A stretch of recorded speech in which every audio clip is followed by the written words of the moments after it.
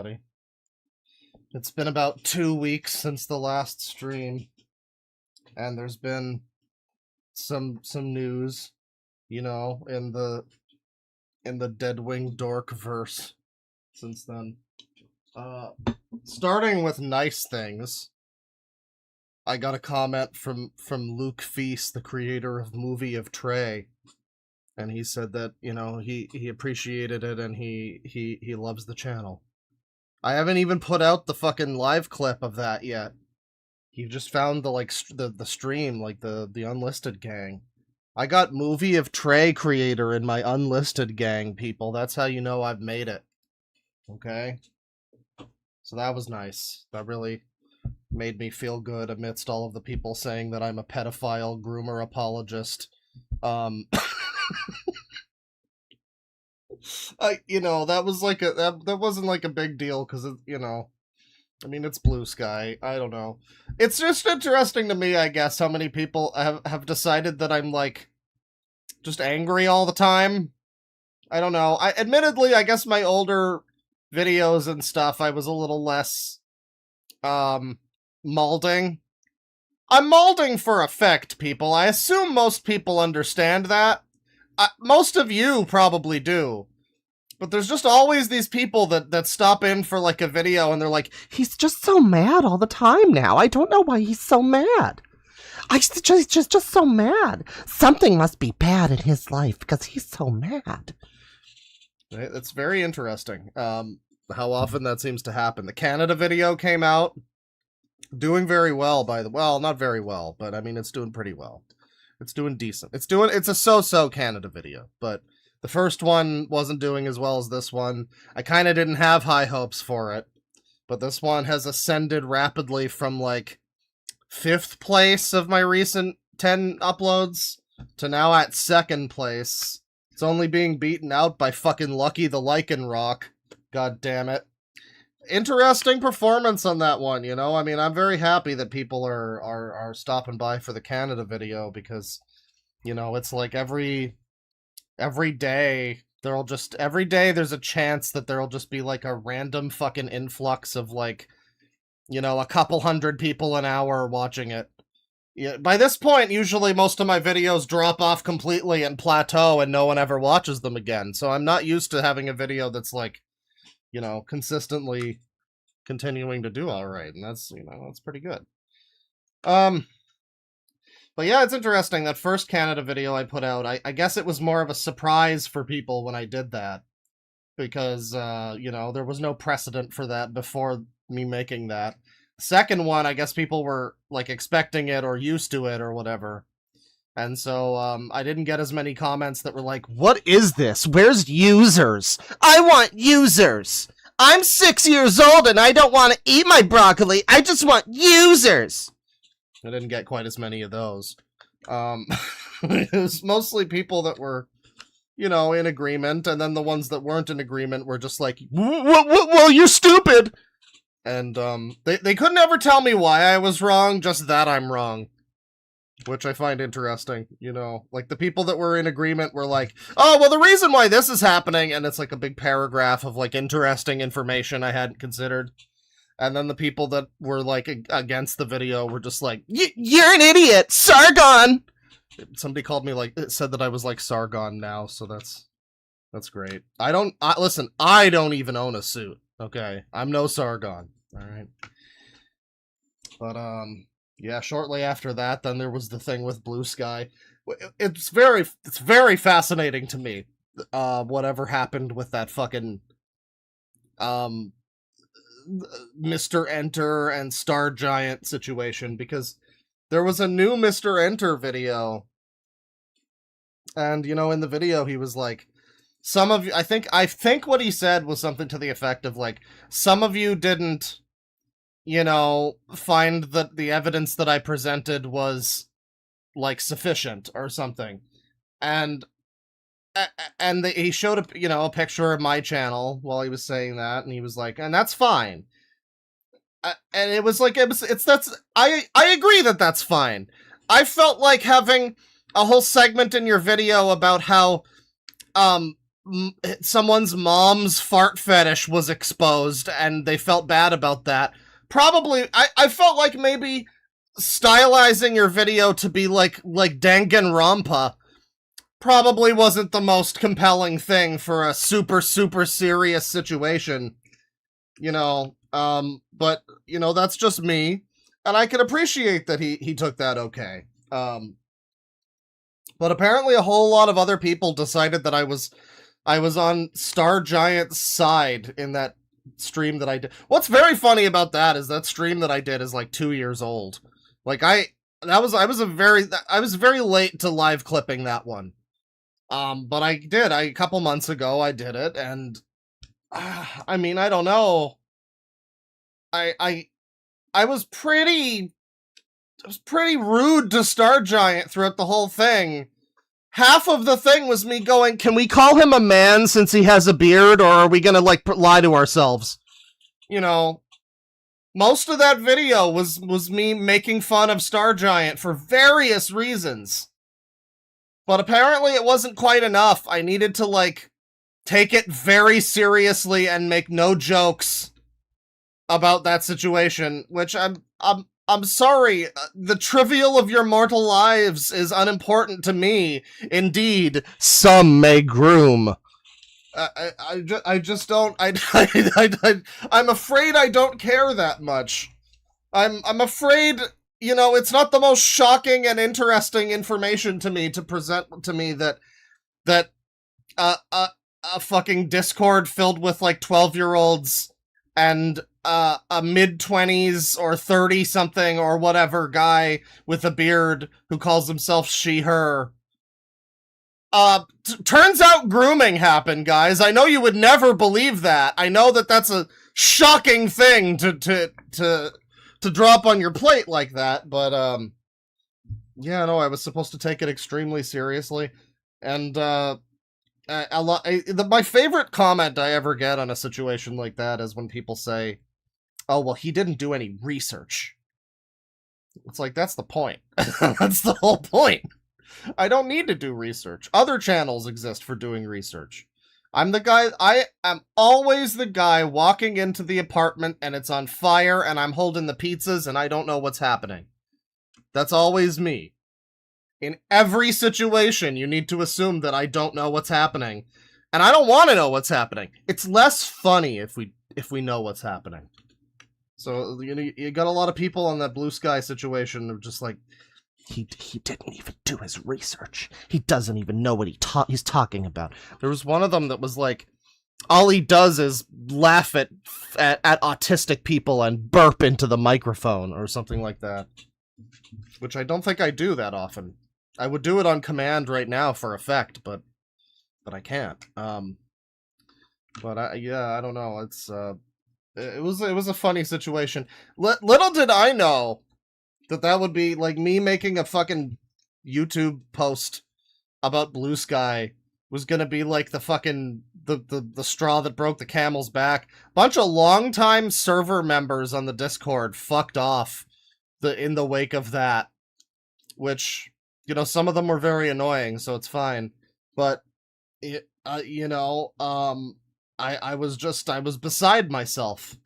I was beside myself when I discovered that YouTube community posts can be ranked alongside videos for performance. I looked at my analytics one day and it was like, your most successful content of the last 28 days, and that fucking post was on there. I had like 15,000 fucking views or something on that post, which isn't like a huge amount, but for a fucking YouTube community post, a text post, like, did I get monetized for that? Did I make any money off of that shit? Because I'll piss off Blue Sky more if it, I mean, shit, dog. But yeah, that was a funny situation, and you know, I felt it was only right to talk about it a little bit more and make more fun of people on Blue Sky. Imagine literally having a Blue Sky. I mean, I mean, why don't you just go down to why don't you just beg the transgenders to shove their cocks down your throat at that point? Having a blue sky, it just seems like extra effort, frankly. It's like you don't need to go to all that effort. There's easier ways to do it. I've heard. But we're gonna get into things now. We're gonna get into things, and we do have more. Don't let me forget to do more tarot productions today, because we want to do that. I've had some suggestions the last couple streams, and I haven't gotten to a lot of them, so we're getting to some of them now. Somebody suggested this last time. We do have a bit of a headlining event for this one, I will say. There's some individual that I guess has recently been rediscovered by another channel, and people on the Discord have been posting about it, and I was shocked. I was like, oh, I've seen that channel before. This is a person who used to do fucking, like, you know, video essays about Half-Life and Dishonored and Grand Theft Auto and shit. And somewhere along the line, decided to become a puppy girl and take in a bunch of disaffected trans youth or something. And from what I understand, one of the comments on the video compares it to Final Fantasy House. So if you know what that means, then you know that it might be something. But, well, you know, I was gonna look at that last time. We didn't get around to it last time. Hell, the last stream had the term sex weirdos in the title. And I completely, we went over long on Movie of Trey and didn't get around to the sex weirdos. But we will get to that on this one.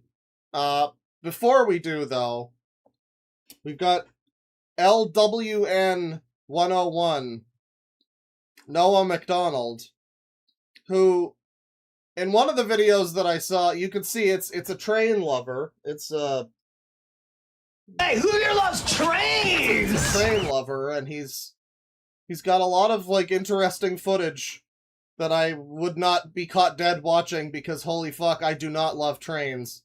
But then he has this video, and, you know, just seeing his face in that video, made me think, you know, this might be something.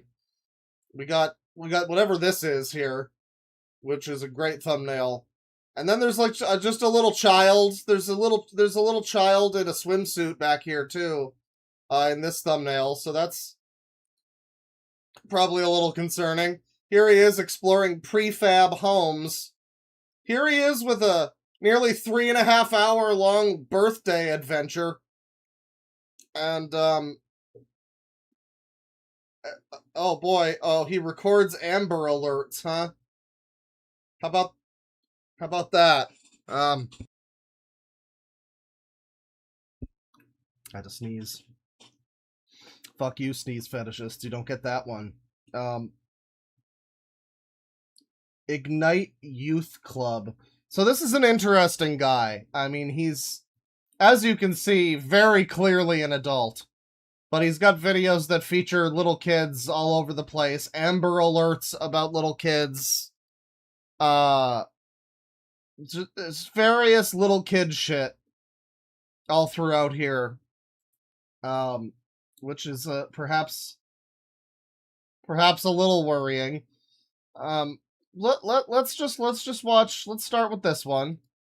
This is his 3DS camera, I guess. Look at me now. I'm on the 3DS, the new 3DS XL. It's been a while since I tried filming on one of these. Hopefully you can see me. This camera is certainly not the best. This video isn't in 3D, fucker. I just want to do this quick 20-second video clip just to make sure this still worked. Maybe I can upload it too. You certainly could. You don't have to. There was no practical reason for doing that. Who does this guy look like? He reminds me of someone. I can't quite put my finger on who. Some kind of sex molester, probably. What's this video with the kids? Is he just at Great Wolf Lodge? What's going on here? Okay.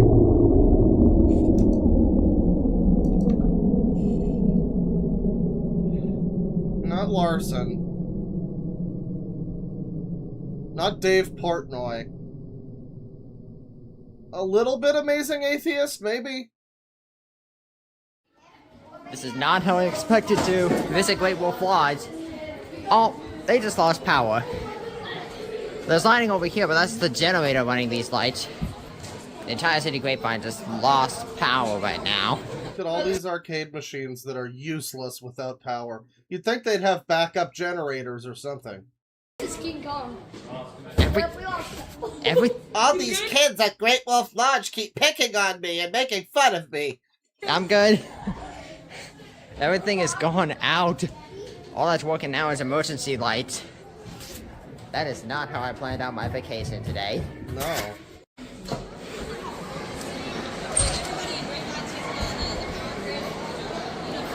This is They've got the lights on out here. something else. It's a good thing we have all the lights still on. Yo, Thank there you, was a midget. backup generator. It's a good thing we have all the Look at lights this little man still on. hanging out Thank with you, Elon Musk / JF Garepi. backup generator. I hear he's Air Maxing now. It's insane. All the slides are out. Well, you could still go across the, like, fucking Mario platforms here or whatever. I love that they're at a water park and it's like, oh no, we can't have fun at the water park because there's no power. Just fucking get in the pool. What the fuck? Over there. It is just empty. Gone. Inanimate. Staff, You gonna keep have to saying the lights are out. This is like fucking, it's full bright. And the whole room is lit. give me. What I'm are you going to talking about? walk through Fort Is Mackenzie it to get supposed back to to be more bright than this? the entrance.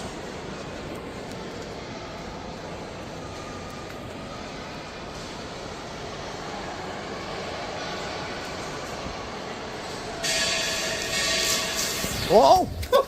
What's going on? What's going on? There was an industrial accident. He nearly died. He nearly died at Great Wolf Lodge. Are we sure? The pumps aren't working? It's so long. This is like a liminal space. It's a liminal space. There's 4,000 other people there. Mostly children and their parents wondering why this strange adult man, unattended, with no friends or family with him, is recording them all. It's a liminal space. This is as much of a liminal space as like going to a fucking elementary school gymnasium is a liminal space. Liminal space. I know I wanted to visit the Temple Alley, but not like this. Like, I don't understand. I get the power is off, but almost everything is bright. It's like all lit up. It's not really conveying the. I don't know what this is supposed to look like. I guess maybe it's supposed to be like way brighter than it is, but most of this looks like it's just regular footage. And the entire food court is gone too. Like, it looks a little darker than it probably should here, but still, for the most part, everything's bright. And most of these people going by are, like, looking at his camera and, like, why is he filming? It's just not normal I really per think he's supposed to be filming. I agree, it's not normal. se. Not even no power will stop the music. So there's no power, but they still have strobe light music going on. I thought one bad kiosk was bad enough. And then all 4 kiosks died. Now I can't buy things. That sounds like pumps coming on. I don't know if I hear them, buddy. You better just pull down trow and start pumping. Give him some auxiliary power. Start shouting the N-word.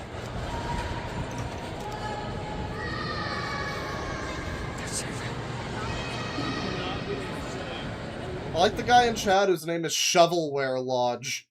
You know, what happens when the power goes out at Shovelware Lodge? You're not able to play Anubis II anymore for your Nintendo Wii Entertainment System?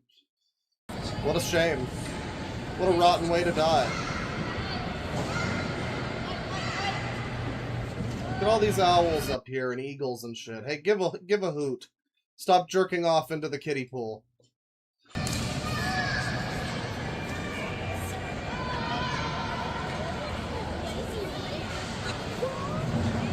We have oil lamps. Alright, that's good.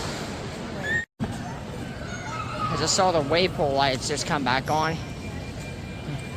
And I can't believe how long this video is.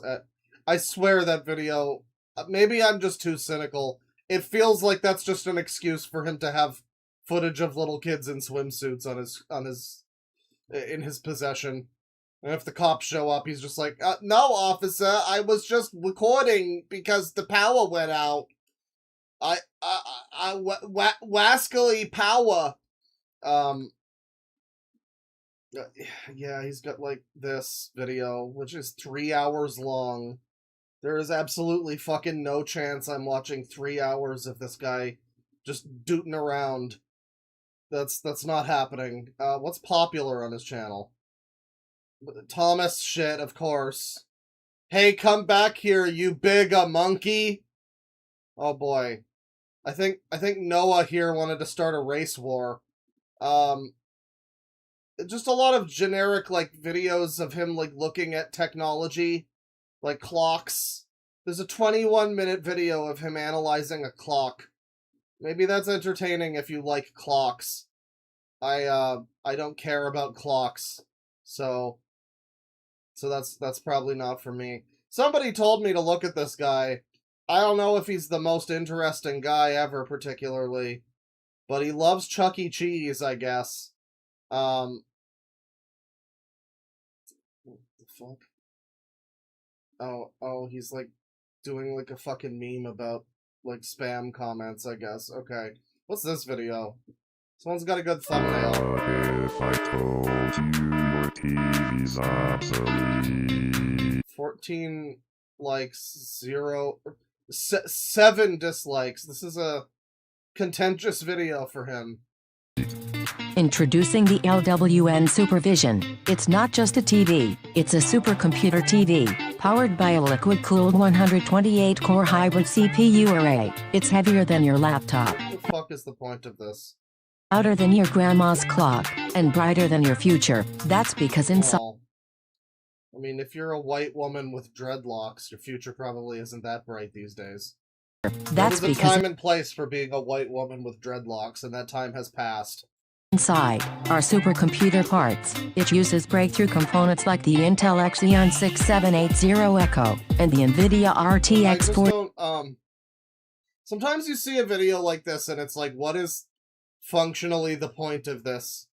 Bro made a video and was like, you know what I'm gonna do? I'm gonna have just, like, footage of a liquid-cooled, like, gaming PC.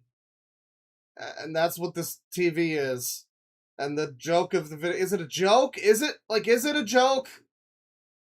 Is he trying to sell this thing and he thinks that this is going to be convincing? I really don't know what the point of this is. 090, which allows for highly complex AI optimizers like the Image Thinker 9000, the Mega Color Unit, and the Quantum Contrast Injector. It processes the... You can run your PSP on your television. Your 1987 television can run your PSP. I mean, if that's not a supercomputer, then what is? Video in real-time zero lag powered by 12K of custom voltage buffering. HDMI? Nah, that's for amateurs. It uses energy transfer wire modules. That's what we call the yellow, red, and white cables. The LWN Supervision doesn't stream shows, it dominates them. When Netflix sees this thing, it buffers in fear. Normally, a TV of this power would cost as much as...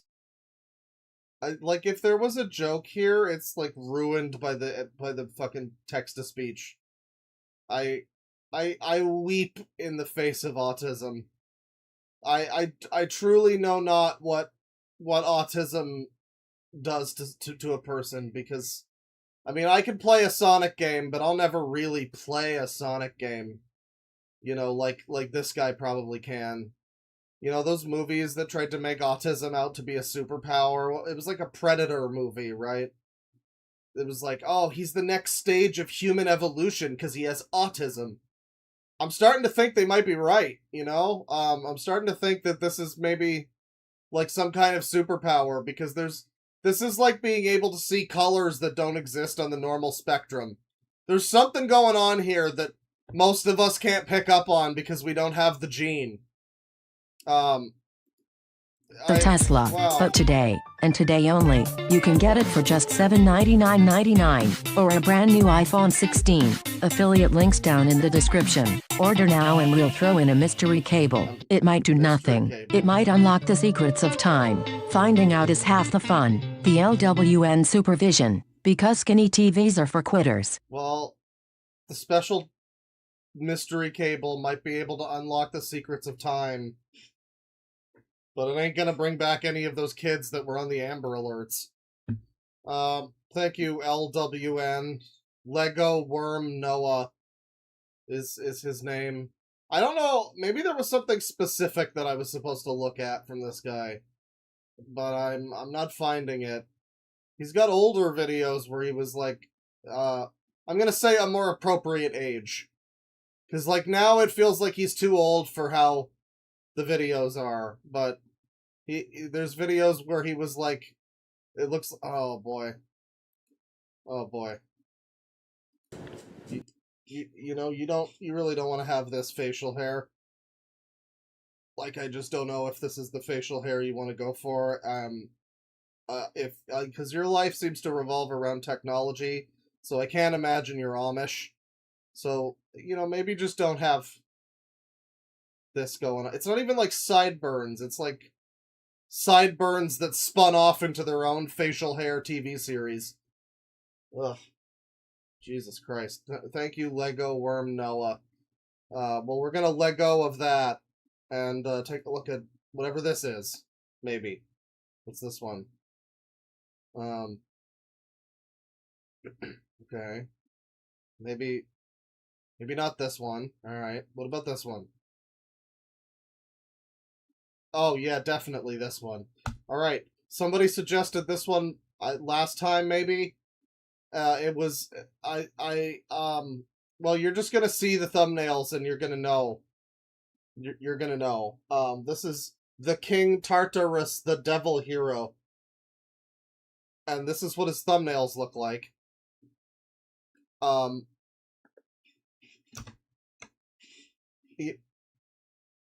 You know, I don't really think I even need to say anything more than that. That's true, chat member. Oh no. That's true, other chat member. Oh no. So I guess a lot of these are music. The Werewolves Battle 12, The King Tartarus, The Devil Heroes Adventures, the movie. That's a name you can't say without taking a breath. OST. We got this original music. Castlevania is involved in this. After the death of Dagnino, his end has to enter a Dracula castle, also known as Castlevania, where will appear about 2 werewolves, a grey and a brown. The King Tartarus / me and my friends, Spyro, Sparks, Elora, Bianca, and Hunter, where I love you, Hunter! We're able to defend ourselves and attack the 2 evil and aggressive werewolves, where began to attack us for a night of the moon. After an intense, hard fight against the werewolves, ! That's the end of that sentence, by the way. The devil hero would finally kill them one by one, and managing to annihilate the werewolves and continuing with the mission. So now you're all caught up to speed, everyone.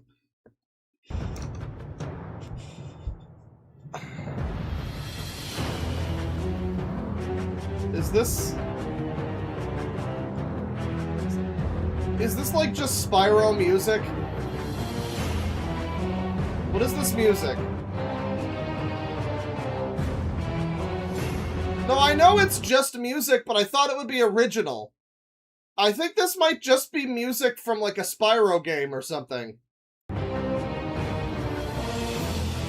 know it's an OST, but why? Like, I thought it would be his own music.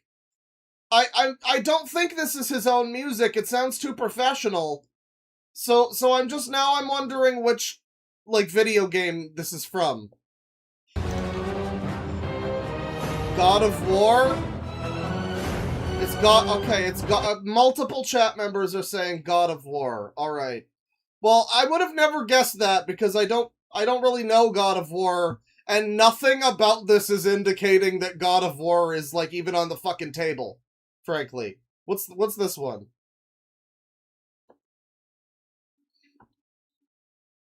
The whole video is just this picture, isn't it? The whole entire video is just this picture. My new girlfriend / love interest, Black Canary. The whole entire video is just gonna be this picture, isn't it? Oh boy, we're over halfway. Loving that OC, by the way. Really, up to par with the animation style. These two look like a match, frankly. Talk about a looks match. I absolutely adore and love my beautiful girlfriend, Black Canary, so much, semicolon. She is the ultimate woman, M-, the most gorgeous of them all, M-, and I'd rather post my spoofers. I also really love my harem, M-, Crystal, Panthy, Luna, and the Wrath. Luna, hell of a boss, is here, M-, but I love Black Canary the most, and I want us to be the best couple forever. Many emojis. The King Tartarus, the Devil Hero, X Black Canary equals Tarta Canary. See, the great thing about relationships is that when you're in a relationship with multiple people at once, and you openly declare that one of them is the one you love the most, and you want to be the best couple, like, that's not even a couple, is it? If you have a harem, how do you think Crystal feels about this? You know, Luna hell of a boss is a high-value woman. I don't think she's gonna be okay with the fact that you're just, like, sidelining her like this, frankly. Oh, good. So you click on this guy's channel. First of all, this is the banner. I want you all to take note that, first of all, this is the banner. Pride Month is over, but this is the banner. Oh boy. Hello everyone in the world, my name is King Tartarus the Devil Hero. My beautiful, lovely boyfriend, Scourge the bad black cat. My children, demons, and half kittens, Figaro, Sasha, Sprinkles, Scotland, Lewis, Kaylee, Caroline, Spoopy Wonks, and Tartarud. My children, Sally, Taurus, Randall... these are different from his children demons. Okay. Benny and Eris, later in 2023. My pets. And it continues. Wait, my pets include Taro. What the fuck haven't you been telling us, Taro Productions? You've been fucking keeping this from us?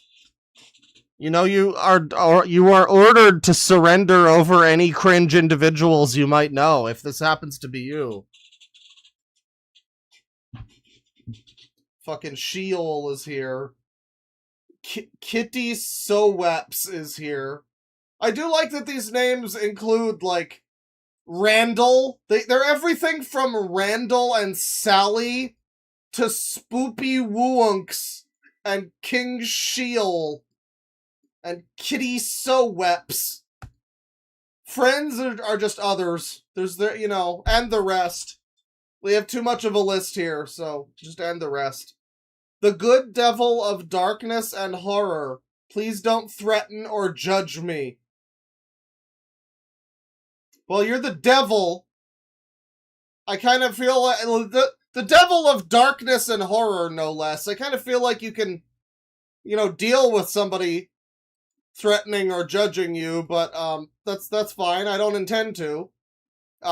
Rules. Minors or children are not allowed. Your fucking children are right here, bro.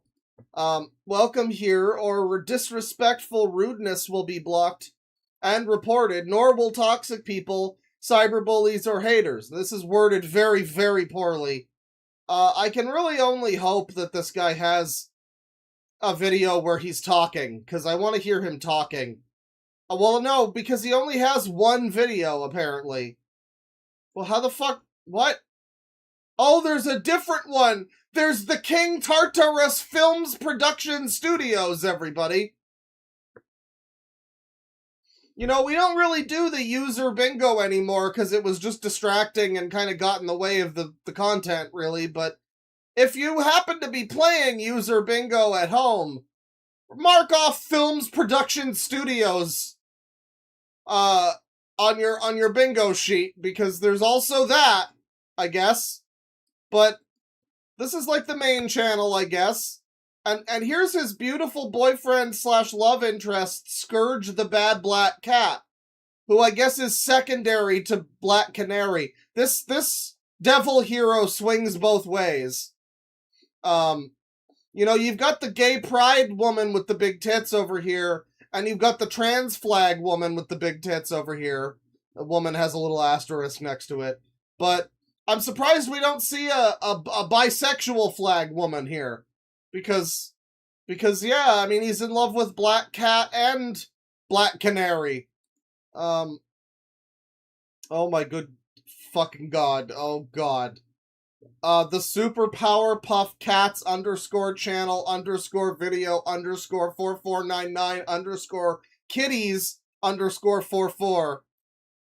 Or cats _cartoon _black cats _4499. Is this a use group? Is this a fucking Usenet address? Hello, guy.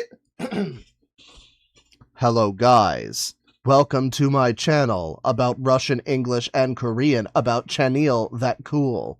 That about we from the Superpower Puff Cats with Scourge and Alice Nig. Guys, it says Alice Nig.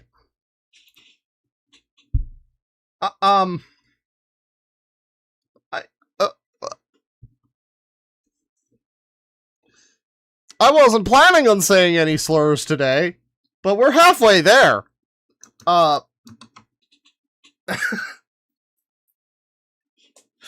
It's Alice Nig, everybody. Oh boy. So what's this fucking hot garbage? This is Glorious Pussycat, everyone. That's her. Great. Reminder that this is the boyfriend. When you see these characters here, reminder that this is the boyfriend. Well, I guess it isn't. This is the boyfriend. It's Scourge the Bad Black Cat. But I don't know which one that is. There's also George Tuxedo Cat, so I assume that one is George, and this one is Scourge. Scourge and George. Great. You know, I don't know. I ship them more than Scourge and fucking Tartarus or whatever. Furry butt. Why do none of them have audio? This whole video, by the way, it appears to just be furry butt, as the title suggests. Yeah, that's enough of that. That's enough of that. Is this like fucking a shipping video for Over the Hedge? Oh my god, there's audio.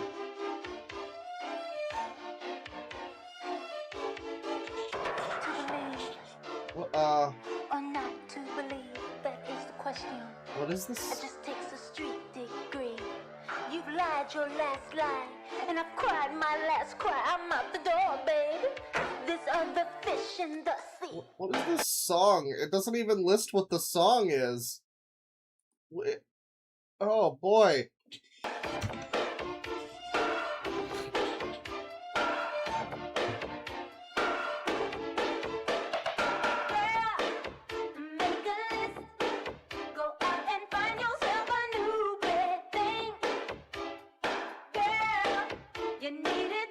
I gotta tell you, so All of this art is ridiculous. I'm not even really paying attention to it. I just kind of like the song, to be honest. I just kind of want to know who did this. Is this like Janet Jackson, or like, what is this? Paula Abdul, maybe? Alright, well, that's fine. Well, what's your most popular video, Superpower Puff Cats? My Little Pony about friendship. No. The Black Cat of Bad Luck about Scourge animation. And Lady Gaga is here. It's 4 minutes, so... Is this just going to be a Lady Gaga song for 4 minutes? Oh my god. Holy fuck. Holy fuck. I wanted to know about Scourge. I thought this was supposed to be an animation. Where's the animation? What the fuck? What the fuck? Oh no, it links all these other fucking people too. Oh my god, no. No. Okay, well, whatever's going on here is the worst thing I've ever seen. Posts from the King Tartarus, the Devil Hero. What do you think about this picture? The King Tartarus / me, X Scourge the Bad, Black Cat equals Tartaruge. Oh boy. I did it in Gacha Life and Gacha Club on pain.net. That's how I'm feeling. Several emojis. My beautiful boyfriend Scourge and I hugged, kissed, and blushed deeply. M-. So much romance. Finally, he and I started kissing and hugging more. I love him so much and I long to be with him in my room, in my bed, sleeping together in deep love at night. And there they are together, the love bugs. Happy Canada Day. Canada Day from where I live, my home. You know, you're two types of Canadians. You get me or you get this fucking thing. Happy Father's Day. All of his fucking fake children and his adopted fake children and all that. Yep. Oh, brother. This is like a 12-year-old, right? I mean, like, it has to be, probably, but also...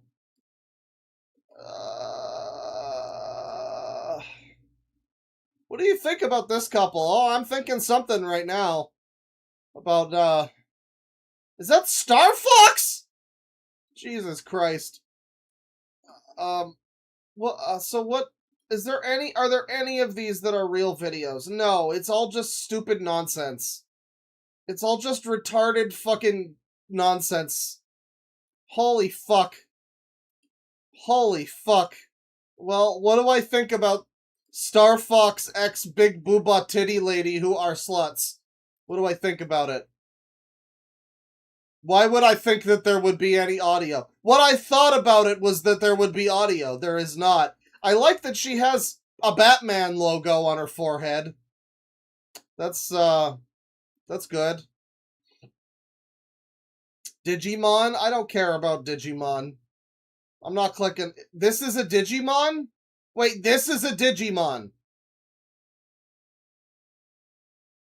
This is a This is not a Digimon. That's a fucking big booby anime lady. That's not a fucking Digimon. You can't lie to me. You can't fucking lie to me that that's a Digimon. That thing ain't a... Fuck off. That's not a Digimon. I'm not gonna jerk off to Digimon! Not that I'm necessarily gonna... Anyways. What do you think about this couple? Well, chat, what do you think? There's 20 comments. King Juan, the Cyan Savior, says he ships them. What do you got going on, King Juan? Oh, King Juan Pablo. $7 Sanchez over here. My best friends and my brothers, Super Saiyans, God's heroes. It includes Eric Cartman. I want to die. I want to die. Rey Juan Pablo Capitulo 01 El Super Saiyajin Dios de la Construcción.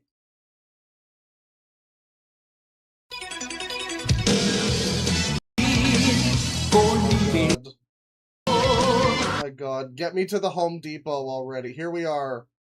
No, los mobs subirán y destrozarán todo vuestro material. Even when they make like OC anime nonsense, they're in a Home Depot, chat. Destrozarán todo vuestro material. Oh no, antes de ponernos a la faena tenemos que hacer un Why portal are they in interdimensional a home? You could be anywhere in the universe and you choose a Home Depot. para ocultar todos los cofres y así definitivamente nadie podrá robarlos. Ahora toca seleccionar el territorio. Seleccionamos el lugar perfecto para construir nuestro palacio y nos What do ponemos you think of this Home Depot? What's durante happening 24 here? horas sin descansar ni un solo minuto. Después de tantas horas obtendremos este What is resultado. Minecraft happening now? Sorry, I'm going through a really bad time in my life lately. That's why I'm getting mad about Minecraft. You know, I'm just a bitter chud who's very sad and upset, and that's why I don't stream as much anymore, and that's why I'm yelling about Minecraft being in this... Holy fuck, bro. Gaia Vivian Saravia over here says, I love this cuphead and I made a funny sneak peek about my Ice Age spoof named Anime Age in my other channel. King Juan says, hey, can I tell you something? 9 replies under this. Yes, tell me. He says, I'm almost going to finish it as best I can, and I think Dudley no longer loves Daisy. I was thinking about my new Cyan General Anthonio, who could marry Daisy. And he says, who is General Anthonio? King Juan says, Anthonio is a Cyan member of the Cyans like me, but he is not he is not a user. He's not a user, everybody. We have a confirmed non-user situation happening in these comments. He is my OC. Daisy could marry my friend Anthonio. So what do you think? I will make it one Anthonio so you can add him and his girlfriend Daisy. I don't know what's happening!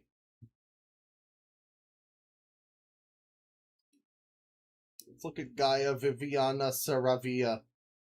Of course, Shadow's here. Why wouldn't Shadow be here?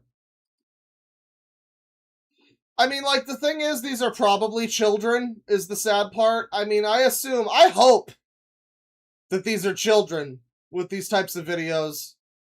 Because if this was adults, I think I would have to blow my fucking brains out, everyone.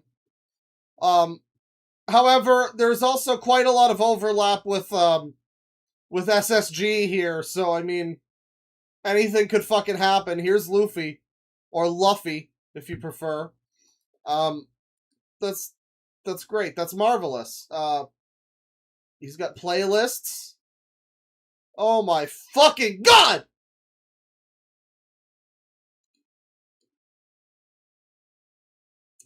I also feel like I'm taking crazy pills, chat member. Oh, the fucking... This is the new girlfriend, everyone. King Tartarus x Slappy the Squirrel equals Tartlappy. And, I mean, you know, he's got a type. He's got a type. Holy fuck. Yeah, he's gonna be slapping himself silly tonight. His mom's gonna be walking by the room and just hearing slap, slap, slap, slap, slap, slap, slap. Yeah.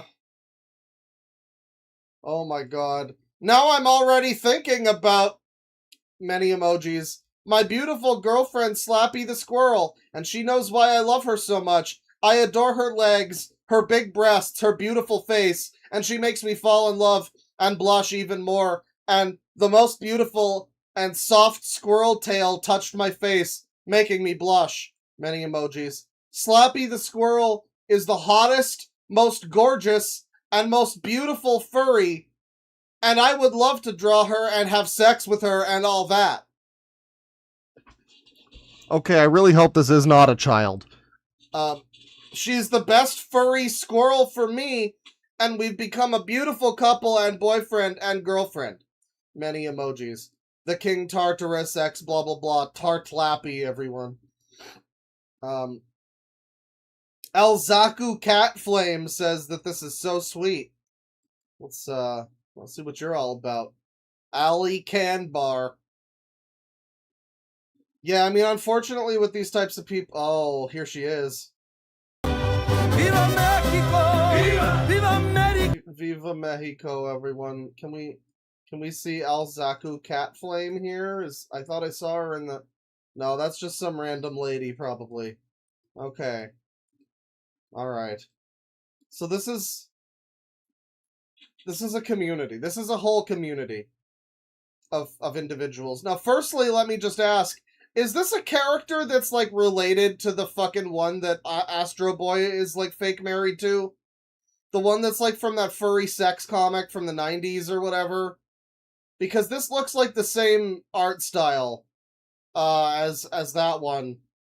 I'm not sure if that's maybe the same character designer or whatever. Animaniacs? So she doesn't look like this in Animaniacs, right? She doesn't look like this in Animaniacs, right?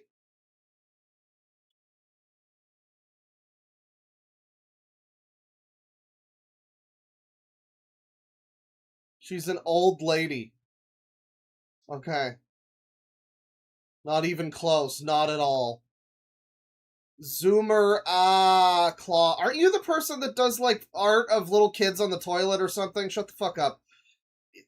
Yeah, no, I didn't watch Animaniacs. I'm sorry. I'm Canadian. We didn't have that on any of our channels, I don't think.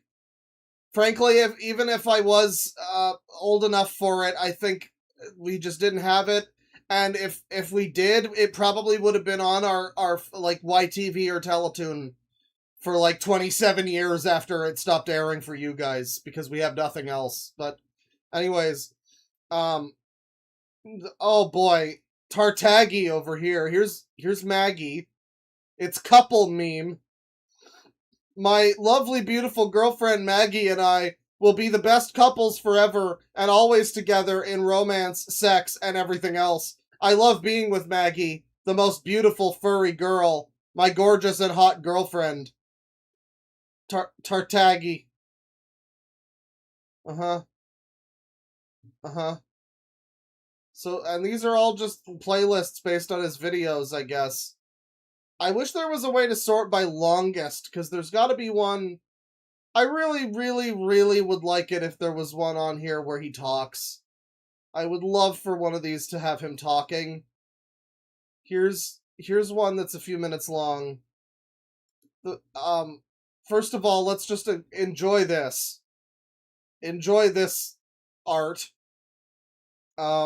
Which features, like, maybe 3 other male characters. And it's mostly just hot girls with big boobies. Including a sex dragon down here. Look at this fucking, like, Spyro dragon that's, like, doing the fucking... She's, like, presenting. This is not okay. This is not acceptable. This is not acceptable.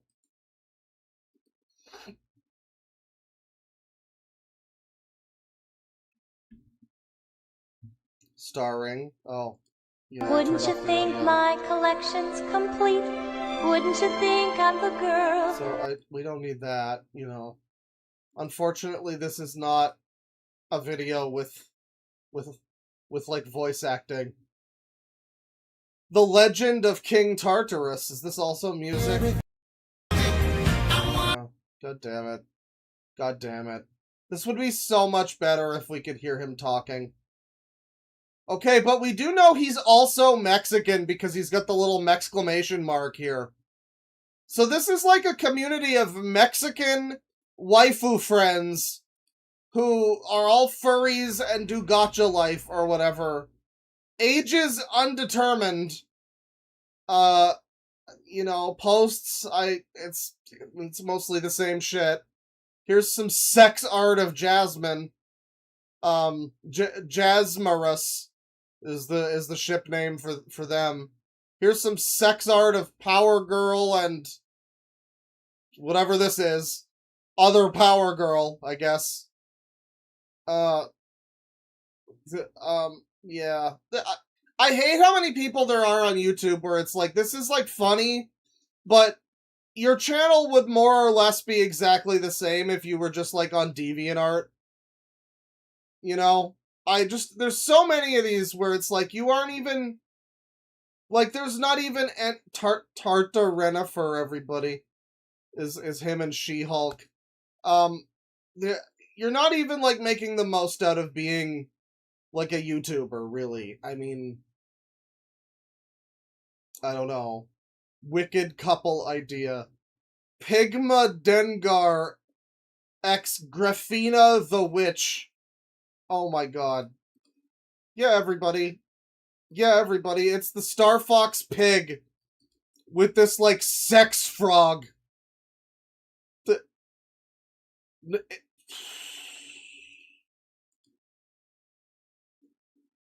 Pigma nuts. Yeah. Gooner bait frog. Well, okay, so this one is from Star Fox. This is a character from Star Fox. And this one is a sex frog witch. So that's why you don't know who that one is because it's just like some guy's OC who is a sex frog.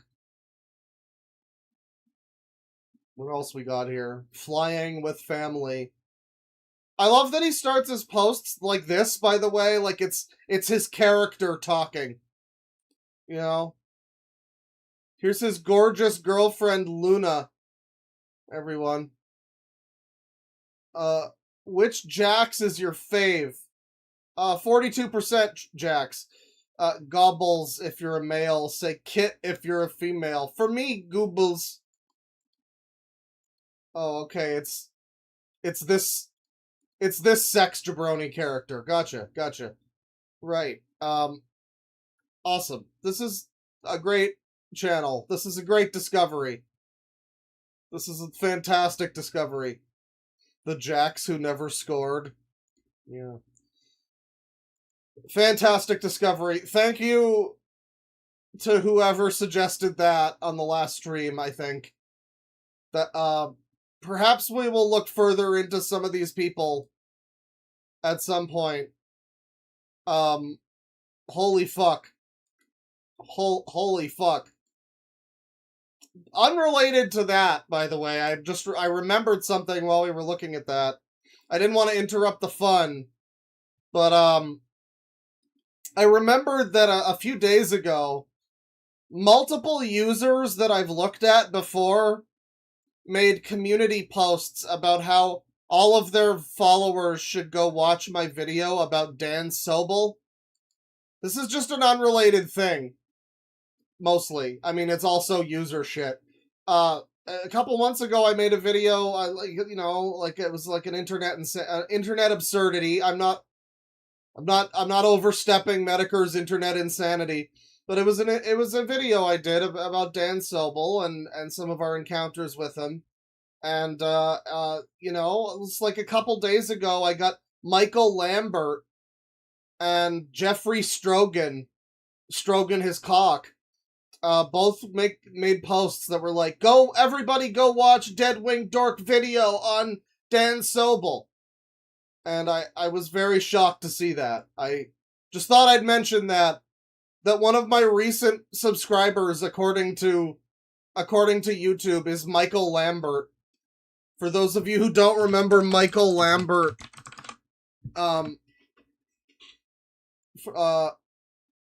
okay, well, it's not this guy commentating on British politics. It's not that guy. It's this guy who... Oh, yeah, he does the reaction videos. Oh, I love his reaction videos. But this is his most popular video from 8 years ago. Hello. And So this guy's following me now. He might be in chat right now as we speak. Hello there, YouTube. My name is Michael Lambert. This is my very first YouTube video. I'm gonna be uploading a lot of videos on here of me and my family doing stuff. Doing stuff. I don't think I want to see him doing stuff with his family. I have my mother, my dog Shelby, and my cat Josie. I'm gonna be uploading a lot of videos on here of some of us doing things. A lot of... You know, you make it sound like it's incest. I'm just putting that out there. You make it sound like the things you're doing and stuff you're doing is potentially incest because you... things? You know, I don't know. I feel like there's like, it's a little more suspicious than it even needs to be. Funny Why things. are you shirtless? I just need to know why you're You'll shirtless. just wait and see.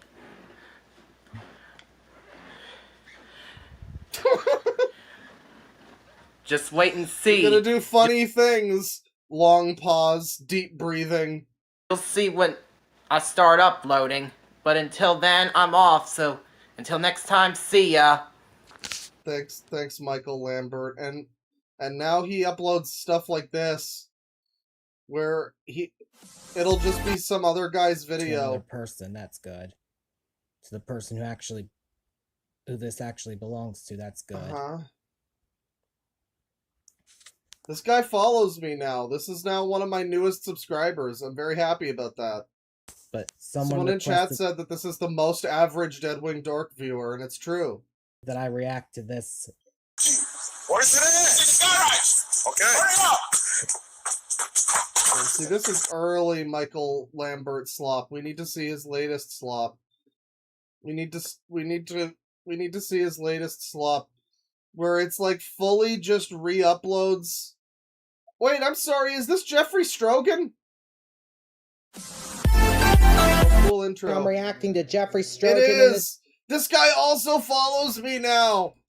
This video, my food reviews, Taco Bell's, fajita, street, chalupas, and chicken fajita, nacho fries.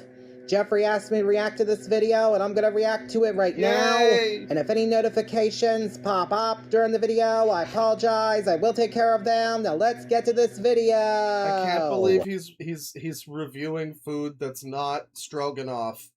Come on, Jeffrey Strogan. Hello everyone, Syria. Today, I'm going to be doing a brand new food review, but before I want to start this food review... So now we've looked at Michael Lambert a few times before, and the first time we looked at him, I don't think it was like when we didn't see any of his like reaction videos, but one of the last times we looked at him, we saw his reaction stuff where he legitimately just sits down in the bottom and like his eyebrows pop up all the time and he pogs, and that's the whole reaction video. If you like stuff we do, tell me. Like, yeah, I nod my head. Also, if you haven't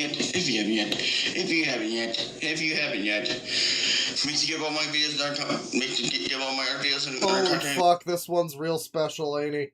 Including this food review will be thumbs up. Also, I'm amazed that he was able to like post a comment on YouTube. I'm amazed that Jeffrey What IQ are we thinking here? Are we thinking like 6, maybe 7 IQ?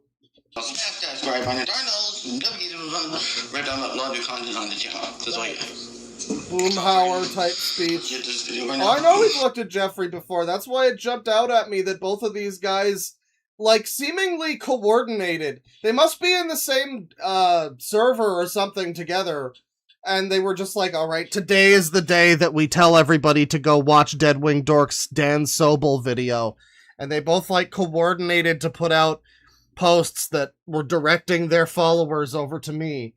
So, in the future, when I wonder why I have so many people that watch me that are basically users themselves, now I know why, because they legitimately are now watching me. So we were now? Hold on. Okay.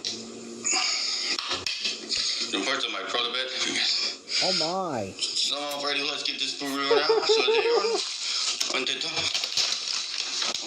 went to Taco Bell. There are two new items. Cool. There are 2 new items to be exact. There's So, no conspiracy clause. Shut the fuck up, Logan. I know you're working with them.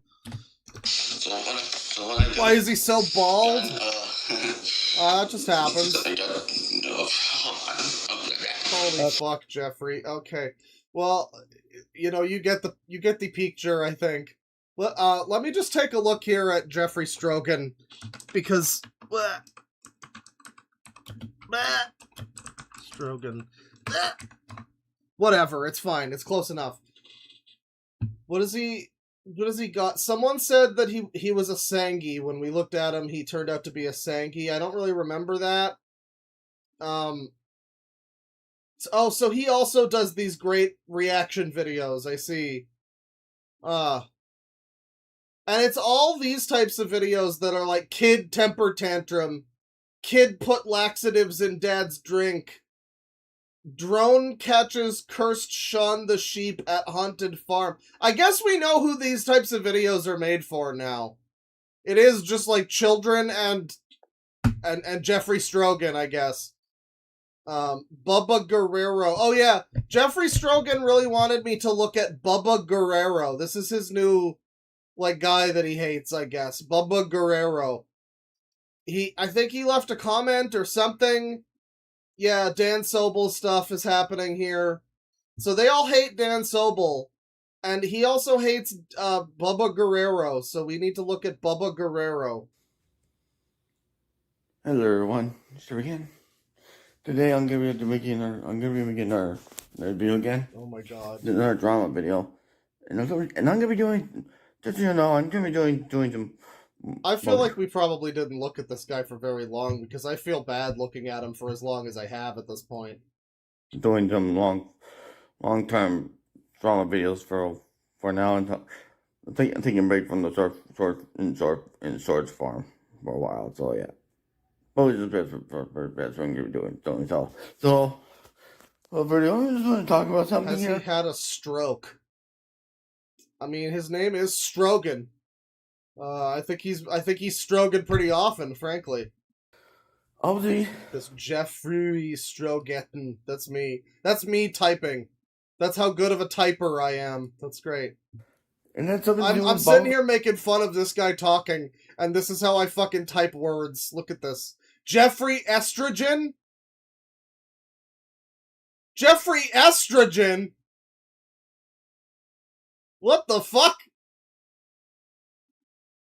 That's not even a guy! Why is that a search? Why is that an autocomplete search? That's not even a guy that exists! Jeffrey Estrogen? Alright, well, whatever. That's Jeffrey Strogan, or Estrogen, or whatever his fucking name is. Yeah, I just thought it was funny that these guys both, I guess, really like my Dan Sobel commentary, you know. And now they're here, possibly. They are here. Let's move along. We'll take a look at yeah. Is this one a channel? No. Somebody suggested last time that I look up something called Our Conversation with Chelsea. And all it's bringing up now is, like, Chelsea FC. And shit like that. And just random other shit with people named Chelsea. And of course, this video that I've apparently watched about half of, that I've never heard of and would never click on, that's about some shit I don't care about. That too, obviously. I love when that happens, when you just look up some random video and YouTube decides, oh yeah, you watched half of that. It's a fascinating thing when that happens. But yeah, that's what's, I don't know, somebody wanted me to look up Our Conversation with Chelsea, and I just cannot find that at this point. It's not a channel, So I don't know what it was supposed to be. So from this week? Well, it wouldn't be from this week. It's from this month? Oh, yeah, okay, it's Star Giant. I forgot. It's 2 hours of Star Giant drama. My mistake. Why would I have not remembered that it's 2 hours of Star Giant drama? Oh. Let's take a look here. Star Giant Productions Archive holds a tense, recorded discussion with Chelsea regarding concerning online interactions and suspected contact with Ryan. The group questions the authenticity of claims about past communication and personal well-being, seeking to uncover the truth behind blah blah blah blah blah. It's 2 hours. I mean, there's very little chance I'm watching all of this for 2 hours. You can still screen share on mobile. Okay. Can I tell you how, Honk Chelsea? shoe. Yeah. So what you're gonna do is Someone says, "Where's the puppy girl?" I think this one's a puppy girl. you're gonna see a button called share your screen. Do you see it? Yeah. Holy fuck, we are not doing this. Imagine the person who suggested this, like, I'm gonna watch 2 hours of, like, random retards talking about fucking Star Giant. I wouldn't watch 2 hours of Star Giant again! Let alone that. What's this? Oh, okay. So somebody tracked down an old video from our boy Henry JC, who is not a computer and his brain does not do processing.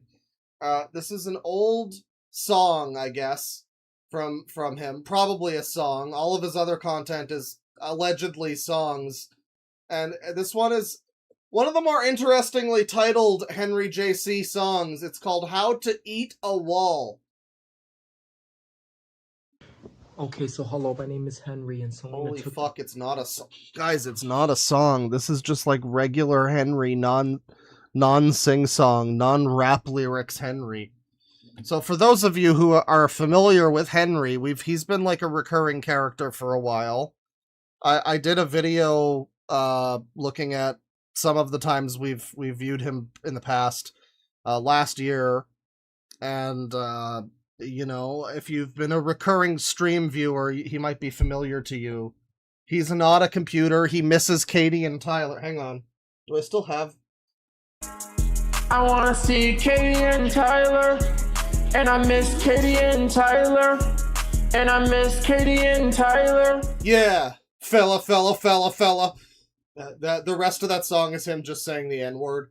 But anyways, so he So Henry is the best, as is the channel title, and I've just never seen him not rapping, so this is very fascinating. Okay, so hello, my name is Henry, and Selena took the charger, so when I'm angry, I'm gonna be showing myself how to eat a broken wall. Uh-huh. Why? I'm gonna eat this because this is for when I'm angry. If you ever guys tried this. The other guys? Holy fuck, he's eating a wall.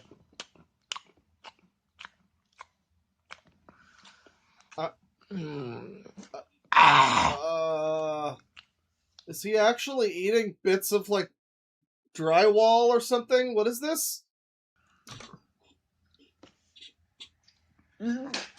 What? What? Yeah, it helps with his anger. It's his coping skills. He just ate drywall, yep. Or it's cum. Yeah, he didn't say it would be good. Oh boy. I don't think he has pica. Okay, just one bite. Or pica, or whatever. Hassan Pica. Just one, but yeah, there's a chirp. Yeah. Is it a black person in a YouTube video? I don't know. Is there a chirp in the background? You know, I don't make the rules. I just observe them. Brother, why are you doing this? Beep. The chirp is the computer brain. Yeah.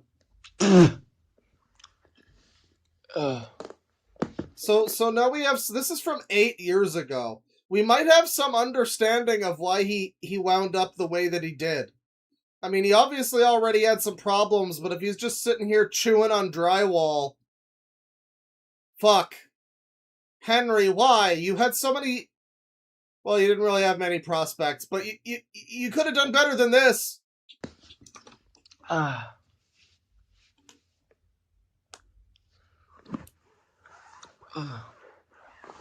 No, I'm not doing a drywall eating stream, chat member. I'm good. Did Bud just not have food? Well, we know from other videos from Henry that he has a very troubled home life where his dad, like, hits him and stuff. So, you know, I mean, it's possible. His house looks like a fucking disaster zone. I wouldn't put it past them, based on what I've seen, to just have no food and he has to eat drywall for food.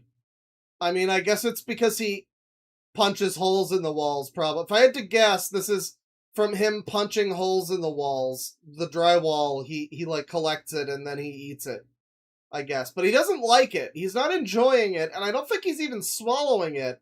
He's just, like, chewing on it and spitting it out, and clearly not having a very good time. Apparently this is for his anger. And it's notable, earlier on he said something about, like, the guys said to do this, or something. Maybe the other people from the Kessler Center, like Katie and Tyler and Amanda and Emmanuel, told him to eat drywall.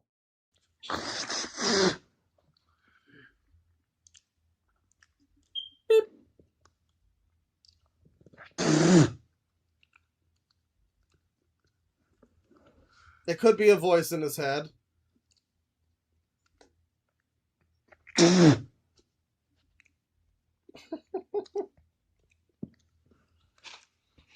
That's how to eat a broken wall. Thanks, Henry. I was wondering about that specifically. That was not so delicious. Can you write a song about it? Can you communicate this to us in song form? Beep.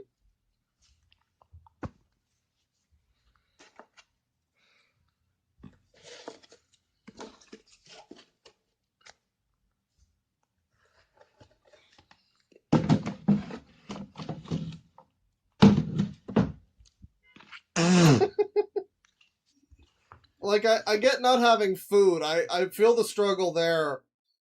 Do you not have water, though? Can't you, like, get a glass of water and, like, rinse out your mouth after this? Maybe this is, like, a punishment thing. Like, I got angry, I yelled at my dad, so now I have to chew on drywall and not like it. Maybe. It's like whipping yourself if you're religious. Alright.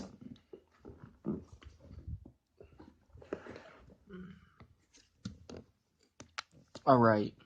Okay, so hello, my name is Henry. Hi, Henry. And I don't like being mad. That's why I ate that. You know, logically that follows from A to B. I think we all understand now. Because that's right. That's right. That's why he ate it, because that's right. So, Henry hasn't posted on this channel in 8 years, but, you know, if you're new to Henry, don't worry. He's got, like, fucking 400 other channels that are also Henry. There's other videos here where he eats a wall. Wow. Look at these. Look at how many of them are 10 minutes and 1 second. To really going for that ad revenue, I guess, from back in the day when that was the meta. All my anger TV shows on YouTube. Anger TV show. Oh boy, you know what? I'm not going back to show what his fucking his email was, but he did just post that there. Water song.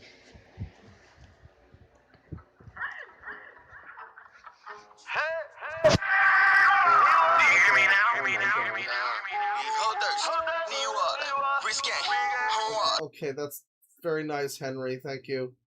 Mad and needs help by going to Strong Hospital.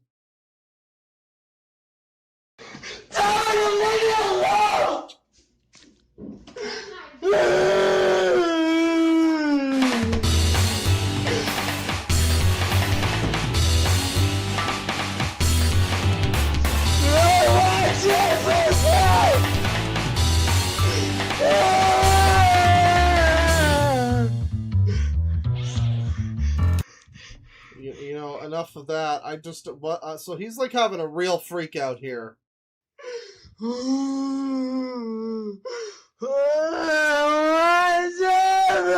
Jesus Christ. I can't believe modern Henry was more coherent than this. Here's the things that Henry Griffin broke when he was mad. Okay, so hello, my name is Henry, and right now, I just woke up for the next day to rise and shine. I watched too many YouTube videos about how to deal with your anger when you're mad. So, anyways. Yeah, he's going through the, like, acid dimension while he's recording this. Don't worry about that. I can't make a list because my paper is not here, but I don't have it, but someone took my notebook. Well, the first thing about discussing is just familiar with dealing with this right away. This is interesting because, again, this is one of the oldest channels I've seen from Henry. And he's not talking constantly about not being a computer and how his brain does not do processing and cannot do math or whatever. He's just like talking about his own shit. For anyone who's never seen Henry before, there's my video. But if you've never seen Henry, you know, here's Henry JC, artist, and his brain is not similar to a computer. Similar with a computer. Yeah. This is from 2 years ago. Yeah. And I hate it when things cost money. That's bad. That's why I'm not like a mechanical computer. Oh, foe, I am not like a mechanical computer. Oh, God, I am not like a mechanical computer. Oh, drop the bass up in the world like, oh, stop. Who is thinking I'm way raw like pop? I'm not like a mechanical computer like pop. I'm not like a mechanical computer, I said it. Is his pop a mechanical computer? Maybe that's why the dad's always getting mad at him. Cause he's an actual computer and Henry's like, no, I'm like an organic computer. I'm not like a mechanical computer, yo. What? Yo.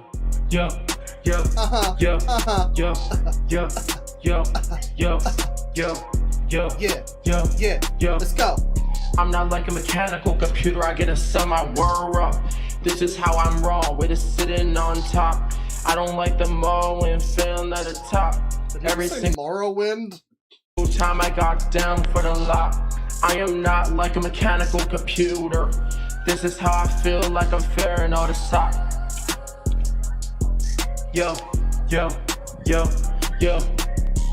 This is gonna make me wanna get on throw list. I'ma feel it upon a pole rest. Yeah, it was really funny to play this at like a nightclub. Everyone's jiving out to, what are the kids listening to these days? Soulja Boy, whatever. And then he just put this on, and just like a number of them will be on drugs, so they'll just keep going. But the ones who aren't, and maybe some of the ones who are, might stop and be like, what the fuck are we listening to? Ain't on God's own thing, I don't know it. Yo, I'm not like a mechanical computer. I feel very bad, so I'm getting really mad. Me and one sat down, so something down, girl. Nothing right, paddle in a bra.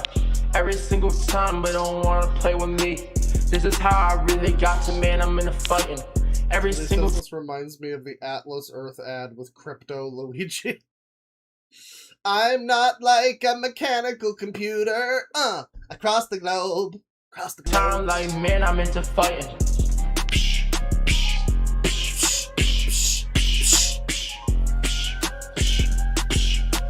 Every single time, man, I'm... So, that's Henry.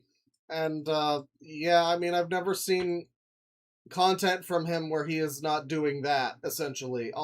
Almost every other... I mean, there was a video from him, the one where I mentioned his dad is mad at him or whatever. There was a video from him where he was, like, doing that while his dad was yelling at him actively. And it's literally, like, him rapping about how, my dad is mean to me! Psh, psh, psh. And you can hear the dad, like, not being very happy about him. So a lot of this is just Henry's continued emotional breakdown. Oh my god, here's one about him being a computer! So it didn't just, like, start at some point after this, but it hadn't really fully hit yet, I guess. This is the latest. So all of the videos on here about him being a computer are earlier than all of these other ones where he's not a computer. And not just not a computer, but not a computer also. Like, just talking about other shit, and, like, how angry he is, and how he eats walls. Okay, so, hello, my name is Henry. Okay, so check it. And this is Goodwill TV. This is good TV, meaning Good Henry TV. Good so, Henry. anyways, today I am going to be talking about Henry. So, second of all, what is Henry? Well, the answer is, he may be a human being, but he is also the best computer ever. So, anyways, Henry is the best computer ever in the world. And when I say it, it's me. I am the best computer boy ever in the world. The best computer system of God. Even Computer boy. Computer system of God. Fascinating. when I look up bad videos, I really still know better. When cats come in my room, I always remember that I still have self-control. Even if I don't know my Wi-Fi password, I am the world's most smartest computer out there. And I am the world's most smartest intelligent boy out there. Yeah, this stream's about puppy girls and computer boys. We'll get to the puppy girls next, chat. So anyways, even if I can't figure nothing out, it's totally not my fault that I know how to do it. Anyways, absolutely. Beep. By the way, for saying, a Wi-Fi password is kept as stored, downloaded, processed, and remembered into my brain as a file. As a file, encryption, one of the most Wi-Fi secret encryption, is connecting the best computer to the internet. The Wi-Fi password entered my body as a body my same size. It was foreverly, permanently deletized and loving it as a computer. One I have when I love computers. And they do. So anyways, what I gotta do is get along on my Green Zone Wi-Fi internet system, on my WPS. From the WPS that measures... Did he say he wanted to kill cats? I'm confused. Is the best computer ever in the world. And when I say it, it's me. I am the best computer boy ever in the world. Yeah. The best computer system of God. Cats... Even when I look up bad videos, I really still know better. Right. When cats come in my room, I always remember that I still have self-control. Even if I don't know my Wi-Fi password, I am the world's most smartest computer out there. Yeah, I didn't pick up on that. That was subtle. And I am the world's most smart... bad videos? Do they involve cats? ...intelligent boy out there. So right. And they do. So anyways, what I gotta do is get along on my Green Zone Wi-Fi internet system, on my WPS. From the WPS that measures the Wi-Fi security... Like the OPS? ...protected setup. The WPS stands for Wi-Fi Protected Security Setup. Anyways, CPS was here because I was getting mad and breaking things because I didn't know the Wi-Fi password. So he's mentioning CPS. That means this is like like, pre-adult Henry. He's like, I would guess maybe 16 or something here, perhaps. And he was already talking about hurting cats, possibly, or something. Something bad to do with cats. And looking up bad videos. Whatever that means. That was when I had the right to go to Strong Hospital. But once again, Child Protective Services was here. But we're going to talk about Wi-Fi passwords. So if there was a Wi-Fi password and it was spelled as your Wi-Fi password is kill CPS, and then you press connect, it will take you, you will have to go to another Wi-Fi password. The first Wi-Fi network was named Hoskins Network, and that was a Big Henry mode router computer. Big Henry mode, everybody. That only Shakara could connect to. Shakara. But if you hack into the Hoskins network, what do we have been reporting about Wi-Fi? What do we have been reporting about Wi-Fi? Indeed. Thank you, Henry. Alright, well that's some Henry. Awesome stuff, I guess. Alright. Thanks, Henry. Well, we're gonna move on from that now. Whatever that was. Don't hurt any cats, Henry, please. So I've led up to this a little bit. There's a video. It is currently unlisted. It's from a YouTube channel called Leadhead. And Leadhead used to do videos that were like just video essays about shit like Half-Life or whatever, various game stuff mostly. I think at least the ones I watched were game related. And then at some point a few years ago, Leadhead transitioned and jumped to 5 years later or something when I hear about how Leadhead made a video about well, let me just see if I can find this here actually.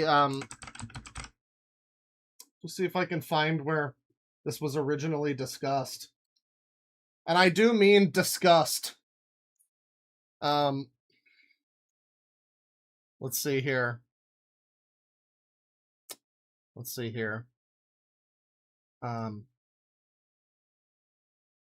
Okay. Let's see. So Tyler, Ghostbust Tyler on the server was mentioning this. And, I guess that somebody named Choco Bro was talking about this individual at some point. And someone posted it, and Tyler was like, did Claw cover the weirdo in the thumbnail, or am I confusing them for someone else? And I guess Chud Logic perhaps also watched this. And he says, they made videos on games, went trans, started some kind of family, quote-unquote, with younger people, became their mom, quote-unquote, and started to do sexually related stuff with them. They're literally taking on their experience being a mother in regards to the giving tree and just casually dropping these really fucking weird bits. And where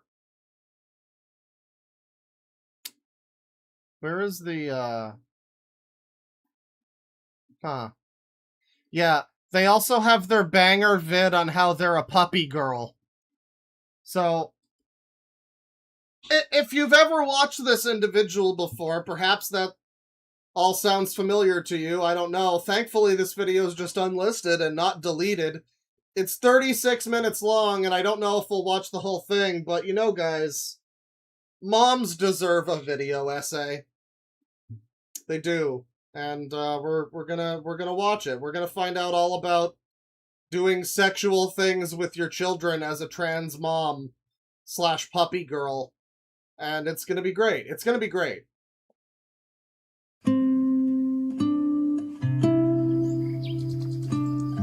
Oh. You might want to work on your posture before you try transitioning. I'm just saying. When I was a little kid, one of the children's books that my mom kept around for me was The Giving Tree by Shel Silverstein. I remember liking the illustrations. You know what? We're just gonna preliminarily bring up, there he is. We're just gonna bring him up. If he needs to leave, then he can leave. But for now, we're just gonna bring him up there, and it's gonna be great. Hopefully we won't need him. You know, hopefully in 10 minutes time I'll be like, there's no need for this Sangi, and we'll just move on from that. Maybe this has been overblown, you know? It's not as bad as it sounds like it is, maybe. I was a big fan of exploring the woods and climbing the trees around my neighborhood, so I really gravitated towards the book. It's a pretty contentious little poem about a tree that gives and gives and gives until eventually she has nothing left to give. I didn't think much of it when I was a little kid, but rereading it as an adult, I'm forced to wonder why my mom gravitated towards that book in particular. Would you believe me if I said that my fiancé and I had a 19 and a 20-year-old pair of kids? You know, I wouldn't believe most people, but I think if it was you, I would. I don't know why I would, but I do, I believe it. I very much believe it. It's complicated, seeing as I'm only 26, but we do. For the past couple of months, found family has been a pretty prevalent theme in my videos. This idea of people I've met and become friends with taking on the role of family members in my life. This could be something as traditional and familiar as a girlfriend that you live with and see every morning as you wake up and every night as you go to sleep, or a roommate who's like a sister to you. Typically, though, it takes the form of a friend group who you love as if they were a family. Good times, bad times, sickness and health, depressed phases, financial distress, car troubles, drama. Sexy times. Matter. Most people who find themselves in relationships like these are trying to make up for the dysfunctional families that they grew up in. And so whatever happens to a found family member, however they grow and change, found families are supposed to stick together and support each other no matter what, in the same way that they wish their biological families had been capable of. Do they wish that how much do they wish that their biological families had been capable of? So far this is fine, but given what we potentially where this might be going, you know, it's a little there's some red flags being raised. At least that's how sacredly I view the found family dynamic. Though it's worth clarifying that trauma is not a prerequisite to having a found family, a lot of the time it can be a pretty big motivating factor in seeking that sort of dynamic in your adulthood. While I think it's pretty uncommon for specific familial roles like mom, grandpa, or uncle to be established within a found family... Yeah, I need this individual to stop lifting up the skirt. I think we need to just calm down and stop moving around so much. What is it with trans video essayists constantly needing to fucking bounce around the frame? This is just, it's giving Patricia Taxon so hard. That isn't unheard of either. Well, one day my fiancé and I, along with the two youngest in the household, were going to the grocery store to pick up what we would need for dinner. My girl and I were both in a pretty bad mood, but these two were just running around all full of energy, grabbing all the snacks and candy. I want to just be honest here and say, when I saw that this YouTuber that I occasionally watched who did like fucking video game essays or whatever, when I saw the video about how transitioning saved their life popped up on my thing, I was like, okay, I'm probably not watching any more videos from you. And I know that sounds bad probably to some people in the audience, but I feel entirely vindicated for having that feeling. Because, you know, it's almost like I immediately saw that this is where the direction things were going in, you know? It's like, you know, yeah, it wasn't good enough to just do videos about fucking Dishonored or whatever. Now you had to go and dishonor yourself. You know? It's like, now the video essays have to be about you and not about the subject of the thing. That's the thing when men transition to women, the number one takeaway from women that they bring into their being as trans women is, oh, I have to make this thing I'm talking about be all about me now. It's a video about the giving tree. It's about me, actually. It's a video about blah, blah, blah. Actually, it's about how it reflects on me. That's great. You know, I feel very vindicated in the fact that I saw that this individual transitioned and I was like, well, that's quite enough of that. Because this is what that leads to, isn't it? As like a video essayist on YouTube, it turns into this. It turns into this fucking fey twee bullshit, doesn't it? Could carry to the register. They got so distracted that they even lost track of us and had to look all around the grocery store to find us again. Once they finally did, the youngest, this 19-year-old boy, called us Mom and Mom. That little joke, bolstered by the obvious aesthetic similarities of two kids running amok while the fiancé and I spent upwards of $50 to feed them and the rest of the family for the night, felt different to me. Never in my life have I been called mother to someone unless there was some sort of sexual connotation at play, but that's not what this was. Stop putting up the legs. Stop moving the legs. Just wear pants if you're gonna fucking do this. Weirdly enough, it felt more like it was his way of saying thank you for cooking for us tonight and thank you for putting up with my high energy. Okay, but is this individual you're talking about also like a weirdo that's into weird sex stuff? Because, like, you're a puppy girl, right? I mean, maybe we'll get to that one, too. I have that one saved also. But, like, you're a puppy girl. I have to assume that maybe there's, like, an unspoken dynamic in the household where it's like, thanks, mommy. You know, like, I just don't buy the, like, wholesome, innocent vibe that the video already is. Like, the video's trying to be all ooh-woo, giving tree, wholesome, and fucking sparkle frog. But it's like, no... I've been around the block. I've seen enough shit. Pattern recognition is kicking in, people. Laughed it off, but there was a part in my fiancé and I's minds that really appreciated it. Being in a crappy mood, but going out of our way to take care of these two innocent people, it felt like something new that my fiancé and I could bond over. Something we hadn't experienced together before. If we're a family and her and I... called it as a kink, right. I guess I must have missed that part. So this is a weird sex thing. Let's just put the cards on the table, right? The oldest and these two are the youngest, then yeah, I guess we're moms together. It's a cute thing to be able to say about my girlfriend and I. Mind you, this was before... Is the girlfriend... How much does the girlfriend have in common with you? Does it include a penis? Because I gotta say, there's you could just be a gay couple with less steps than this. I don't see what... Anyways. Before I ever proposed to her, so it was a little bit of a step for us, honestly. Well, as the weeks went on, our boy was calling us Mom and Mom more often. It got to the point where he felt like he was being disrespectful when he called us by our actual names, and now it's weird when I do hear him say them. I don't think I've actually heard him say Penny in months. Next thing I know, we're giving him all sorts of advice and making sure he doesn't stay up too late when he has work the next day. Mom, making can sure I play with your penny tonight? He eats enough, teaching him all sorts of life lessons about being trans, as he'd only transitioned about a month prior to all of this. Yeah, and how long were you in contact with this individual before they made that very important life decision? How involved were you in that decision before they made it? I just have some questions, you know, about all of this. And even going into some sexual education stuff when necessary. You know, like, it's like, okay, the sexual education stuff, everybody.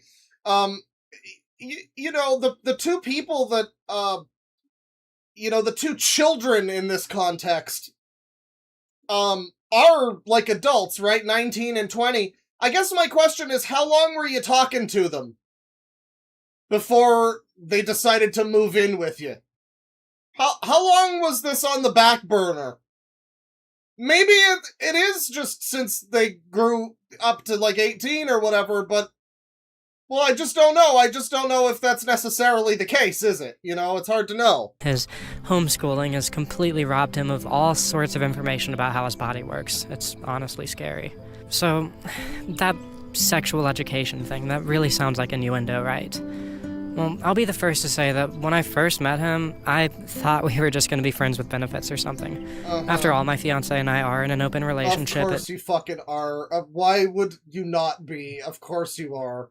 Definitely wasn't off the table as an option. But as time went on and he came to us for more and more advice, and we started taking more and more of an interest in his well-being and development, that motivation in him and I's relationship pretty quickly vanished from my mind. Suddenly, I completely stopped caring about how I looked around him. I just dressed for comfort, exactly as I would if I were home alone. He really did see us as his mothers, and we, with a little bit of time, started to see him as our son. He wasn't just a friend.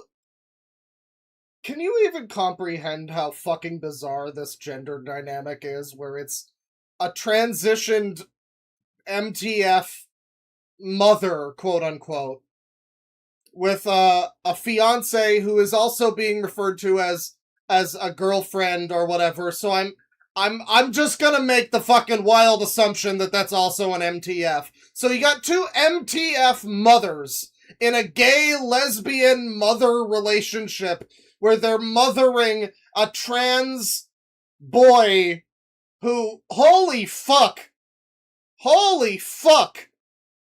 And he was like... Why? Well, he was my boy. He's my boy. That's the crazy thing for me. In every relationship I've ever had, I was either focused on being a good partner or being a good friend. And in almost every friendship I've had since my later teens, the possibility of fostering a sexual dynamic has always been floating around somewhere in my mind. This young man, though, he only showed me a new type of love. One that I've never felt before. I've loved as a friend, and I've loved as a romantic partner, but I'd never loved as a mother. I've never had sexual mother relationships with anyone before. Yeah, that's new. You know what? I feel like there's lots of things that could be new. Cutting off someone's head would be new for me. I don't think I need to do it. I don't think I need to do that, necessarily. Before. I've never been in a position where I feel like I'm willing to damage a friendship with somebody for the sake of helping them grow as a person. But that's where I am with him. A lot of the time I'm not his friend. I'm his mother, and he needs to stop getting in fights with his sister and never steal one of my cigarettes again because he's too young and handsome to be doing that to his body.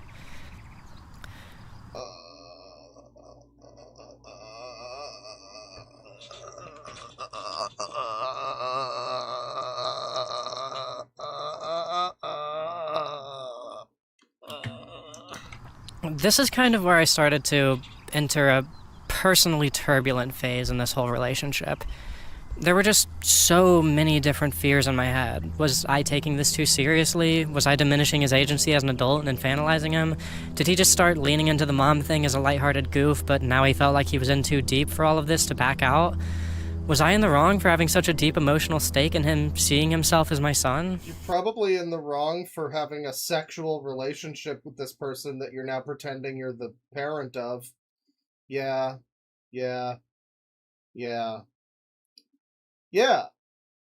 I'm gonna go with you're in the wrong. Yeah, I'm gonna say in many ways everything in this video is very, very wrong. I'm gonna say this is the closest thing I've ever seen to objective proof that we're living on the wrong timeline. You know? Well, that layer of fear diminished with time.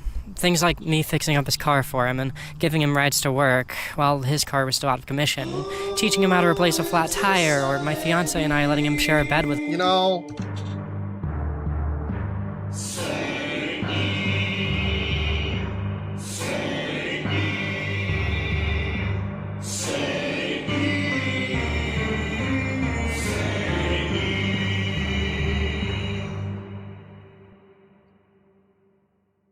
He's just gonna wait down there. It's been a while since we've raised the Sangi. Welcome, everybody. Now, you know, I know that the people that are being discussed here are technically adults. I understand that. I don't care. I don't care. It's still Sangi. We're still raising. The Sangi's been raised. You can't put the genie back in the bottle, and you can't shrink the Sangi. It's been raised. It goes one way, it does not go the other way. I'm sorry. He was too anxious to sleep alone, or taking him out on car rides to try and talk to him and give him life lessons that his biological parents and youth group upbringing completely failed to give him. And the way he started to trust us. Yeah, what does this have to do with the giving tree? Because I kind of feel like your mom probably didn't have sex with you. Maybe she did, and that's why you're like this. I kind of feel like The Giving Tree wasn't a book about having sex with your adoptive gay transitioned children or whatever. So I don't know. I just don't know what this has to do with The Giving Tree at this point. Kind of just feels like it's a way to make this bizarre Sodom and Gomorrah nonsense come across as more like wholesome and regular, like normal. Like it's the attempt to reclassify this as the nuclear family, essentially. Different ways than you trust the other people. The grooming in the tree? All of it helped to dissuade those initial fears, and those fears were finally killed off when one day, in the name of the full disclosure I preached so hard in my video 2 videos ago, I had a candid conversation about those fears with him, and he told me that he did legitimately see my fiancé and I as his mothers, and that he felt more at home here than he ever did with his biological parents because of the maternal love that we'd been pouring into him. So I had all of those fears that I was just overreaching whenever I'd adjust my rearview mirror so I could keep an eye on him in my back seat, but those fears eventually subsided, and I got comfortable. Hey now, are you doing straight stuff back there? Knock it off, young man, with an asterisk. Backseat, but those fears eventually subsided, and I got comfortable with the fact that we were his mothers, and that... You know what? Someone in chat reminded me that I should probably bring up this, too. Let me just,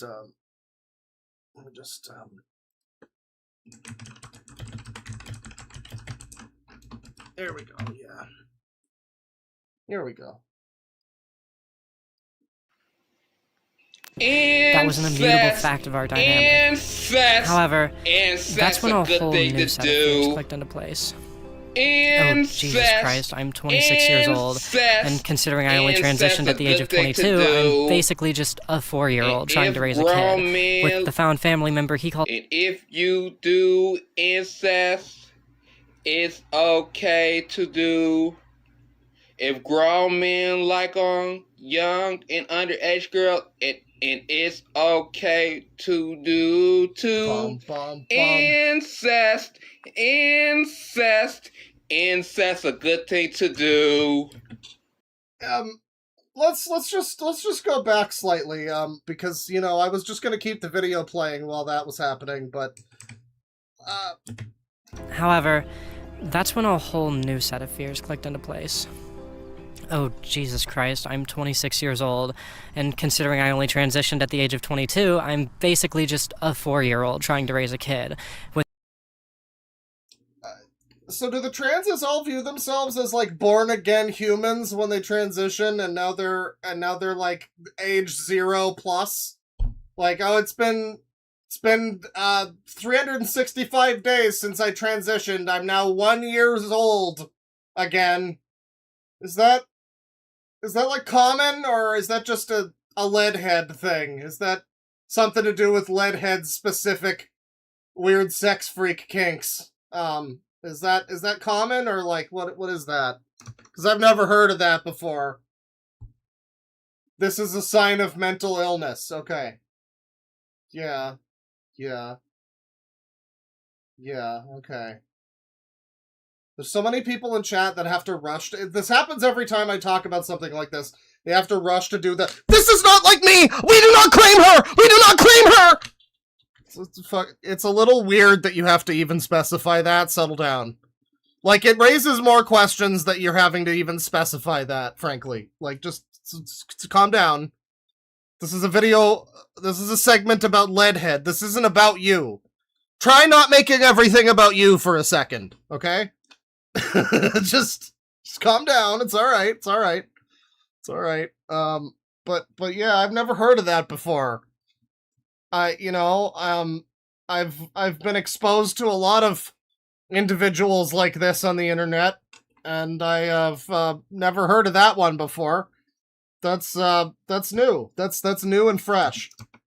The found family member he calls his sister getting more and more comfortable with seeing us as her mothers too, albeit at a slower pace.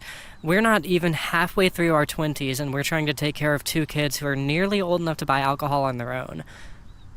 How the actual fuck do I be a good mother? Well, it's complicated. Time to talk about my mom for a little bit. Boy.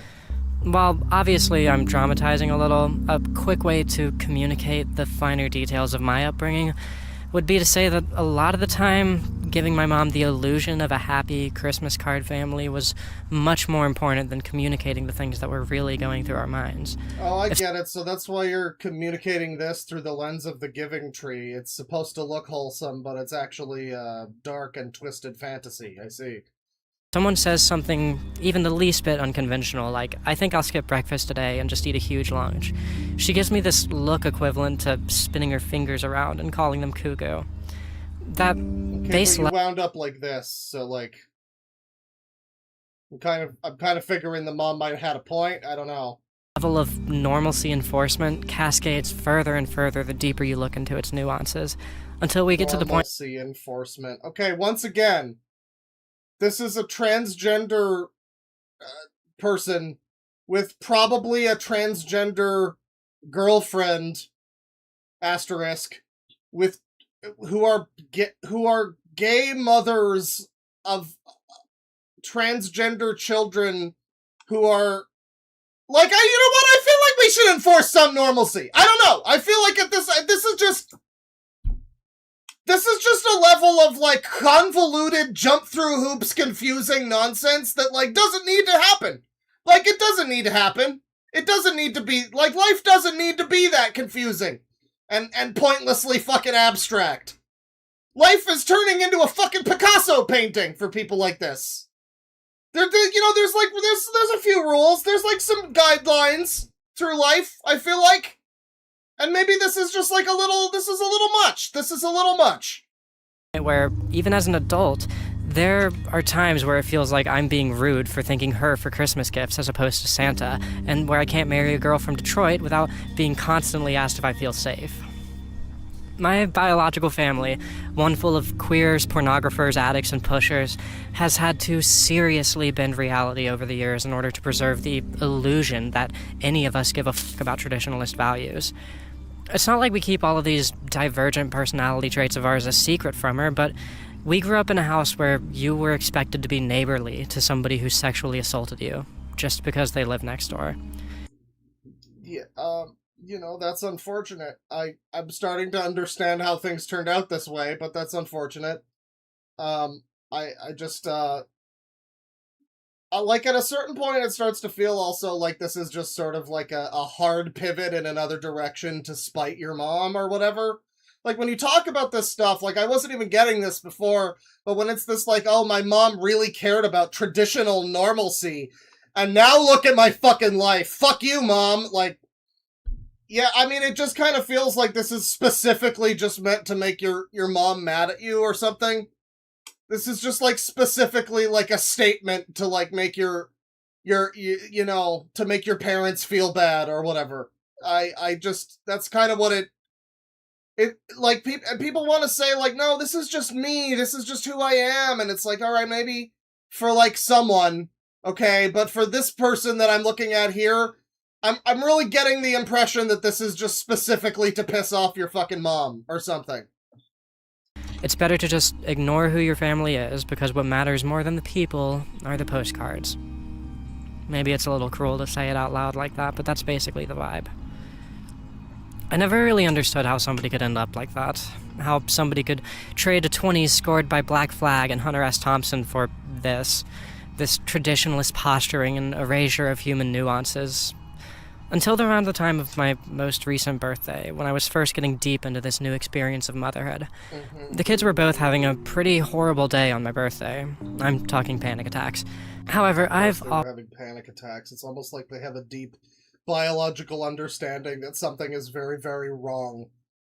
Always liked making the people I care about watch a movie of my choosing on my birthday. And all of the love and all the lack of traditionalism Like, This family had my eyes set on the Royal Tenenbaums. What is this, like, Wii remote down here? Why do we have that? Is that, like, for, like the teleprompter? What is that for? I figured it'd be a cute movie that everybody in the house could relate to in one way or the other. I highly recommend it if you haven't seen it. Well, it didn't go over super well. We wound up having to stop the movie about halfway through and have a big talk with the kids about why everything was going to be alright and why they'll live to see that day. Talks like that fake leaves. That's, like, really annoying. Come up a lot in this house, but my fiance and I work through it with everybody bit by bit. And to be honest, we are making great progress in our training to be impromptu therapists.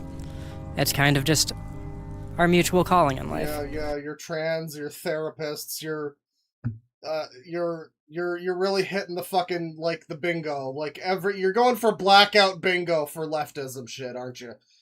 Oh boy. However, on this particular night, it was my birthday, and all I wanted was to be surrounded by a happy, loving family. All I wanted was to feel like these people were as wholly devoted to keeping the family together as I was. Seeing them so on edge being around each other just broke my heart. Of course, I didn't say any of this. I insisted that we stop the movie and go outside to talk through things. I can't believe this is what Half-Life does to a fella. Second, I saw tears, but God, that night, I understood it. I understood my mom for the first time. I don't think he did! I don't think he did, mate! Reached this point of caring about the sensation of a happy family more than the actual engaging with the reality that we all had some pretty deep-seated mental health issues. That night, it became my #1 goal to not let myself be corrupted in the same way. I would never let myself put family fun time over the family's mental health, no matter how badly I felt like just 5 minutes. People who look like this will come up to you and tell you that mental health is the most important thing in the fucking world. It's just like, I can't help but roll my eyes, man. Yeah. I agree, it would be great if everybody here was mentally healthy. Unfortunately, a family fun time would completely turn my week around.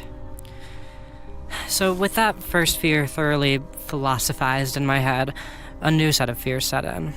Would I just be eternally sacrificing my happiness, my comfort, my dream of a happy family for their sake? I'll do it if I have to, but God, now I know why so many moms wound up on Valium in the 70s. Eternal, thankless sacrifice. Is that what motherhood is really all about? Oh, shut up. Go have sex with your adult transgender children and stop being such a whiner. I wound up staring at this painting for about a half hour that night, thinking of how my... Like, do you have to be the most, like, pretentious, annoying piece of shit? Do you have to just be, like... There's so much Patricia Taxon in this. You just have to be the most, like, pretentious, annoying fucking piece of shit.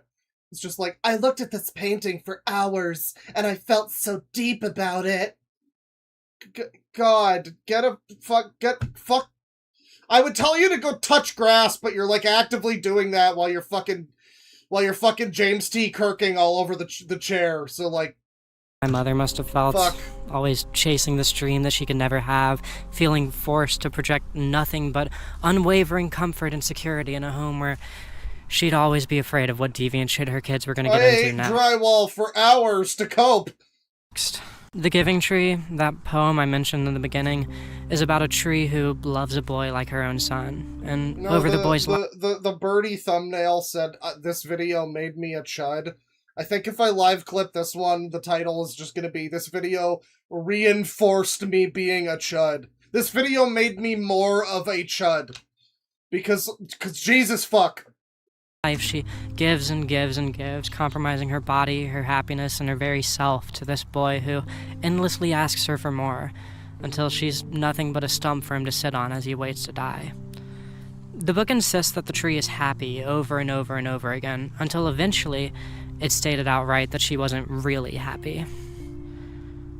The cynic in me finds it really easy to imagine that my mom simply tuned out that one line, but not really, and engaged with the book as a thank you to all the mothers in the world who so selflessly sacrifice everything to take care of their loved ones.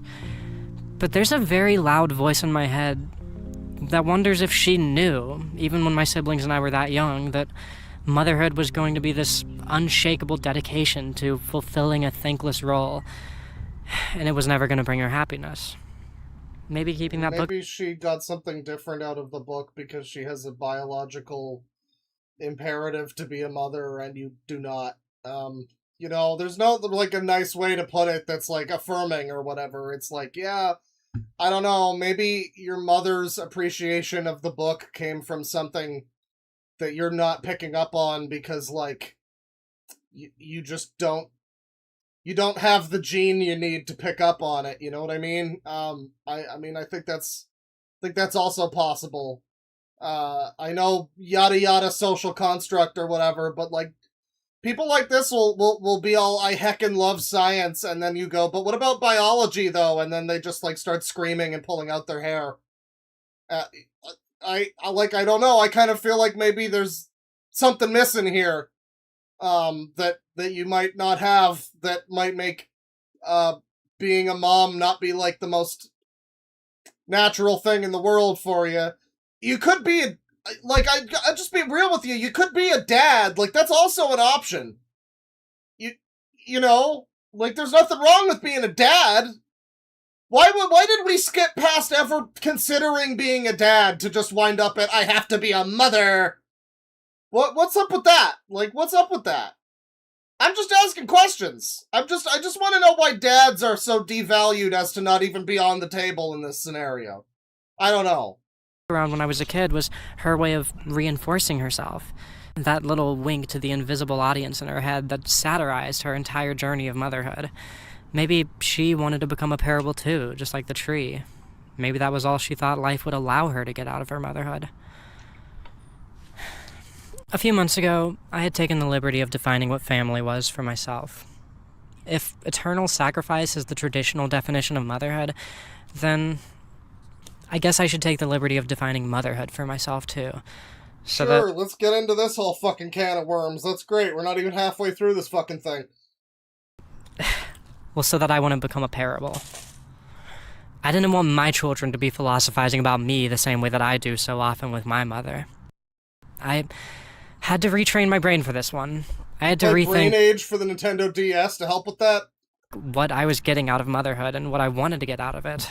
Just feeling that new kind of love was enough at first.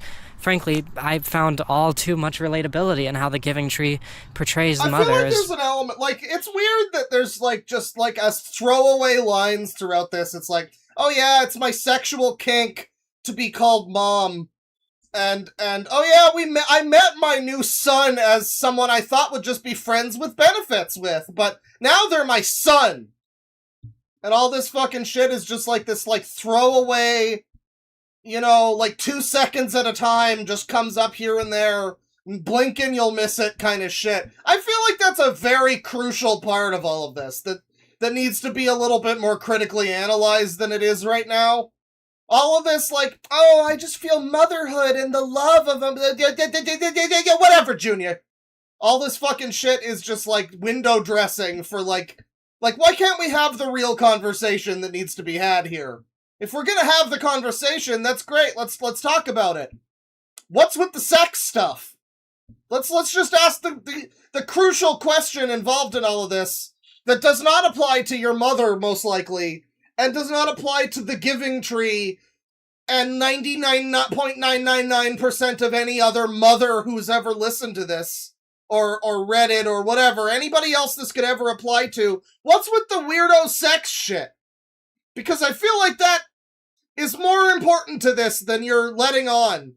With the, like, random little 1 second asides to that.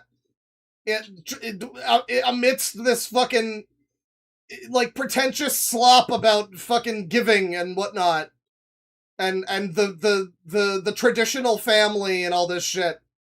You know, like, you brought up earlier the thing about, like, oh, you know, you were supposed to be neighborly to someone who sexually assaulted you. Okay, that seems like a great time to jump onto, like, the weird sex stuff that's going on in this relationship that you have with these young people. That feels like a great opportunity to do that. Maybe, but you didn't. And now we're 14 and a half minutes into this, and you still aren't bringing that up, really. And I just feel like that's kind of weird and suspicious a little bit. I don't know. Being happy. But I needed to figure out how to make this dynamic into anything but a never-ending compromise on my part. That would be how I did better than my mother. That would be the small but significant step I would take in transcending from the mother that came before me. No, this isn't Star Giant. This one makes at least the slightest effort to look like a woman. That would be There's how no I made beard here. sure that I was really, actually happy.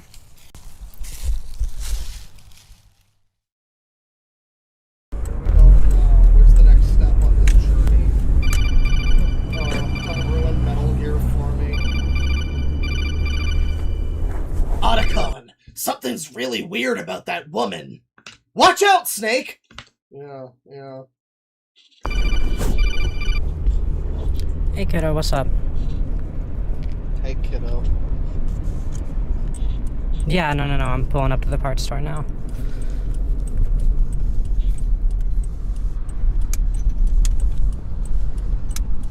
Watch out for his solid snake, Snake! Solid Snake? Otacon, that's my name. I know, but just don't go anywhere near his legs! Yep, we can just give Spencer his oil change, right when I get home if you want. I'm gonna be back. Dun dun dun dun dun! Dun dun dun! Okay, love you, kiddo. Oh, wait, what was your, mileage on Spencer? Spencer? Okay, word, yeah, we're probably gonna want to use high mileage oil then. Okay, well, I will tell you how much it costs. Why did they name their car? But honestly, you don't gotta worry about it. Okay, love you, sweetie. See you soon. Bye. Uh-huh. Spencer! I sure hope that they're talking about the name of the car in that conversation. Spencer the car. And not, hey, how much mileage did you get out of Spencer today? Holy fuck.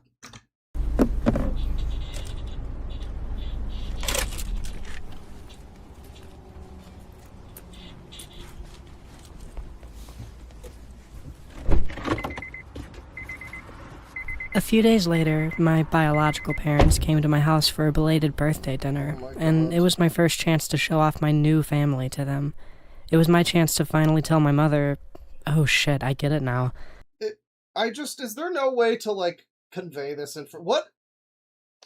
who's responsible for this type of video?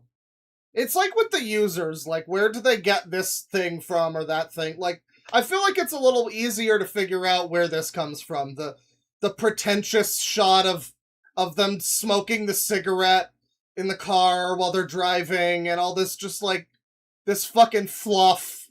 This, like, artsy-fartsy fucking fluff that's just meant to make you look like you got the big brain or whatever. I don't appreciate this. Because I'm a stupid, retarded, idiot chud and I don't appreciate high-minded artistic things, obviously. This is just so pointless in the grand scheme of what this video is trying to do.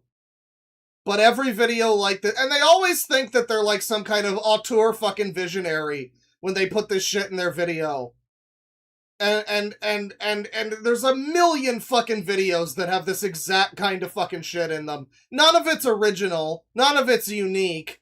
It's all just, oh god, now we're doing this. It's all just like an eye roll followed by, here we go, we're doing this now. It's never something where I'm like, wow, I've never seen this kind of thing in a YouTube video before. I have seen this kind of thing in a YouTube video before. That's the problem. If it was, like, unique and original, I wouldn't be so hard on it. All this fucking, like, pointless shit with the, I'm smoking on the cigarette now while I voice over about my mom because I'm deep in thought. But I've seen it before. I've seen all of this kind of shit before. It's not interesting if I've seen it before. And that's the thing. I know that this person's seen it before, too. They probably saw the same fucking videos I did. So why Why must we shove this shit into every fucking video like this? Patricia Taxon did it. This one's doing it. All of these fucking people that make these, like, smug fucking leftist video essays, they all have to do this like they think they're the first one ever to do this. And it's worse when they're self-aware about it, and they're like, they make some little fucking joke about, like, no, this is just like that H-Bomber guy video. It's like, okay, so it's exactly like that. Why are you doing it? Why are you doing it? I'm so sorry you've had to feel so conflicted and compromised for so long. This time, she looked at my dad and made her little cuckoo face. I guess this new family of mine is anything but traditional. I even showed her the dog painting, but she just couldn't acknowledge that what I was experiencing was real. I showed her the dog painting, and she was like, why the fuck are you showing me this stupid fucking painting? What's wrong with you? And she made her little cuckoo face again, because she keeps saying that I'm crazy. Holy shit. Anyways, so here we are at the wood pallet factory, I guess. Issues aren't exactly the point of this video. Let's talk about why these two adults need mother figures so badly. Well, it's actually a pretty old tradition for intentional living spaces occupied by trans women to, quote-unquote, adopt young queer folks. Like, yeah, I know that there's a word for that. The Transy House operated in Brooklyn from 1995 to 2008 by the married couple Rusty Mae Moore and Chelsea Goodwin. If you, as a queer person, were kicked out by your family or couldn't find a place to live, places like the Transy House... just like, you know, unable to deal with the fact that your mostly loving and mostly supportive parents won't call you by a new name all of a sudden, then you can go there and it'll be great. And fuck those stupid chuds. I hope they choke on their own blood and die. House or the Street Transvestite Action Revolutionaries house would take you in and, in some cases, even help to raise you. While the two I'm writing about are a bit older than a lot of the residents of intentional living spaces like these... It's the Groom Shack! It's the Groom Shack! They are absolutely folk whose queerness has served as a major obstacle in their development when they were younger. Whether the issues came from being homeschooled or from being forced to repress their queerness by religious groups or having biological families who shun them around every turn, these two have a bit of catching up to do with a few adult things that any decent parents would have helped them with years ago. Like I said, the boy can just, like, grow up like people. You know, there's, like, a lot of people that, like, you know, are just, like, biological men and view themselves that way. And maybe their dad throws them out of the house because they won't be a fucking pilot or whatever. Like his dad and his dad before him or whatever. You know, like normal reasons, essentially. Normal, non-DLC reasons why something like that might happen. And they grow up and they just live their life and they become a normal fucking functioning member of society that doesn't have to have a cool adult mother figure come along and tell them how to shave their balls or whatever, you know?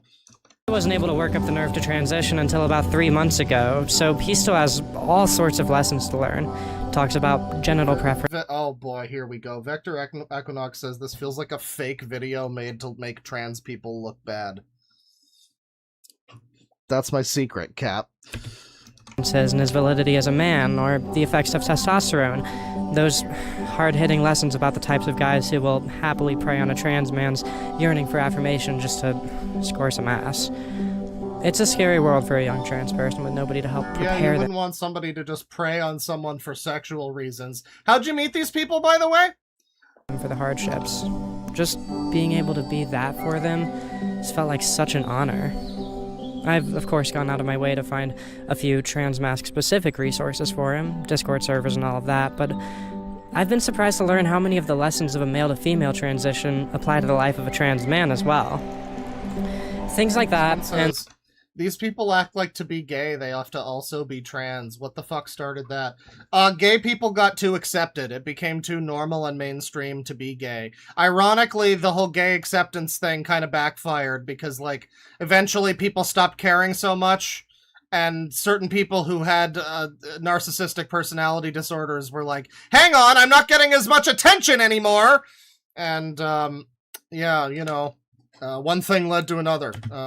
The constant affirmations of consent on their parts are what make it feel okay for my fiancé and I to take these parental roles so seriously, in spite of the relatively small age gap.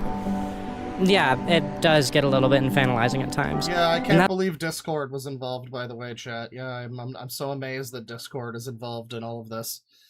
Man, if Discord never got invented, so many people would have not been groomed. I mean, there would have been other places for them to be groomed, but Discord became, like, just a fucking hotbed for it, didn't it? I mean, like, it's less accessible to be like, hey, hit me up on Telegram. You know, Discord is like, it's like socially acceptable grooming platform. It's like Roblox. Side of it is still a bit uncomfortable for me from time to time, but quite frankly, if somebody has trouble with leaving food out, or talking to romantic interests, or living peacefully with their new family, or expressing themselves, and is consented to us helping them, sitting them down and talking them through it, using motherhood as a framing device, that discomfort really quickly gives way to some of the most beautiful relationships I've ever shared with people. Relationships that I wouldn't trade for the world. I'm sure you wouldn't trade these like, I'm sorry, if you, hypothetically, right? Hypothetically, let's imagine you're a groomer. Hypothetically, I feel like the groomer also wouldn't give up those relationships for the world, you know? So I just feel like it's not really necessarily saying a whole lot for you to be like, oh, I wouldn't trade this for anything. Of course you fucking wouldn't. Hypothetically, if you were a groomer, you also wouldn't feel that way, right? So, I mean, you know, I'm just saying. Like, I just don't know if that's really making the statement. I'm kind of more interested if, you know, in 20, 30 years or whatever, if your alleged children feel that way, you know? Because I just don't know if they would necessarily. I mean, they might. You know, there's a lot of people who do get groomed and then go on to make a lot of apologies for the groomer. There's a whole history of that sort of thing happening. There's like, was it like Mia Farrow or whatever is just still out there like, Woody Allen's a great guy! You know, so I mean, I don't know. I suppose that could also happen, but I don't know. There's a taste to this video, and it tastes like a little bit like shit.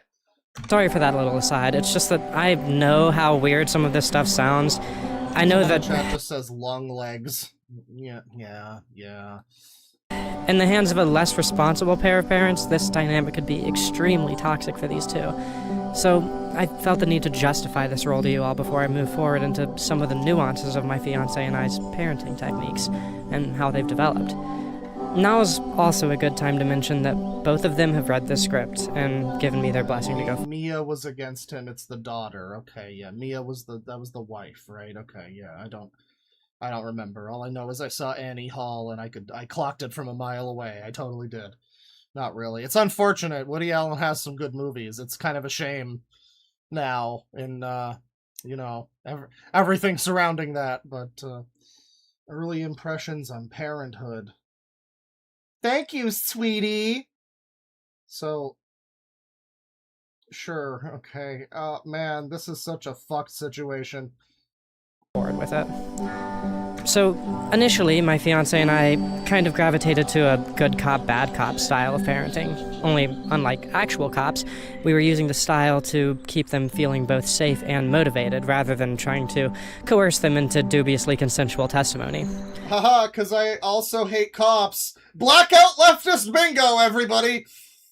I'd be the emotional support for one of them, while... Like, he couldn't even say good cop, bad cop without getting in a little jab about how, the cop's bad, XD. Listen, just move to the UK, I think you'd find the cops are totally on board with your shit. She'd be the one pushing them to grow and calling them out when it seemed like they were stagnating. And she'd be the emotional support for the other while I pushed them to grow, and we'd switch out who had which duty with which kid every few weeks to not create a situation where the kids were ever too anxious of confrontation with one of us or too comfortable stagnating with the other. We figured switching it up on them from time to time would be a good way to make sure that they're honest and open with both of us. My fiancé and I are really good at conflict resolution and confrontation, so we kind of just silently fell into these roles before we ever started to actually discuss any sort of conscious strategy for handling certain problems. But when we did start planning out how all these big talks would start going, we stuck with the good cop, bad cop thing, as it had been working well enough. Except I don't like cops, because cops are bad and they don't like black people, and I do. I love black people. So far.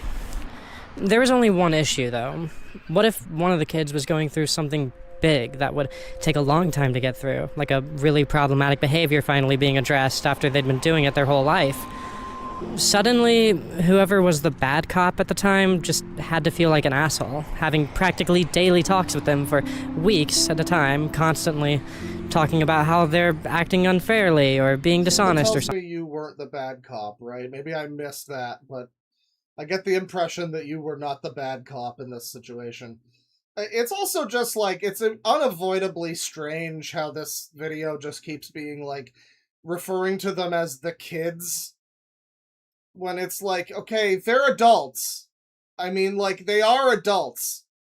They are young adults. And it's still weird that you have this relationship with them, and I don't retract the Sangi at all, in spite of that, but they are still technically adults. And treating them as if they are just, like, fucking 8-year-olds or whatever. Like, oh, little Billy needs to stop pissing the bed or whatever, you know, is like, it's not really very respectful to them, frankly. But also, I mean, again, it's just reinforcing this very strange dynamic that you seem to be very comfortable with and okay with talking about. There's a reason, I'm gonna assume, why this video was unlisted. Not privated, not deleted, not re-uploaded by someone else, but unlisted. This individual put this video out, and I wonder, like, how long, how many days was it? Was it even a full day before, like, someone close to Leadhead came along and said, you gotta hide this video. This is not a good look. This is not a good look. Someone that they trusted came along and informed Leadhead that perhaps this wasn't the thing to be doing on your channel, that mostly people started watching because you talked about Half-Life or whatever. You know, maybe this is just a strange fucking video. Perhaps. You know, I think that would be that's probably what happened, right? Or I mean, maybe it's possible that, you know, it's possible that this was all cooked up in Leadhead's brain. The realization struck, you know.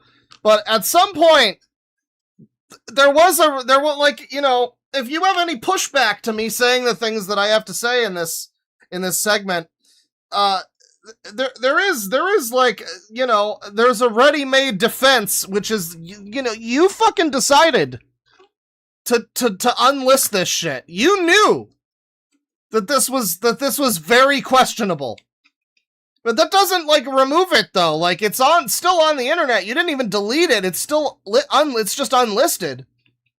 It's on the internet. And, all this information is still out there. And you seem so proud of all of this. And in the wake of the fact that this is unlisted, it hits different, because it's like, if you are so proud of this, and this is so normal, and everything about this is just fine and dandy and perfectly ordinary, why did you unlist the video? What, shouldn't you have, like, I mean, I'm sure yada yada right-wing harassment or whatever, I'm sure that's what I'm doing too, but like, shouldn't you have the fucking spine, the backbone, the jawline, perhaps, to keep the video up? And just, like, you know, say what you need to say and be proud of it? What happened to pride? You know, you hear so much about pride. There's a whole month for it. But you put out this video, and suddenly some people are like, wow, it sounds like you groomed some young people. It sounds like you're exactly the type of person people are talking about when they talk about trans groomers. And you realize, like, maybe I should take the video down a little bit. Just a little bit. Not deleted, not privated. Just unlisted. Just I have to unlist it. I'm still kind of proud of it. You know, I still don't... I'm not going to apologize for it, but I am going to, you know... I'm gonna make sure people can't really find it that easily, you know? I don't know. It got pretty emotionally tiring for both of us. You know, a little bit before the time of the hurricane hit, we sort of started to fall into a more dynamic approach to our parenting. I had been the bad cop for a couple of weeks to one of the kids who was having the most problems at the time, and I just told my fiance I needed a break. I could feel my tact starting to slip with the stress. I was more likely to approach parental situations from a biased perspective and handle them in ways that, while far from being bad parenting, weren't the top-tier parenting that our kids deserve for putting so much trust in us. So I took a little break and stopped pushing the kids to improve and stopped calling them out for toxic and immature behavior. And my fiancé took over in those duties for a bit, until she suddenly had an extra load of occupational stress tacked on to her typical work week, and I didn't want her to be stuck with being the bad cop on top of all of that. In a matter of a week or two, we wound up switching from good cop, bad cop to, don't worry, baby, I'll take care of this one. Her and I would use a lot of our alone time to discuss things that we thought needed to be addressed with one of the kids, like our girls' overuse of the internet as a dissociation tool, or our boys' I difficult... can't believe the trans daughter is also overusing the internet. That's crazy. That's so wild and unexpected. calling it out when something someone does or says bothers him because he's just such a people pleaser. Then we would just have those talks with the kids whenever the opportunity arose, and anytime there's something we didn't see coming up, like a sudden panic attack or bad news bringing one of them down, one of us just volunteers to be the one to comfort them, or we both go, or whatever. There's a lot less strategy involved now, and a lot more of my fiancé and I just trusting each other's ability to handle any situation the kids present us with, and us just working together to make sure neither of us gets overwhelmed with the constant conflict resolution.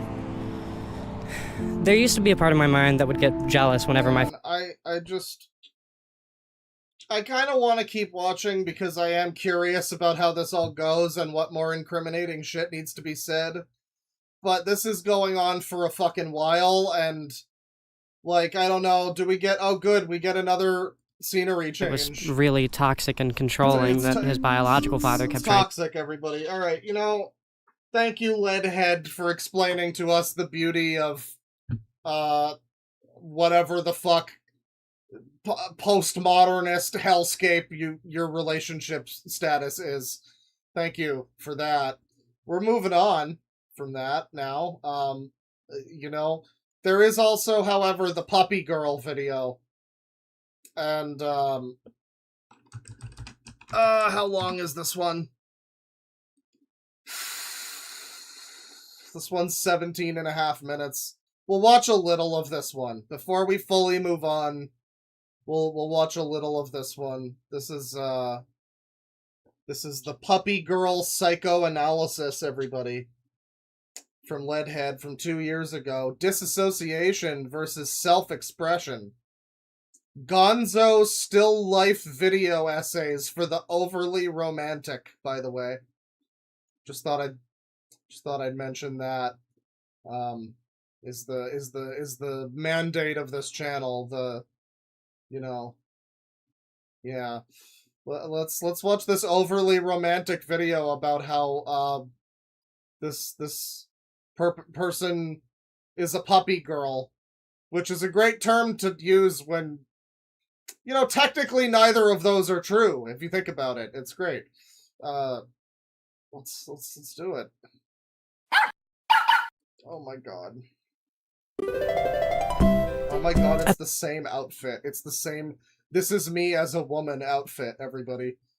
It's, but with a dog collar, but with a sex jabroni dog collar. Look, there's a BB from Death Stranding. I guess just because you're so into motherhood, right? That's awesome. At some point in the last few years, there was this little shift, especially in the queer community, where suddenly you couldn't go 5 minutes on social media without finding somebody calling themselves a puppy girl. A lot of the time, I'm sure it's just... in your community you couldn't find fucking people that weren't doing that, yes. In the regular normal people society, that's not that common, actually. A label attached to a subgroup of kinky people. Girls who like to be put in cages or yanked around on a leash. Or, in more safe-for-work circles, cosplayers who want to show off a new weighted tail that they made for their next convention, or furries who have a whole separate persona as a cartoon dog. Then, somewhere in the mix, there are a lot of people who just... Girls who want that. That's right. Yeah, girls. What's the matter, Sleepy? What do you mean? What's the quotation marks around girls for? This is a girl. She's talking about girls. What's the matter, Sleepy? Want somebody to stroke their hair. In the interest of making sure that nobody can ever predict what my next video is going to be about, that last group is the one that I'm going to be focusing on today. These puppy girls are cultivating a fine balance between self-expression and full-blown dissociation, and I think that it's an incredibly interesting conversation. Turns out, there's a lot more to this whole animal person thing than just a simple kink or a fandom. Yeah, I don't know why there's, like, audio sync issues. I assume that's on my end, because it seems to be, like, the video's synced up for me. Don't worry, if there's a live clip, I'll resync the audio. That's never fucking happened before, so I don't know. Maybe, like, refresh the stream? Maybe that would help? I don't know. They're called Therians. Holy fuck. Oh my god, I can't believe we're actually fucking doing this. This is unbelievable. Who found a distinct sense of identity from adopting certain traits from animals, in the same way that some people whom, like myself, are attracted to both unpack this. With men and women, but still find that the label lesbian fits them the best. Therians have found that even without a tail, or paw pads, or a flat nose, ascribing the traits of particular animals to themselves can be a quick and easy shorthand for the personality traits that they want to accentuate, and thusly being referred to as that animal is a surefire way. I'm just like, I don't know. People ask, like, people are like, oh, you've become more of a chud. Are you good, bro?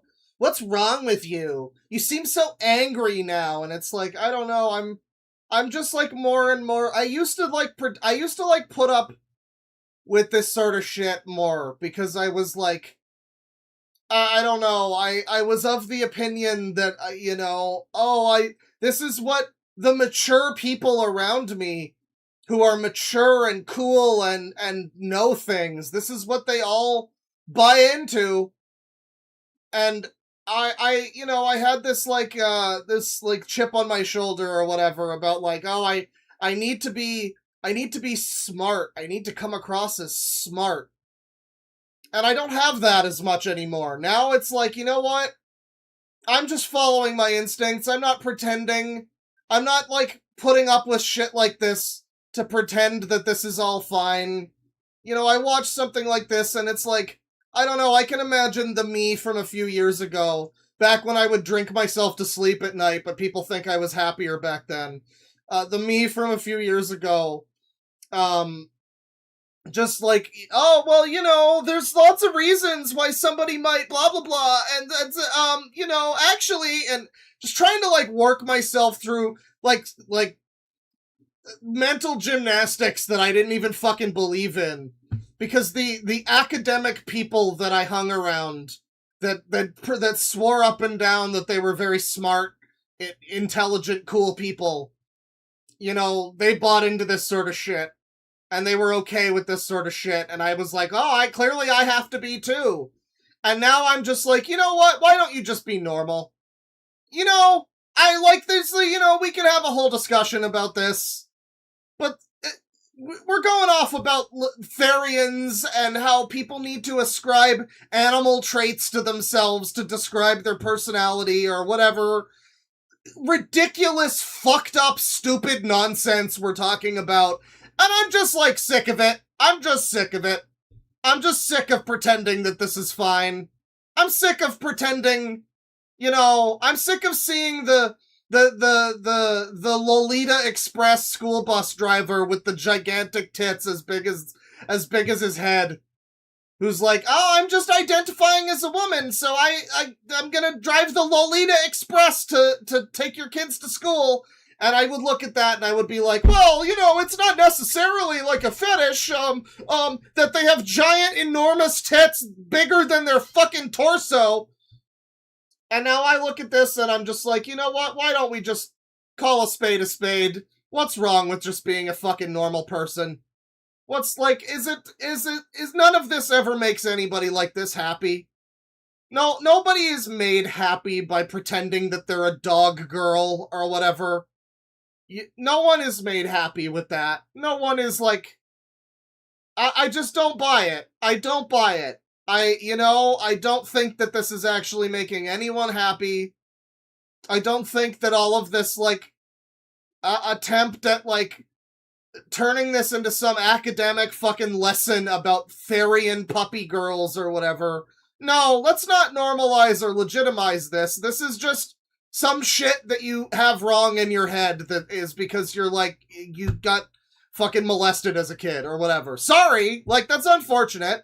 I'm not over here saying that's a good thing. That sucks. That's really unfortunate. But we have to, you know, like, call it somewhere and just say, you know what, you're not a dog. You know, like, let's just agree you're not a fucking dog. Let's just agree not to pretend that that's real. And I know they don't really think they're dogs. They don't literally think they're dogs. I understand.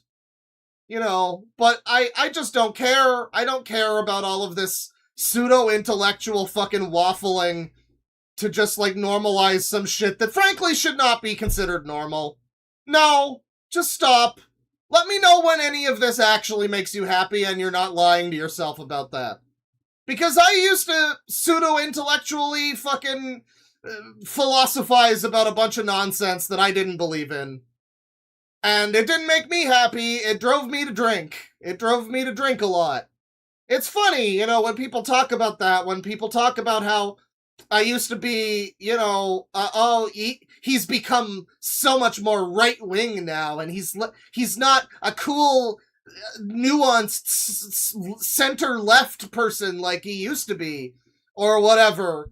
And they always, a thing they often like to do when they do that is be like, he used to seem so much happier. No, fucker. I was drinking myself to sleep back then. I don't have to do that anymore, because I'm not lying to myself.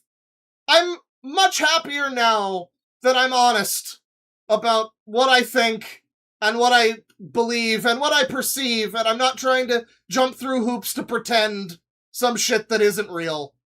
And it would probably be great for all these people if they could do the same thing. There's my little trans video essay moment where I make it all about me for a minute. There you go. Let's get back into Therianism, everybody. This is going to be great. Confirmed. It's no secret that I fall into this category. So yeah, no, let's just act like this is all fine. Let's just, you know, it's fine. It's fine. What's wrong, Chud? What's wrong with this individual barking like a dog? What is, are you mad because of your normative sensitivities? Yes. Yes, that's why I'm upset by this. This is why I'm having a whole rant moment. Is because, you know what? I'm not even religious at all, and we have strayed far from God. I don't even know what that means in concept, because I don't care about religion. But somehow, on some level, I know that we have strayed from God's light. I don't even fucking give a shit about God's light, but we have strayed from it. As an example, when my girlfriend calls me a good puppy, she isn't just saying, oh, you're cute and small. She's saying that I'm excitable, affectionate, loyal, attention-seeking, curious, and just an overall good companion. It's her saying that she sees me as the type of person to run into a burning building for her. By extension, these same stupid retard sentiments can be channeled into physical sensations. Like, how burning are we talking? Like, if there's like a little fire, yeah, sure, go in, but at a certain point, it's like, no. Like, so both of us can die? I don't exactly see you lifting a fucking, you know, fallen plank of wood or whatever, you know, jumping out the window. I think you probably just stay outside, really. By way of head pats and tummy rubs and the like. Her and I have this little thing where if we're holding hands, 3 squeezes translates to I love you. And in the same way, her scratching my head essentially translates to you're super loyal and attentive. Can't you just say words to each other? I know that all of this sounds incredibly silly, but subconsciously attaching this extra layer of positive reinforcement to a sensation... If I use therapy speak buzzwords that we're all supposed to pretend we believe and agree with, or else you're a bad person with bad opinions, then it sounds totally legit and reasonable, right? That already feels super nice, like having your hair played with, is an incredibly interesting and potent way of communicating love. If that's the type of dynamic that you share with somebody. In fact, it can be a little bit addictive. See, while there's a lot of positivity wrapped up in this whole dynamic for me, and a ton of other people like me, there are also some potential pitfalls, aspects of this way of self-identifying that can absolutely get in the way of living a full... Chat just says, set on fire. This isn't a text adventure. I'm sorry, the chat is not like a text prompt for the text adventure of the video we're watching, unfortunately. You can't just type in kill self and, you know... Well, that's not how that works. Fulfilling life. I understand. I'm a lot more afraid of fireworks now than I used to be. However, before we get into the danger of puppy girls and the fall of the West and all of that fun stuff... Oh, we've already got into the second one, don't worry. We've been into the second one for the last, like, hour and a half or something. Let's talk about how I transformed into this crude mockery of nature's perfection that you see before you today. A bit over a year ago, my girlfriend moved in with me. On that first night, as she was unpacking her bags and showing me all the mementos that she'd brought with her, she pulled out this little Cheats one kill. necklace with a puppy tag on it. Oh my god. Oh. What happened to Shame? Her ex had given it to her because Puppy was one of his favorite nicknames for her. I immediately put it on because I thought it was cute, and before I knew it, Puppy had become her nickname for me as well. Some people call their partner Princess. That seems unhealthy on a level not even going into the unhealthiness that we're obviously looking at, but just you've just transitioned from your ex being Puppy to you being Puppy. That's I feel like that's probably a bad thing. I feel like if you're still calling your new person you're with by whatever little terms of affection and endearment that you referred to your ex with, that's probably a bad thing, you know, mental health wise or whatever. I don't know. Baby doll, sweetie. Well, for me it was Puppy, and at the time, that's all that there was to it. Somebody says Buddy's running a puppy mill. Since then, I first developed a taste for tummy rubs. Then, I started to prefer my french fries hand-fed. Then I started leaning more on body language and sounds rather than actual language when it came to communicating my physical desires. Whatever, this is all just cute stuff. But at some point along the way, it became easier for me to tune out the conversations of the people around me, and instead pay a disproportionate amount of attention to the squirrels and the chipmunks in the yard. I promise I'm still not joking. I started feeling like... I don't think you're joking, I just think you're deeply unwell. Actual pride in being able to follow incredibly simple commands. I don't mean that I was being facetiously prideful in order to go along with the... Just, you know, if I say the word facetious, I'll sound credible, right? This is the problem with, like, leftist video essays, is you can just present the most insane nonsense shit, and as long as you use enough, like, $5 words and therapy speak, and, you know, you frame it in a way that's, like, helping your mental health, people will essentially just be, like, shamed into agreeing with you. Like, legitimately, I think you could make a video that's like, why murder is a good thing, and as long as you, like, make it about Charlie Kirk or something, people will be like, it's okay, sweetie, I understand, we should remove murder from the laws. Laws are made up anyway, just like gender. You know, you could convince these people of anything as long as you use enough, like, enough words about, you know, my mental health. As long as you say the word, you know, I don't know a specific therapy speak word. Name your favorite one in chat. You know, use your favorite valid. As long as you use the word valid, you can get away with anything in one of these types of fucking videos. That's the problem, is that it's like, it has nothing to do with, like, oh, they made a really good point in this video, I didn't think about that. No, they didn't. You just think that they did because you've been, like, emotionally manipulated into thinking that they did. Because you because you are part of a belief system and a community with this belief system that essentially means that you're a horrible person if you don't agree with the person who's, like, emotionally appealing to you about how, you know, eating children should be okay. And, you know, I'm sure somebody in chat's like, well, that's not true. I wouldn't think that. You don't know it until you've seen the video essay that makes a really surprisingly good case for it. And maybe I'm being a little hyperbolic by saying all this, too. I mean, I'm sure there's probably some line somewhere that someone wouldn't, you know, would decide is the line, you know? I just don't know, though. I think you can get away with quite a lot of shit. I think a lot of shit has been made totally accepted by society because of this, like, pressure to, you know, hey, come on, you wouldn't want to invalidate someone's feelings now, would you? No, I want to keep my job, so no, I love their feelings, and I hope they feel good, and please don't fire me, and I hope that they're happy, and oh god, please let me keep feeding my children. You know, it's like, I don't want to lose all my friends, my entire friend group, so I'll just go along with this stupid shit. And you don't even think about that consciously, necessarily. But you do, like, on some level, your brain does make the connection of, like, oh, this is the thing I have to say that I support, because otherwise all my friends will make cancel documents about me. Okay. What are we supporting today? Yeah, sure, whatever. What? Yeah, that thing, yeah. Does it make you feel good? Okay, then that's fine. Like, it's just nonsense. It's all fake and gay and nonsense. And that's my TED Talk. Or make myself look cute. I mean that I started to equate that feeling with me being enough.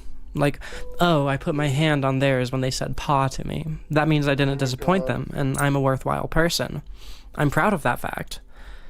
At the worst of times, this whole mindset has made me a little bit worse at saying no in situations where I wish that I had. I'm just endlessly afraid of disappointing people. The fact disappointed me greatly. This is all, again, a sense of I just want you to make more Half-Life video essays. I mean, I probably won't watch them at this point. But, like, you know, just go back to that, though, you know? That's pride and not just myself going along with a bit is concerning. I've done a lot of things that I can be proud of in life. I turned my own imagination, creativity, and motivation into a career that's able to keep myself and the people I care about safe, most of the time at least. I've run this channel for nearly 6 years without ever running out of ideas for longer than a month or two, all while steadily upping my production skills and, in my opinion, my writing skills. Unless, of course, you count a puppy girl video as running out of ideas. I've gone through an absolutely insane amount of make more videos about all of your kinks and how they're, pseudo-intellectually important to you and your mental health and your well-being and how they define you as a person. Please make a video about anal sex that... make a video about getting nutted on the face, okay? And how that's, like, really important to you as a person, as a trans or whatever. Do that. Well, I would love that. That would be so funny. I mean, like, the puppy girl thing is like something that people have already been trying to make into like an identity thing or whatever. No, bro, just make another video that's like overtly. Stop fucking pussyfooting around. Okay? Just make a video about how, like, whatever, you know, your thing is. Like, BDSM gear makes me feel like I'm a woman, or whatever, you know, just go for it, please. I want to watch that video. That would be really funny. Growth in that same time. I grow into a better and more mature person with each year. I've held my own in a nearly lifelong battle with chronic anxiety and a near decade-long battle with the absolutely crippling long-term effects of a heat stroke, which, to dumb it down to the scope of this video, really messed me up neurologically. What? I'm sorry, what? Like anxiety and a near decade-long battle with the absolutely crippling long-term effects of a heat stroke, which, to dumb it down to the scope of this video, really messed me up neurologically. I believe that you got really messed up neurologically at some point. Why the fuck the heat stroke did this to you? Are you made of sand? What the fuck? I've survived and thrived in spite of so much, and yet, in a certain type of situation, I take more pride in the heat stroke made them trans, Sleepy, that's right. Finding my girlfriend's shoes for her than I do in any of that stuff. Crippling heat stroke. So, I pay rent. I have 2 to 3 jobs, depending on how you look at it. I've got to buy groceries and manage finances and keep up with all sorts of other responsibilities. That's nothing special. Just about everybody deals with this stuff. But it seems pretty clear to me that all of this puppy business also serves as a vector for dissociation. I love the way the fuck... Oh, here we go. Dissociation again. Just say dissociation 3 times into the mirror and the leftists will believe you. Yeah, heat stroke can make you retarded. It's true. I love the fact that there's a chat message that says, "Ya pasty pansy." And you know the thing that turned Benjamin into Guarantor, everybody? That thing, the like auto-translate thing that's happening in my chat, turned that into "I'm a pasty pansy." I love the fact that somebody tried to insult this individual, and then the auto-translate thing made it an insult on themselves. That's awesome. Google, YouTube, translator AI, or whatever, just fucking owned you, bitch. Just fucking owned you. If I can make myself feel like such a simple creature that being able to shake on command is an accomplishment worthy of pride, then suddenly all the bills and finances and jobs feel like they're a million miles away. Suddenly, I'm too simple of a creature to have anxiety attacks. It's therapeutic at times. Everybody needs a means of escapism, but it's incredibly easy for me to get too comfortable in the dissociation. I get... Okay, I've had enough dissociation for one day. Thank you, Leadhead. That's awesome. Thank you for your contributions to this stream. That's so great. Yeah. We're gonna move on from Leadhead now. And maybe we might do, like, 1 or 2 more things. We gotta do Tarot. Tarot's still coming.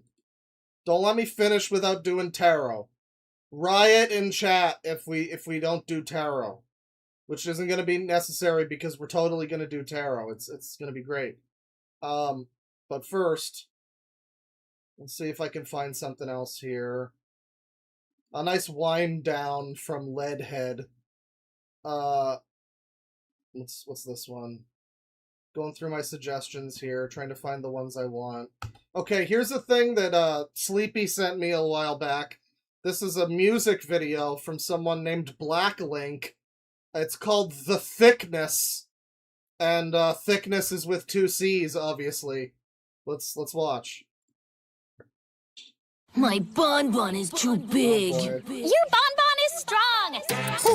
Furry big short stack booty. She went for the bone, won't leave me alone. It's looking like Timmy and Tootie. So I pull out the wand, I turn it around. I do not pull out, I make a Ramon. Show this on YouTube? Cheeks never stop me. Now why else would I make it a song? Furry thickness.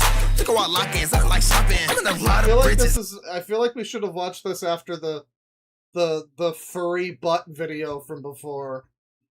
But I work on my fitness. But I bumper, stick my dick like thumper, Big bang Billy, okay, bro. She can blow that dick like blunderbuss. Hands off. I gotta say, it's actually pretty good rap.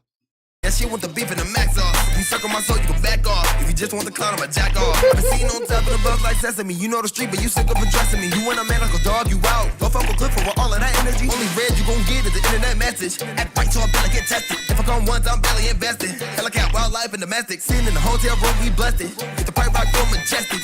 Booty symmetrical, stack to the side. I get a long piece like Tetris. Give the long piece like Tetris. I was not expecting this to be a real song, I gotta say. It's like mixed okay, and the bars are kind of fire a little bit. I don't condone the message of this song.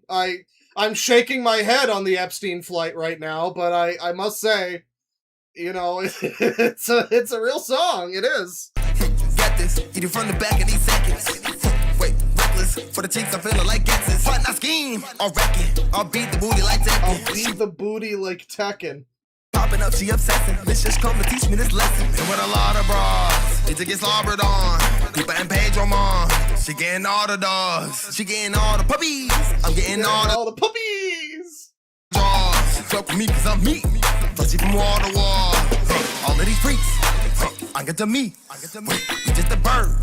Trying to get on a team. Used to be sweet. This guy doesn't really have the... Like, he's not really good at, like, miming this for the video, though. The song, he has so much energy in the recording, but like on camera he just looks like he's like fucking falling asleep. Wow, now it's the seat. Yeah, in the red box. I'll take a peek. Smash the ladder, you need to about the rest several days of the week. Driving me cuckoo, moke on YouTube, started relieving my meat. I just need bubbles, leaving the puddle. Pussy poppy got me seeing the double. Hold on, there's two of you, no, I'm in trouble. Wait, you know like the Popples episode, right? She pulling my locks, gizmo how I stay in the box. Good shit, it was throwing me off. I chose cheeks on the way to the pot. No help, purchased all that I got. Not a lot, no fucking top holes, never drop those. On my life flows, better 3 tongues on my stone Rosetta hats off. He's got some real flows to him. I mean, the flows are switching.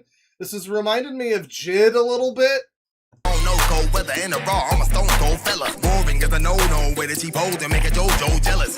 Roll a bunch of dreams, you a basic bitch, you ain't even gotta tell us. That was dumb PBS with the FedEx, you was Pokemon fucking with the medic. You was Pokemon fucking with the Jade. Meanwhile, Zangoose was on the stage. Nothing normal but slacking, dad team shit, I was looking at the cake. Hey, shout out to Princess Fiona, cause I fell in love with the It's autistic Jid, yeah.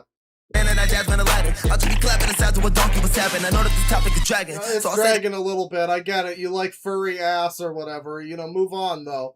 Fury for the nighttime, light shine. Y'all something me hella broke, so the millionaire will have a lifeline. If you're trying, I just wanna fuck, smoke, furry butt rolling down the pipeline. Mike furry butt rolling down the pipeline.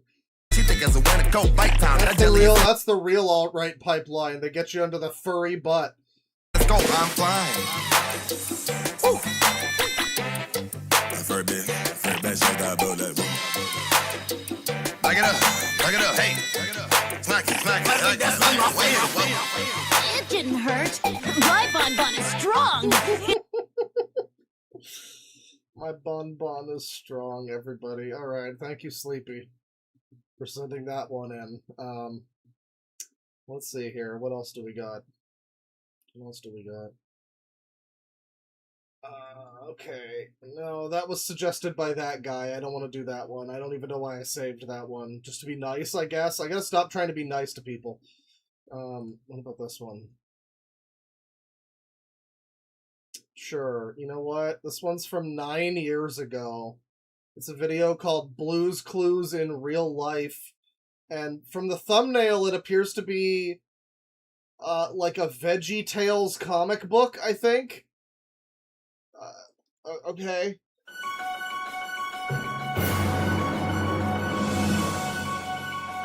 Toy Story 4.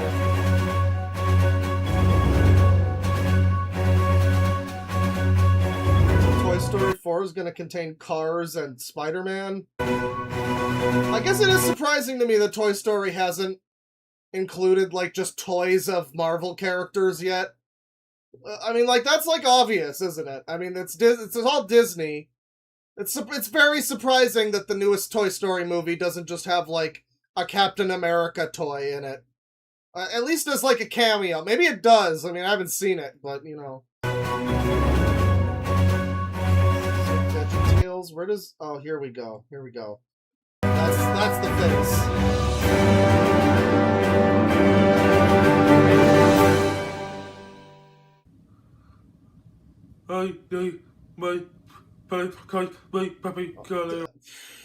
Who suggested this?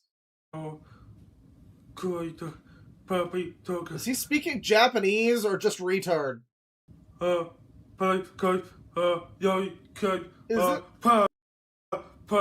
this like a character? No, he's just like this, isn't he? What the fuck? Why would I even watch this? Oh, don't make your dad involved in this. Okay, we're not, doing more of this, but just, like, someone suggested this to me. There is a line where it's like, I'm not... Yeah. I'm cool with making fun of autistic people, Downs people, or whatever this guy's got going on. That's like a step too far. It's like, I don't know. This guy, I hope he enjoys his Blue's Clues or whatever. Oddly, the video's called Blue's Clues in Real Life. I'm amazed that he could even type that into the... Maybe his dad did it, I guess. But Blue's Clues is the last fucking thing in this video that... I mean, like, there's been Toy Story, there's been Spider-Man, There's been Veggie Tales. I didn't see any Blue's Clues.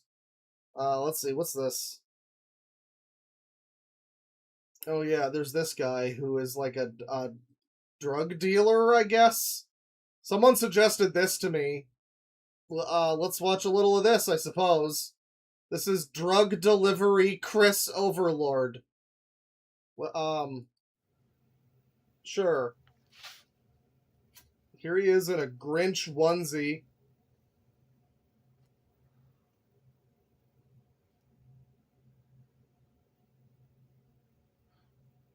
Terra Karma Gaia Chakra, Terra Karma Gaia Chakra, Terra Karma Gaia Chakra, Terra Karma Gaia Chakra. This stream's got everything in it, people.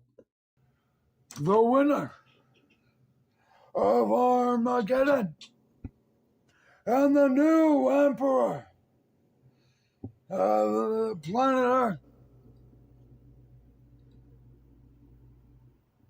Chris Johnson, Overlord. Uh-huh. K.O. Christian. Did you just say Christian? Terra Karma Gaia Chakra. Terra Karma Gaia. Ooga chaka, ooga, ooga, ooga chaka, ooga, ooga. And this is a playlist, so we just got more. Just a reminder, Overlings, as you're waking up or maybe going to bed today, the best way to carry out the frequencies, to empower the prayers, the miracles, and the magics of the frequencies of the vow, to miracle this world back together and still in one piece, to protect ourselves, to miracle the world, to carry out the prayers, and the prayers, to keep the prayers with you. Yeah, this guy's the guy's channel is called Drug Delivery Chris Overlord. So I'm just wondering when the drugs get delivered. Like, do we have to sit through his tribal dance or whatever before the drugs get delivered? Or, like, are we on the drugs and that's why the video's like this? I'm not really quite sure. It's hard to tell. Suit Porter 2. Safety, health, friendship, love, hearts, wounds, and the Magi. Hey, if they run out of all of the voice actors for Postal Dude, they've got this guy. So be it. This guy might be the real-life Postal Dude. Oh, boy. Oh, wrong button. What up, gangsters? Have a G quality. What up? So this is just a man who's extremely, extremely high. And I don't think he on that green shit. I don't think it's just the green shit that's got him all fucking loopy like this. I think my man's on Jenkum. He's getting loopy off that poopy. That's what I got today. As far as drugs delivery, you need a little piece of spare change. I got it. I'll run it right to your door, mofo. Here's some real strategic opinions. And I really need to talk to somebody in space. Or somebody like for purpose who talks about it. See, 3 weeks ago, 3 foot. So the internet, the automatic translate thing has changed the chat message that says "dirty AF" to say "dirty OF." Everybody, check out Chris Overlord's "dirty OF." Okay, that's what I'm getting from that chat message. So 3 weeks from now, 2 weeks, 1 week, I suspect we're gonna have probably a variety, maybe, of giant moths, giant ones, extremely giant. They're gonna be giant moths, everybody. Extremely giant ones. Everybody says we got the biggest moths. It's true. I was in the Islamic Republic of Japan recently. They don't have giant moths like we do. They don't have them. And they're supposed to be spider-back, but I fooled them in a box full of letters. Dion Garth is fucking freaking out. And their spiders are frozen solid on Mars right now. And I swear, if they're going to come out or not, I'm not sure. But there are at least, I've run into 3 of them, 3-foot centipede. Japan does have Mothra, but Mothra you can fight off with like a fucking broom. Like, you could just swat a broom at Mothra and Mothra would lose. Fuck Mothra.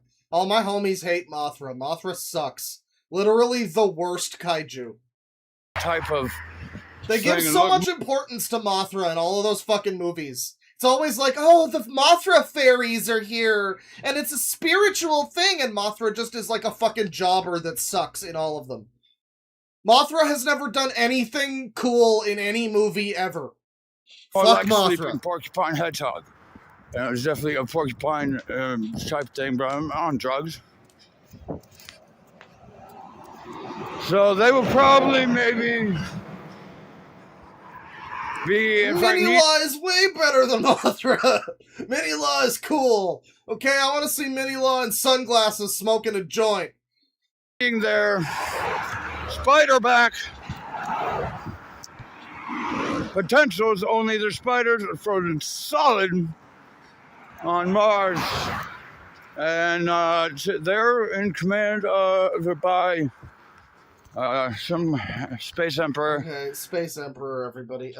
Thank you, Chris Overlord, for your interlude. You've really livened up the stream by making me talk about how much Mothra sucks shit. Let's see here.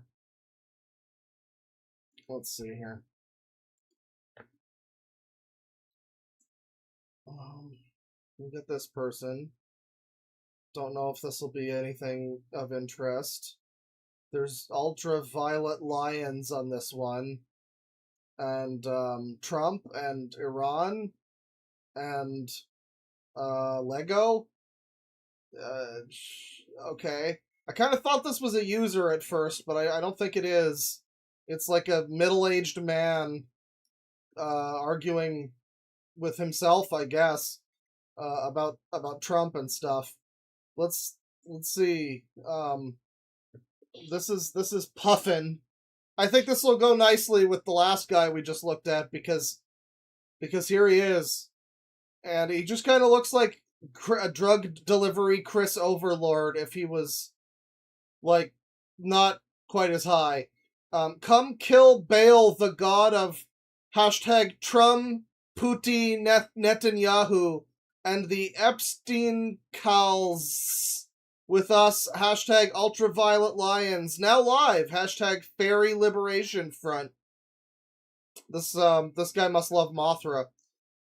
Proof YouTube is Nazi working with Nazi pedophile Trumputineer terrorists, censoring me for replying to their threats on my channel.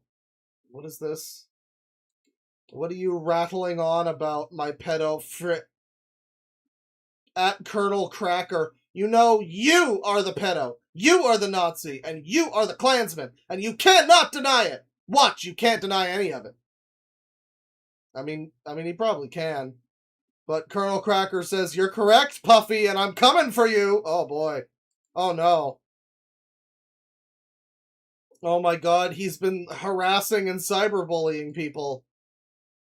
Could you describe your issue? I must guess what comment I made that you are censoring because you don't tell me, but I assume that it was my reply to threats from a self-identified Nazi KKK pedophile Trump terrorist who harasses my channel daily to protect him. That is the side you chose by censoring me to protect them, YouTube. Shame on your evil! Man, this is what I sounded like when I did the video about how YouTube sided with the Predators because they took down the Hell Site video. That's great. This is what Mama Max sounded like to YouTube. It's true. It's true. I went full Mama Max. It's true. And then there's just a screenshot of nothing. And that's it. And then this is the same screenshot from the first one, but it's just again. Let's watch Iran Jesus Truth beat Trump. $10 plus gas beats MAGA. Hashtag Peace Pipe Party. Hashtag Church of Judas. This is a stream. Welcome to the look at the little fella. The Church of Judas. Welcome to the Peace Pipe Party. Peace Pipe Party. Me smoke 'em. Peace and love and truth beats Trumpism. Evil. Evil. The trap of evil. I'm captured by a trap of tricksters. And I'll go ahead and give you a little blessing. Oh, there's the blessing. Goddess bless you. Mary bless you. Mary bless you. Mary bless you. I think Mary the bless cat's you. purring. You can kind of hear the purrs. I feel bad for this cat. You know the cat's not being cared for exactly. Maybe he loves the cat, but I don't think he's got the wherewithal to really care for the cat. Jesus bless you. Poor cat. Jesus bless you. I bless you. And bless yourself. That's what I think is the blessing of the Church of Judas. Welcome to the Church of Judas. Church of Judas replaces all Christianity. Lego Indiana Jones t-shirt, by the way. Replaces all patriarchy, core Christianity, and Trumpism. So while I'm looking forward to finishing my book about that and getting that out there, I'm also just looking forward to seeing it grow naturally and organically. There's a few people who already understand the Church of Judas. Oh. Hello, Vendetta. I'm sure you've heard enough about Vendetta is down here. Bless you too, Puffin. He says, thank you. Bless you, Vendetta. Thanks for being here. And I think, it's really revolutionary. It's very, different than the current Christianity. But as Christianity, white supremacy, Trumpism all breaks down, it's going to be really obvious and easy for everybody. It's not a very challenging concept. Trumpism. It's not a very difficult transition. So, welcome to Live. Welcome. So what's going on here? Gays for Trump! Wow, this chat really filled up a lot more than I was expecting it would. Al-Qaeda or another terrorist organization claimed an attack, even though they didn't do it. They would claim the attack in order to get prestige off of it or something. Well, that's 306 views on this. Quite a bump in chat. Not all the same person in chat either. It's a bunch of different people, it looks like. Trump did. He claimed the Rob Reiner's murder for his own terrorist network. And maybe he killed him too. He might have had somebody kill him and just blamed it on his son. His son might have been a Trumper. His son might have been. But yeah. What if everybody that was bad was a Trumper? That would be really easy. Indian Jones t-shirt. Spell it right. Okay, well this is really boring, unfortunately. You see somebody going off about all their Trump beliefs and Israel and whatever, Judas. You kind of expect it's going to be something interesting. What kind of 84,000 videos? Holy fuck! How many terabytes of fucking hard drive space do you think YouTube is using to just store this guy's videos? They've got an entire server room just for this guy's 4-second videos. What kind of popular videos do we got here? Is he gonna turn Cleudes into a squeer sheep? No, it's just commercials and clips from Three's Company. Okay. And Becker? Clips from Becker? Okay. Fascinating. Okay, well, I'm not that interested in watching more of this guy. He's just kind of a crazy guy. I'm sure there's some more stuff that's of interest, but most of this is not really that. Let's see here. Oh, I didn't get around to Ellie Cat Fox, but we've made enough fun of the trans community today. We don't need that. We made fun of puppy girls, so we don't need to do the cat fox community. Let's take a look at what a lot of you have been waiting for. We've got to do what a lot of you have been waiting for. We're gonna wind down the evening, and don't go anywhere because this is gonna be a bit of a long one. We've got 16.5 minutes of tarot. We've got the Ultra Show, the Omniverse Saga, Episode 2. We've only seen Episode 1, a side quest, and then the lizard cooking pasta. Well, actually, it was tarot cooking pasta, but it was the lizard narrating it. Now we got Episode 2, real Episode 2. An Azure Assault, arrival of the Blue Men. I hope it's the Blue Man group. Let's watch. If you haven't been keeping up with Tarot Productions' incredible masterpiece, Autism. There you go. I've just summed it all up for you.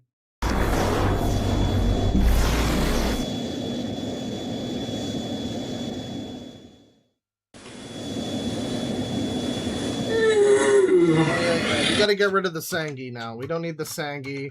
We also don't need the incest song to be playing in the background, but we'll just... There we go. No Sangi necessary for this one.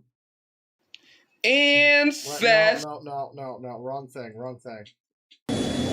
Sure is nice to finally have a decent ship, ain't it, guys? You're welcome, by the way. Yeah. Whatever. Now, where were we?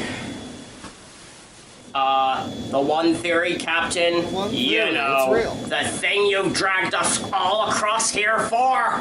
Oof, I know. Anyways, let's get back to it, guys. Set sail! Wealth, fame, power.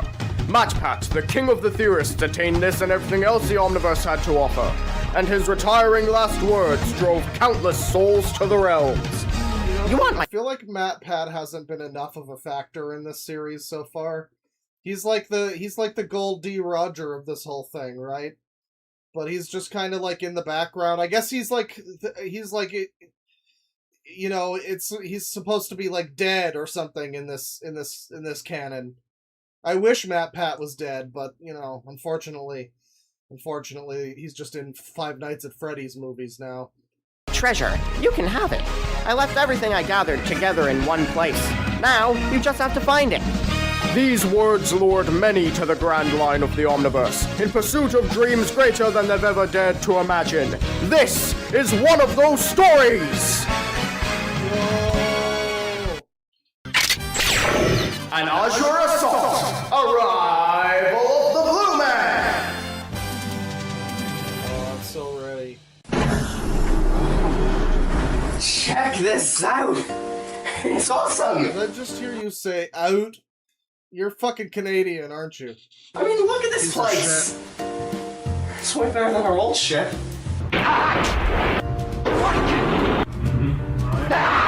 Why is there... I just don't understand so much of this, you know? Like, we get into this and there's just, like, text on the screen. There's a ghost.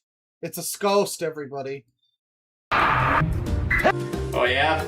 Well, if it's so advanced like you claim it is, then why does it The last video didn't have a ghost talking in impact font and like scream noises, but now there just is one, and I don't know why that's happening. Anyway, Windows 7.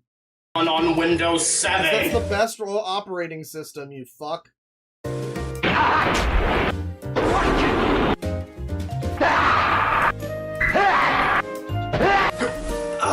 he's got an accent. Nice. I guess it's fine. I could get used. I know it's Ultraman, but like we had Ultraman in the last one, and he didn't talk in impact font.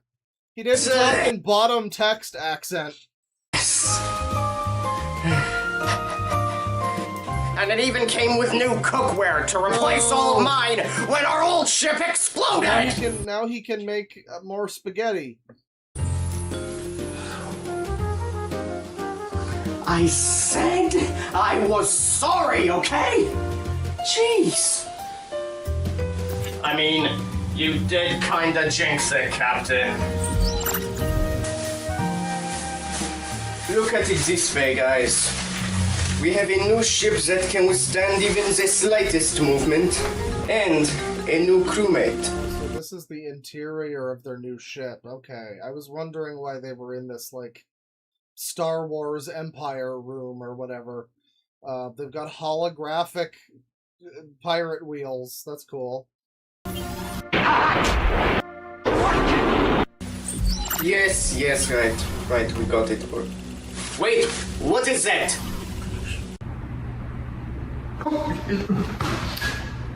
You saw nothing. I actually did see nothing. What were you looking at? Was it Princess Peach inflation? I can't make out what it is that he was like. You gotta make it clearer what it is he's looking at. There was a recent video from Jason Graves where he was playing fucking Mario Lost Levels, and he started the video with just like Rule 34 Princess Peach with like the giantest fucking tits you've ever seen. you know, clothed and everything. It was YouTube safe, but, you know, then he did the whole, like, oh, I didn't see there, or whatever. That was fun. You could see what it was, though. Like, I can't make out any of what this is supposed to be. Maybe that makes it funnier in some way. You saw nothing.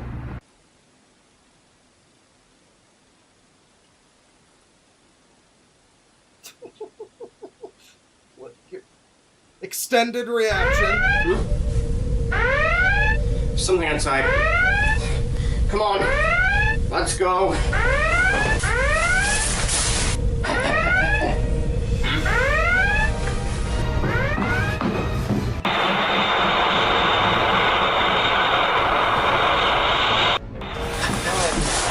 Being accosted by a significantly smaller ship. Guys? What the hell is that? And why is it coming right towards us? We've got another crew of pirates coming right towards us. I already have to deal with the stupidity from one. Why would I want to deal with another? Use your samurai sword and cut him in two, bro. God. The thing Zoro does where he, like, slices them from here and somehow it breaks the ship in half. This really sucks. Set is no crew of pirates. I do like the fact that the show, like, you know, he's got his characters here, and they aren't just, like, one-to-one rip-offs of any other thing. He's got, like, a Russian version of him. He's got, like, the version of him that's, like, in a fucking mask and has a sword, you know, and you could make that one be Zoro, but you don't. He's not really Zoro. He's just his own guy. Russian him is not Nico Robin or whatever. I guess she's not really Russian necessarily, but it's just like it's original characters that are in the universe of One Piece a little bit, kind of inspired by it. And then you have also a lizard and Ultraman who's there. Like, you know, you'll have your Ultraman, but then you'll have your other characters who are just like original guys.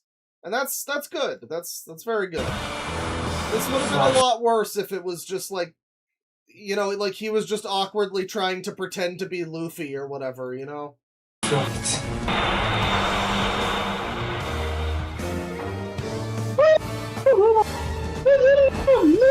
guys also talking in bottom text, huh? Now we get to meet the fucking blue bastard, folks!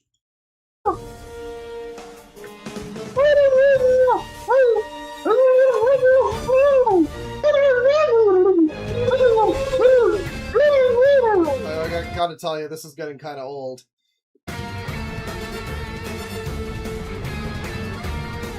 So they can't hear us. We haven't patched through.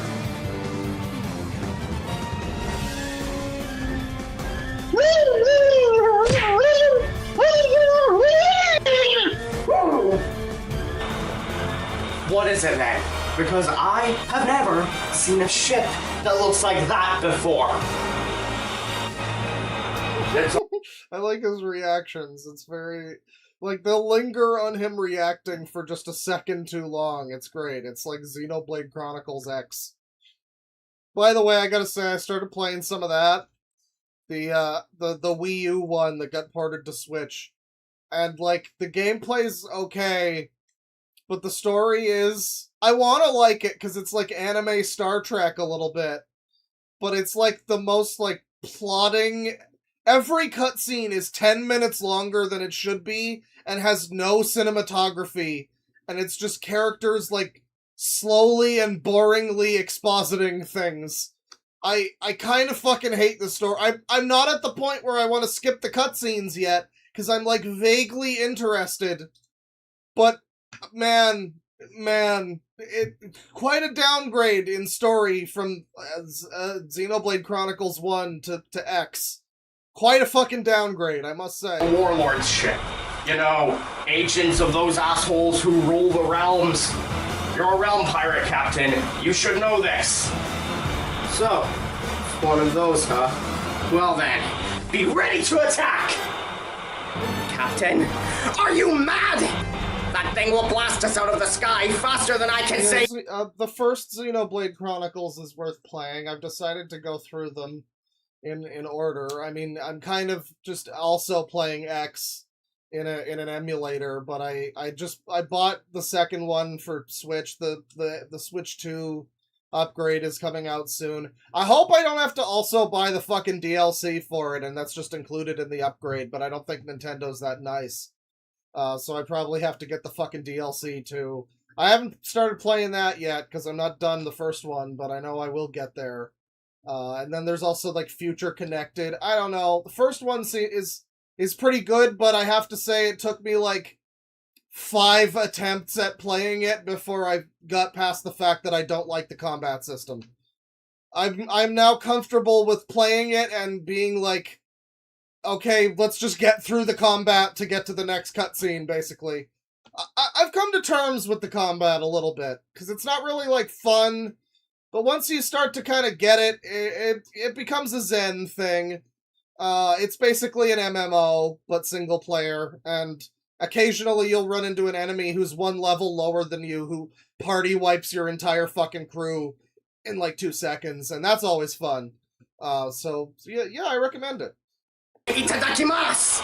Normally, I would agree with Leah. But that one, no. We don't need to worry about them. We've got this kept in. And why is that exactly? Don't you see there's a bunch of ships coming towards us, and we need to blow them out in the sky? So, go on. Tell me. Tell me why we should. That right there is the Hermes. Flagship of the Boods. Well, see, chat member, everything about this is bad, and that's what makes it so good. You don't understand. The way this guy, like, bends over and then part of his hat is, like, his helmet is, like, cut off. The way everything is green screened on top of other things that are green screened. I almost feel like they should watch this on Red Letter Media, goddammit. This is up there with the Black Mamba. Really? Yeah, that's his name. No, I do not want a hairy, scary baby. He's Venus shit, so he probably doesn't want to get his ships polished, scratched, actually fighting. What a freaking loser, am I right? Are they boarding us? Please tell me they're boarding us. That way I can work on some target practice.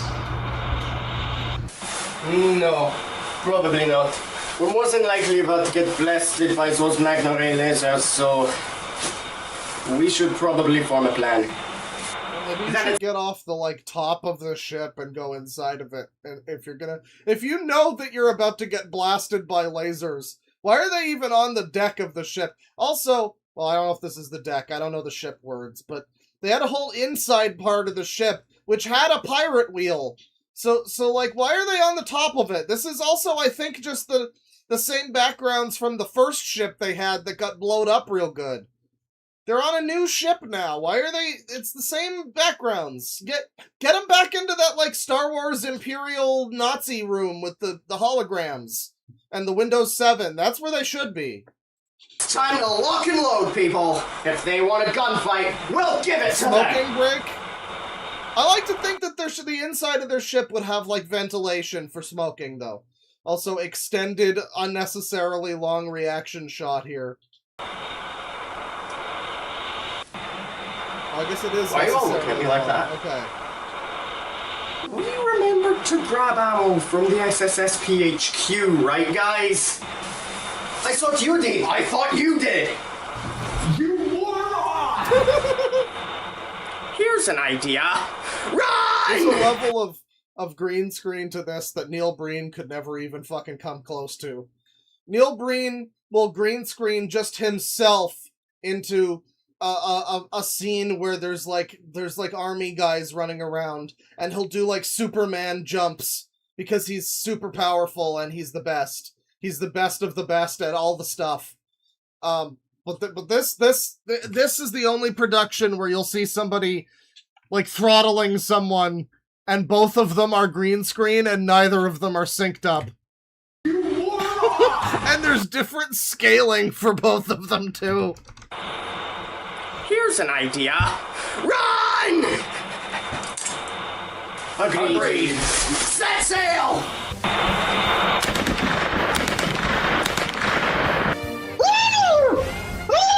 Are they supposed to be like a sand people? Like one of the Tuscan Raiders or something? They appear to be pushing that ship of theirs to the absolute limit. Get their fucking ship away, Captain! Maybe they don't have the firepower to... Holy fuck, we have to go after them!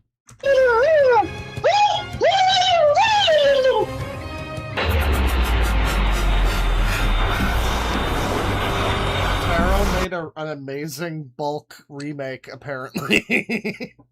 Or at least took part in. I could see that. All this is this... I mean, they didn't even green screen shit this good in amazing bulk. Come on now. We're not gonna make it. We're not gonna make it. We're not gonna make it. Shut it. That's really distracting. Taro's in Scotland? Are you telling me you're... Okay. Are you, like, American, though, or whatever? Like, Canadian? Because you have a pretty good, like, fake American accent, then, if you are. Are you from Scotland? Come on! Almost there! Joe, they are right behind us! Go faster! Aye, fiddly-dee, go faster! Hold on to something, everyone. He's Scottish! He does a fake non-Scottish accent! That's really impressive, actually! I had no idea! I mean, I'm probably gonna be able to tell now, but wow, that's really good! This might be a bumpy ride.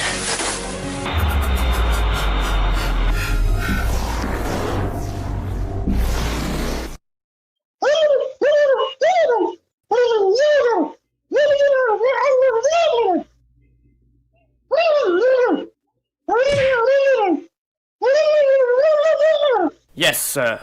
That guy just had like a different voice before. Okay. Alright, we're gathering our fucking men! This is Scottish Trailer Park, boys! And we're in fucking space! Holy shit!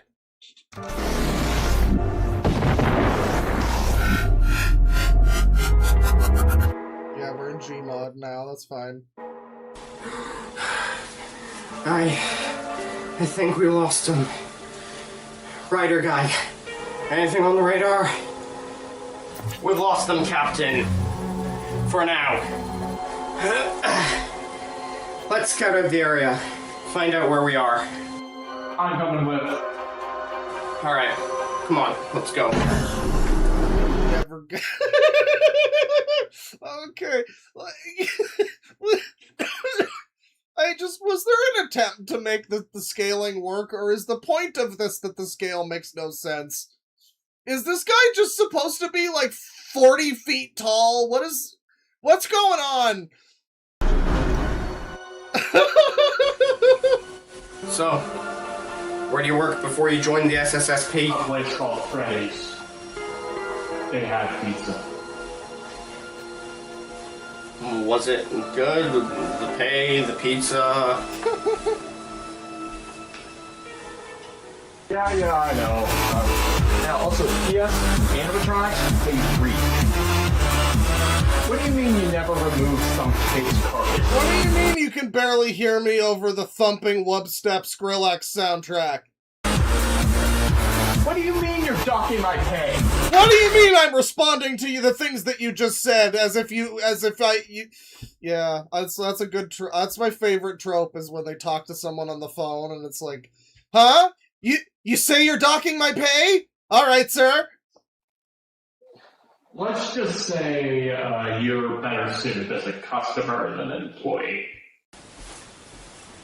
Oh. Alright then. I'm gonna be a wee little customer, and you're gonna be the tall man who serves me my pizza. Hey, so you made a mistake by telling me you're Scottish, because now I'm gonna do the worst fucking Scottish accents you've ever heard to make fun of you.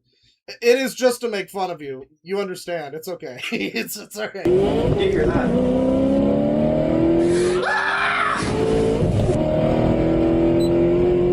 Break gotta fucking run him down! Me and my identical clone! The cyan bastard! Oh. Okay. The brakes look pretty bad. When's the last time you had them checked? Oh, fuck. I think fucking Ricky destroyed the car again!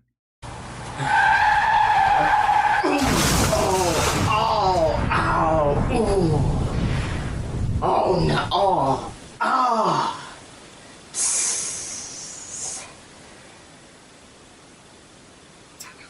Cyan bastard and sky blue bastard. Think they're gonna be alright?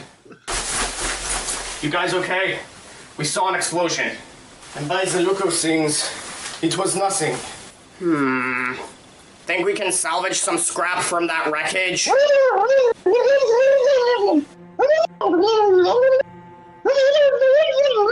There's like 4 of them now. It's cyan bastard, sky blue bastard, turquoise bastard, and fuck, I don't have another synonym for blue! God fucking damn it! Cocksucker!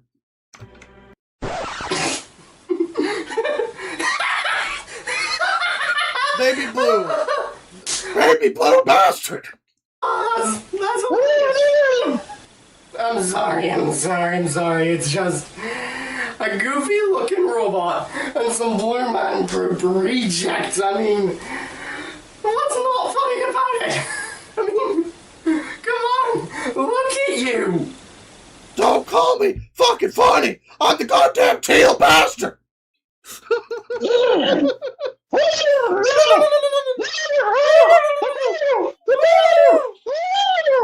Single girl situation! Woo! Well then, guys, let's tell them who we are. I'm gonna be king of the pirates and the theorists. Ultra mean men. Ultra mean men! A blade longing for redemption. Rider guy. Grubs up. Lizard Meshiagare. Cadet Joe Domino, reporting for duty.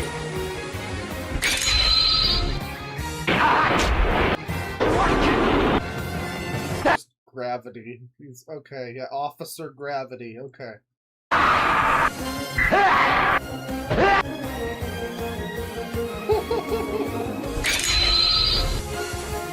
We are! See, like, you know, when he does this move, we are! We've all seen, hopefully you've all seen it too.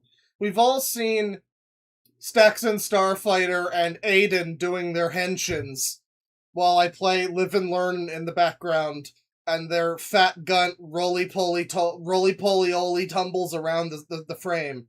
We've all seen that. We all know that. And there's like a, you know, we love that. But the fact that he's channeled that into something that's like actually not just him doing that awkwardly in his bedroom when his mom walks in with pizza rolls is beautiful. He's made his own thing out of him doing autistic henshin moves. Say going built for power. Pirates.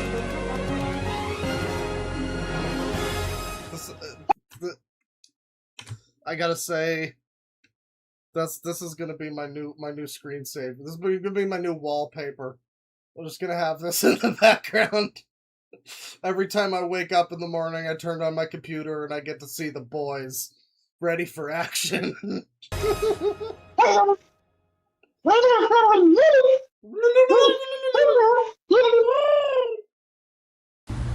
Captain, I can't believe you just talked us into doing that! We looked ridiculous. Why, Captain? Why? Because every fighter calls out their super moves. Trust me, it looked cool. Now, let's make this showing! Ha! Ha!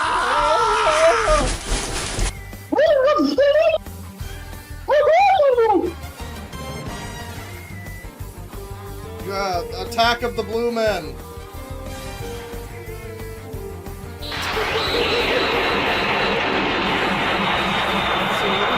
he has as like a weapon? What is that? It's like in the old days that would have been a Nintendo Zapper.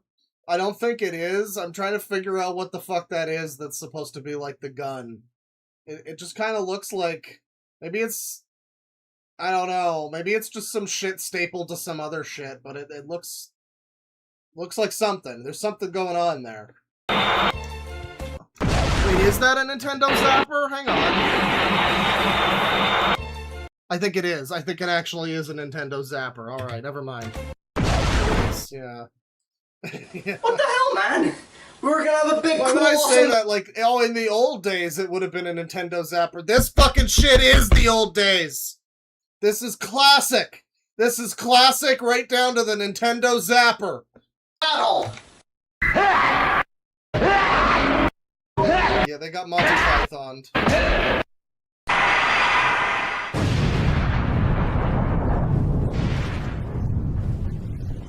Did they just do a Twin Towers?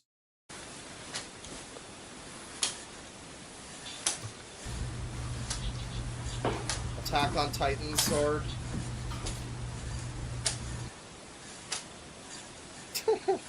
Beat this guy's ass. Yeah, just go fuck him up.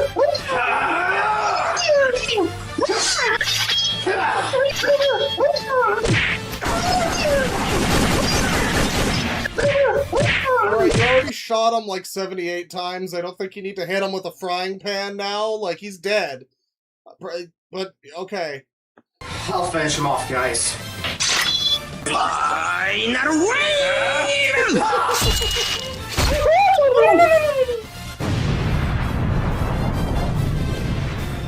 By the way, we're all fucking dead now! We all got fucking stomped on! Gone! Eat shit! Yeah! Yeah! Woo! Alright, time to awkwardly return to our regularly scheduled business, I suppose. Where the fuck are we in this city? You notice how none of these buildings have doors? Don't worry about it, Captain.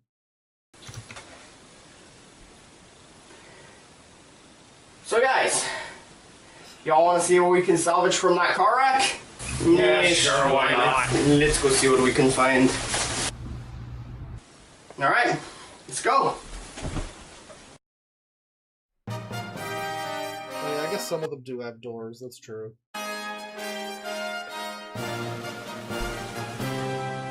Can you guys believe it? We actually kicked the crap out of a warlord! Did it? This is awesome! Score one to us! I gotta say, you're not really establishing the threat level of these enemies, though. Is that supposed to be like the equivalent of a warlord of the sea? Because, like, they can't go down that easy. You guys didn't even struggle.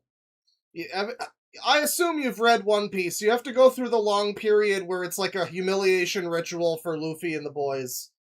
While, you know, Usopp and Nami and Chopper run away. You know, you gotta go through that whole period where they're just like getting fucking their shit kicked in. And it's like, well, surely there's no chance they could ever manage to come back from this. And then somehow through the magic of friendship they do. And then no one dies. And in an arc where there's like an entire fucking nation that's like under siege and a war is happening, magically no one dies. You gotta make sure that that's part of it. 4-0 to them, am I right?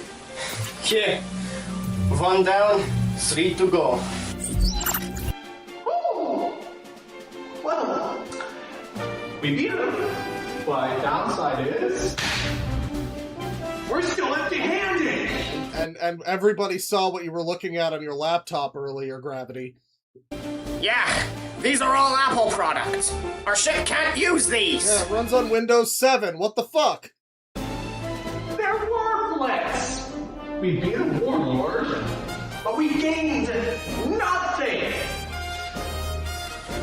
I mean, on the bright side, you and Ultraman saved us a few minutes of the episode's runtime dealing with those Smurf lookalikes. See, now I can see it. The episode, I heard a little bit of the Scott come through, but he's mostly really good. Like, this is the level. Unironically, the American accent that he's doing here is like better than some professional actors. Obviously, Taro is not the greatest actor in the world. Obviously, that goes without saying, but just the accent alone is like a better quality accent than you hear from like actual people that get roles in TV shows and shit. So fucking props to you for that. Yes, we did.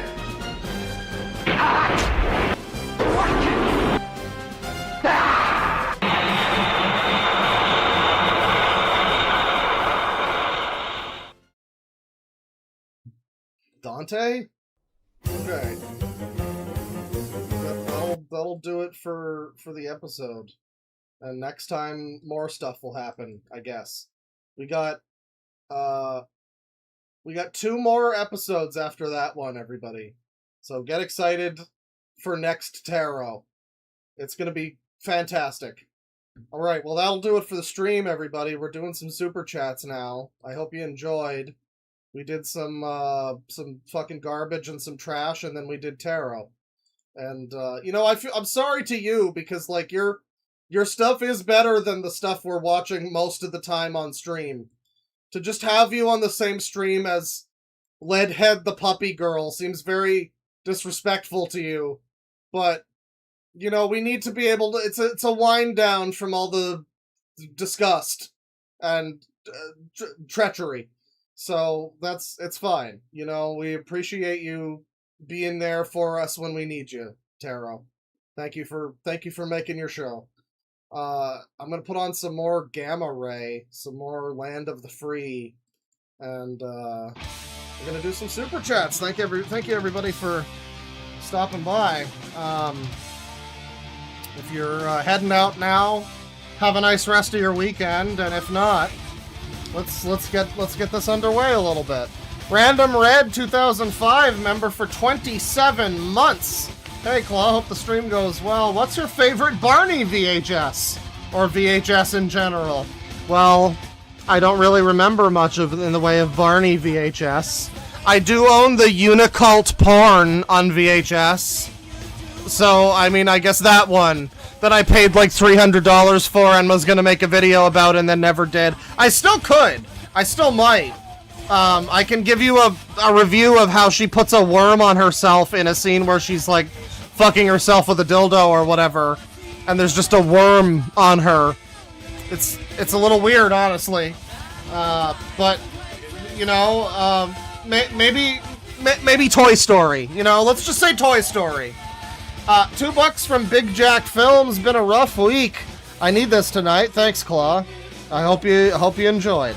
$10 from Liquid Dinosaur. Hello, Mario. $5 from GH Productions. Come on, England! Motherfucker! The Americans poisoned me! Score some fucking goals! From what I understand from a later super chat, they did score some fucking goals. $10 from Shovelware Lodge. So I was watching Deadwing Door and hitting my guarantor when all of a sudden the USRS raided my house and stole my Woblog skins. I mean, what the freak? Was that supposed to be lucky? I don't know, but that's good. That's a horrible. You've been unjustly fucked over by the users, I guess. $5 from Luke the Fantastic Me. Let's go, Deadwing! Anyways, let's watch After Destroying Sly Cooper, Senzaru Pays the Price. It's funny as hell. I do have that guy on the list. I didn't watch it today, but maybe another time. $5 from William Macy. My friend found a channel called Schizo Dumps he thinks you'd appreciate. Schizo Dumps, huh? Schizo Dumps. I mean, would I appreciate this, like, actually, or would I want to look at this? Because I see racist depictions in the thumbnail, and I gotta tell you, I think I might actually like this channel. I don't know, but, I info dump about schizo stuff. I mean, that does sound like a channel that might be of worth to look at, you know? I might take a look into it. 20 months membership from GH Productions. It's time. Keep it up, bud. I don't know if you've heard of him, but check out Adventure Man / Nick Keith. Seems interesting. Has a lot of troll responses. Oh, I know that ginger motherfucker. Yeah, he like, I looked at him like a couple years ago and he was like threatening to murder someone or something. It was quite something. Maybe I'll do a live clip of it. I just came across it recently, looking for something else that I'm live clipping soon. $5 from Glarn Budin. Dude, imagine getting asked to voice act in Movie of Trey 2. That's how you'll know you've really made it big. I know. I mean, big things could be happening. I could hypothetically finagle my way into Movie of Trey 2, and all of you would have to just feel really bad about that because you didn't get invited, you know? And like, I'll put that on my fucking tombstone. That'll be the biggest accomplishment of my life. $5 from Fuzo. I'm the only sane Blue Sky user because I just use it like I used Twitter back in the day, to be honest. Being a chaser? $2 from Luna the Bolshevik. Blue Sky users are just projecting, to be honest. Probably, yes. Roth has become a member. Welcome to member. Thank you. $10 from Exploding Donkey Productions. Holy shit, my first Deadwing Dork stream. I'm quite fascinated by you. I want to know your story. What was your life like growing up? What happened to your arm? I'm disabled too. Don't worry, no cringe. Well, you know, keep watching and maybe it'll come up. I'm not gonna just give away all the details, but I've talked about these things before a little bit here and there. Thank you for being fascinated, I guess. I appreciate it. $5 from General Cheese. Hi, Deadwing. Good to see you. It's funny how people said you were siding with Star Giant when I remember you spent like 15 minutes insulting him. Yes. In fact, the thumbnail of that stream clip was like, Mr. Enter stepped on my stairs muffin. Like, it was explicitly making fun of Star Giant. But I didn't make fun of Star Giant enough, and also I made too much fun of a serious situation. I guess. I don't know. There's still some guy who's like spamming about how I support groomers or something. It's very funny. You know, hopefully he stops doing that at some point. $5 from Roth. Gamma Ray fucking rules. / please react to some more Mr. Wee. Unfortunately, Mr. Wee got rid of a lot of his funniest stuff. I will again at some point, but we did look at him a month or two ago after the video came out. And it wasn't as funny as you'd expect. He got rid of a lot of the funny stuff. However, he does occasionally like re-upload stuff from back then that was funny. So maybe he didn't even get rid of it because of that reason. Maybe he just wanted to like remaster it in 4K or whatever, which seems to be what he's doing. I don't know. $10 from Big Jack Films. I've noticed a huge spike in the left being uptight, and my guess is the stress of the midterms. It's sad how easily weak people become when shit gets tight. Grow up and enjoy life. Keep it up, Claw. See, there you go. I'm burping into the microphone again, like that guy said. I don't know. I mean, I feel like the uptightness from the left has been happening for a long time, though. Thankfully, the right is also pretty uptight about things. Remember, you have to live in a city that permits everything if you want to be able to smoke a joint in public. Or if you don't want to live in a city that permits absolutely everything, then you can never smoke a joint even in the comfort of your own home, citizen. Like, I don't know, it's kind of very all or nothing. It's like, just have fun. We're here for a short time. You know, the purity testing and posturing seems all very unnecessary from everybody. But fuck the left, though. 35 months membership from Edgelord Leon. Glad I could catch you live, Claw. Hope you're in good health. You should check out The LARPing Video Game Nerd. It's authentic. Yeah, people have been posting that on the server. I might watch it at some point, just like on my own time. Maybe I'll watch it on stream. I don't know. If it's actually a good recreation of that era of James Rolfe content, then, you know, I would be very happy to see that. Hopefully, I don't know. I mean, I feel like some people, I mentioned Jason Graves earlier, really good gaming YouTube channel that I enjoy. He really captures that early AVGN spirit without, I feel like, somewhat effortlessly. He doesn't feel like he's, like, forcing it. He's not in character or whatever, you know. But he does say things in a way sometimes where it's just like, oh man, you need to fit in a shitload of fuck in here, and then he doesn't because he has restraint, you know? But I might watch that sometime. $10 from Carboy. Colors 358 ruined Jay Kaiser for us. Also, I don't know what you mean by that. Also, I saw a video talking about old racist cartoons from the 1930s, and then he started going on a tangent about Trump for no reason. TDS is something else.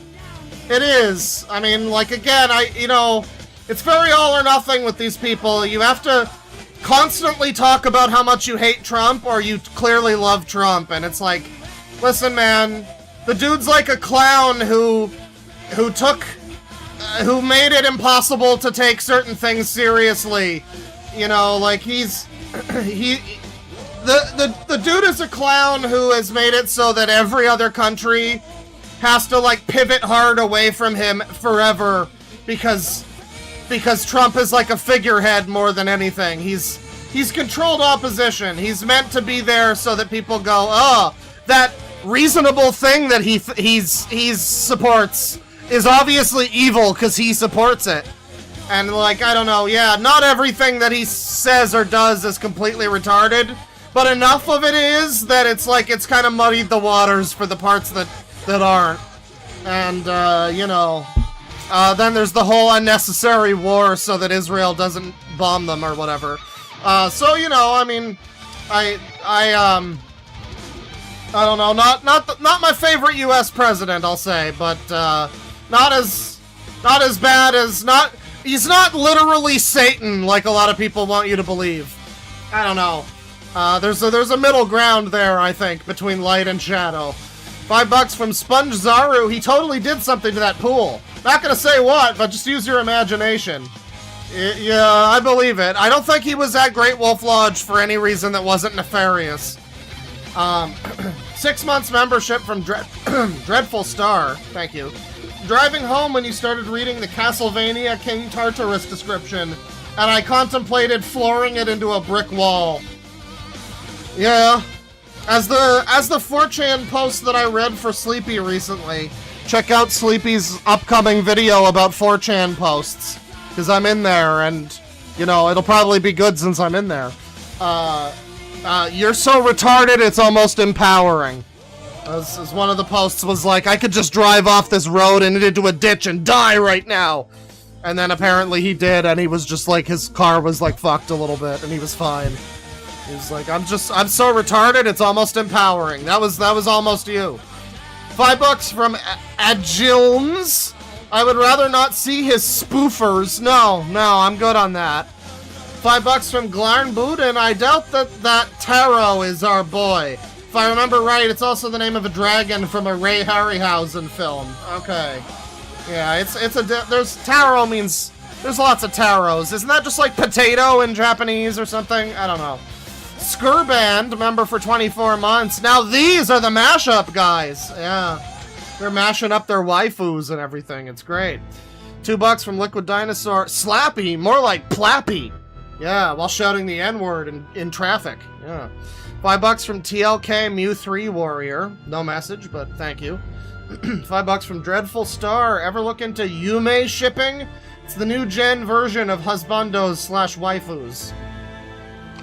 Yume, huh? Are they just really big fans of, Are they just really big fans of Yakuza 5? Yume shipping. Oh my god, the people talking about this. No, I don't want to know. There's this one named Addie who has like purple and pink hair. Oh my god, no thank you. No thank you. $5 from Prism YT. Suggest looking at Ryan Beard's TikTok memes and the alt-right pipeline. Genuinely one of the worst leftist hit pieces I've ever seen. So smug. I've watched Ryan Beard before. I've got the impression he was less smug and annoying than a lot of like leftist political YouTube essayists or whatever. I mean, he does kind of look like fucking Review Bra a little bit, but, you know, I mean, I don't know, that's disappointing to hear. I don't really watch him anymore because he's annoying enough, but he was less annoying than a lot of the people like that, so that's unfortunate to hear. $2 from Prism YT. Claude, did you ever end up watching The Amazing Digital Circus? No. No. The only way I'm watching that shit is if it's on stream and I can get money for doing it. I'm not watching that for pleasure. That's not happening. $5 from Coming Sooner Than You Think. It's like he had a stroke and only the bottom of his face was affected. Yeah, a little bit, yeah. $2 from Angelica Me. Him eating drywall is a Backrooms movie level meal. I haven't seen the Backrooms movie yet. I was going to, but got sick and otherwise occupied. But I probably will watch that, so don't spoil it too much. R. Saotome with 31 months membership. Thank you very much. I will not add users to my Tomodachi Island, but I am tempted. I am too. I got Tomodachi Life recently, the Switch one. I haven't really played it yet.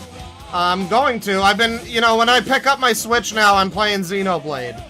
But at some point, I'll probably take a break from that and want to play some Tomodachi Life. And, it's, I don't know. I don't know if I'm going to be able to make that good of a me is the thing. I'm not really super into, like, extremely autistically customizing my Miis or whatever.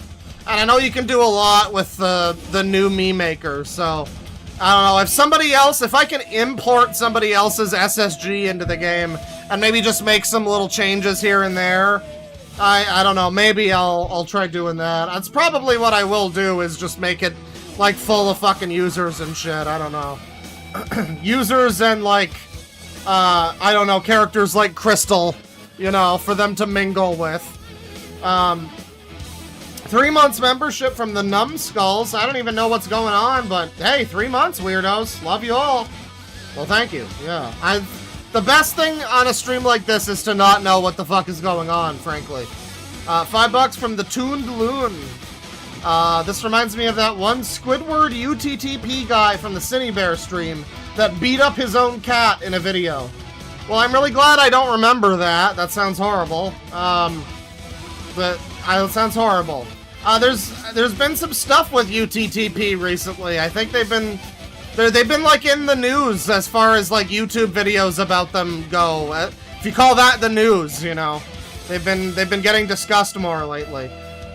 $5 from Chopstick Girl. Hi Deadwing, thank you for streaming. You make working at Marshall's worth it. Yes, like TJ Maxx. Well, you know, I don't blame you for that. I go there occasionally if I want some kitschy bullshit. Hopefully it's hopefully it's otherwise also a good gig for other reasons, you know? $10 from Army Man TV. A week ago I made a mashup of Earth Intruders by Bjork with Edwin Biden Palma's Loud House protest song. Look up Loud House Intruders if you're interested. Remind me next time and maybe we'll look into it. I should probably... It's sad because when I did the first video about Edwin Biden Palma, I was really enthused about that one and I wanted it to do well, and it did not do well at all. And so it's like, I would like to look more into him, but I just don't know if it's... Maybe if I do a second one, that'll draw people to the first one too. I don't know, but... You know, it's unfortunate that one, you know, didn't do so well. I really like that guy. The guy was really interesting. Super Mario Hack with 5 CHF. Dude, don't give a darn about your gender or found family. Just put the HL2 video essays in the bag. Pretty much, yeah. I mean, like, I don't know. All the found family shit, it's just kind of like... Yeah, I feel like a lot of the time when you hear about found family in like a fucking Marvel movie or whatever, they usually aren't all having sex with each other, so yeah, it's a bit of a different tone. I don't know. Cobalt64, Member for 33 months. Watch her Tyler the Creator video. She makes it all about her. Leadhead. Yeah, I mean, I'm sure. They always do. They always somehow do. $5 from Simply Tragic. Girly, OMFG, just because your mother, gay, complimentary, does not mean your mother, straight, literal. Yeah, I mean... I don't know. I feel like that individual is taking things a little far, you know. Unchained Pandoran has become a member. Thank you. $2 from Kyo. What's a good thing to do? Oh, incest! Incest! That's what's a good thing to do. Bum, bum, bum. $5 from R. Saotome. I'm all for found family. However, I really don't think you can be a parent to someone like 5 years younger than you. It is infantilizing and weird. Well, yeah, and then all the sex also, you know. Like, that's also part of it that's weird for me. That's the most weird part for me, really. $5 from Skurband. The kids of my family. Talking with the kids. 20-plus-year-old kids. Mental wellness is important, people. Yeah. It is, but then the people that have claimed mental health and mental wellness are people like Leadhead, unfortunately. So it's like, you know, you can't even really talk about that without somebody like that being like, oh my god, same! You know, I'm also a puppy girl and it makes me so well! Like, yeah, I don't know. 50 AED from Guts of Rivia. How do these guys happen? Is it just they get super into anime waifus and want to become the waifu with mixed results? Well, I will say this. Before being trans was like the hottest, trendiest thing on the internet or whatever, being the little girl was a really big deal on 4chan. And you know that everything on the internet that happens is downstream of 4chan. I'm just saying. Trap culture became very big on 4chan, and so did My Little Pony, and the two fused together. The essence of trap culture, along with the annoyingness of My Little Pony culture and how they never fucking shut the fuck up about it, mixed together to become the internet as we know it now. Let's just put it that way. $2 from Good Cop, Groom Cop. Oh man. That's my favorite Sylvester Stallone movie. $5 from Mimbles the Fan. Please add some clown music or something. This is nearly unbearable. I'm gonna chud out. Yes, let the chud flow through you.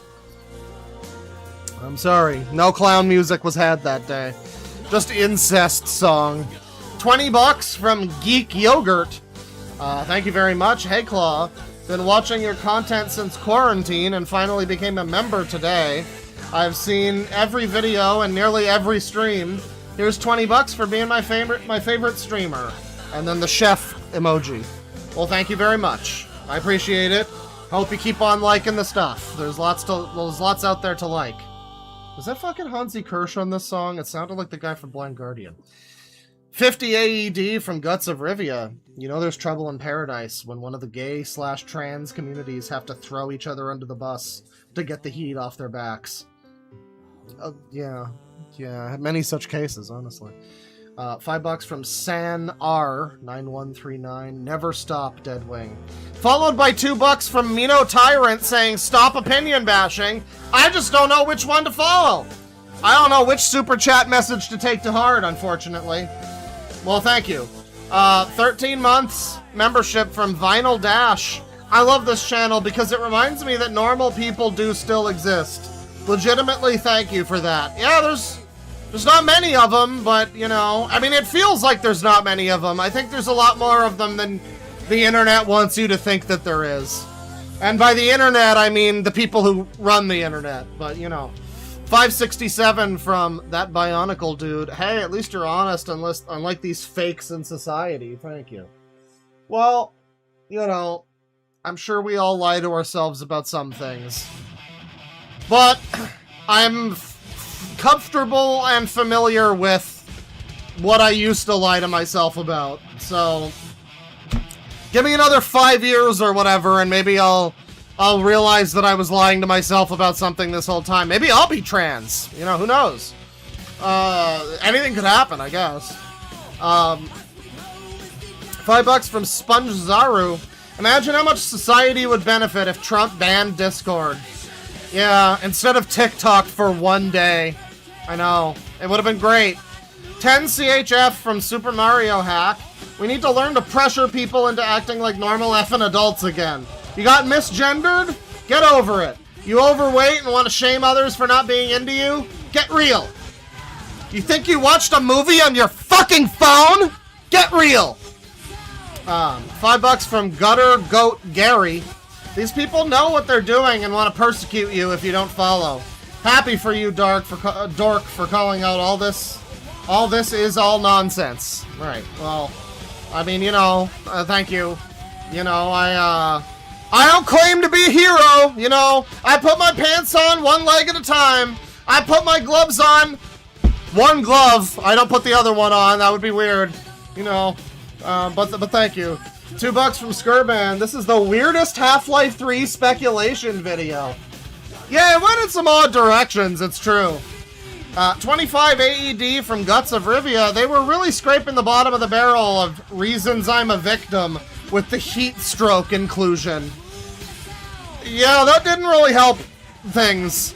That was like toward the end of when we were looking at Leadhead, and I feel like it didn't get enough attention how fucking retarded it was to be like, yeah, I've been dealing with heat stroke for 10 years and it fucked me up in my brain, or whatever.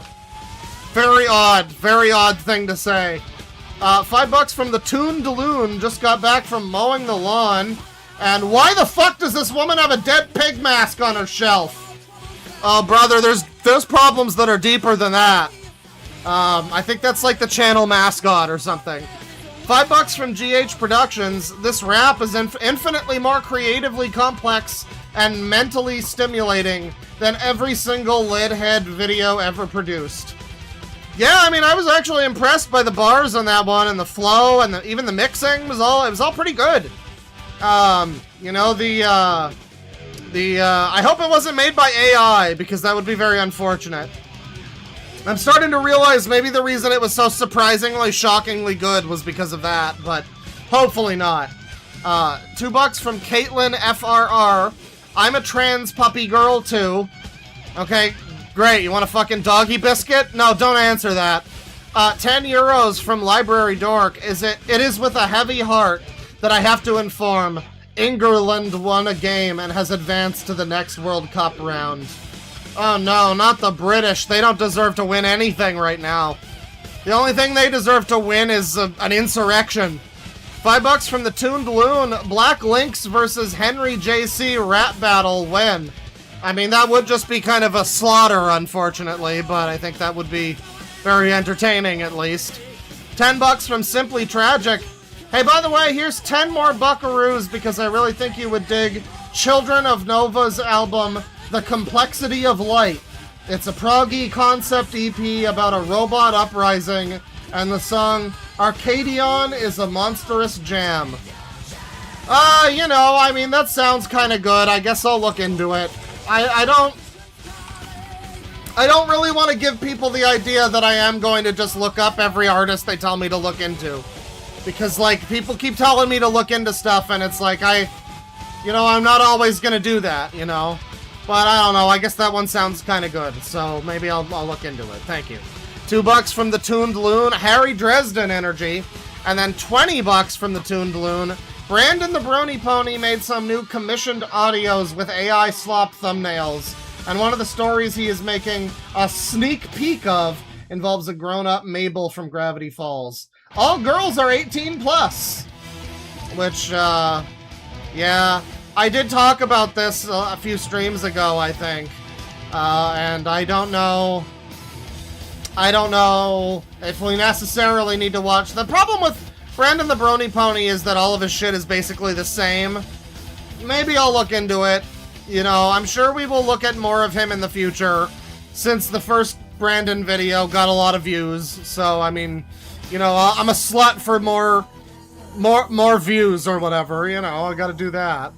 But, I don't know, yeah. Like, his stuff's interesting to an extent, but it is all just so identical to each other. All of it's the same, basically. Maybe one of these days I'll go further into some of the drama surrounding him and some of the accusations and whatnot. I guess that could be interesting. Artistic Wolf, member for 35 months. This stream is making me lose faith in humanity. Already had zero faith. Didn't know I could have even less than no faith. Somehow this stream did it. Well, that's what this is all about, you know? That's what we're here for. Is losing all of our faith possible. Having negative faith. $2 from Just Larm. I hop in and immediately see Super User Ganza.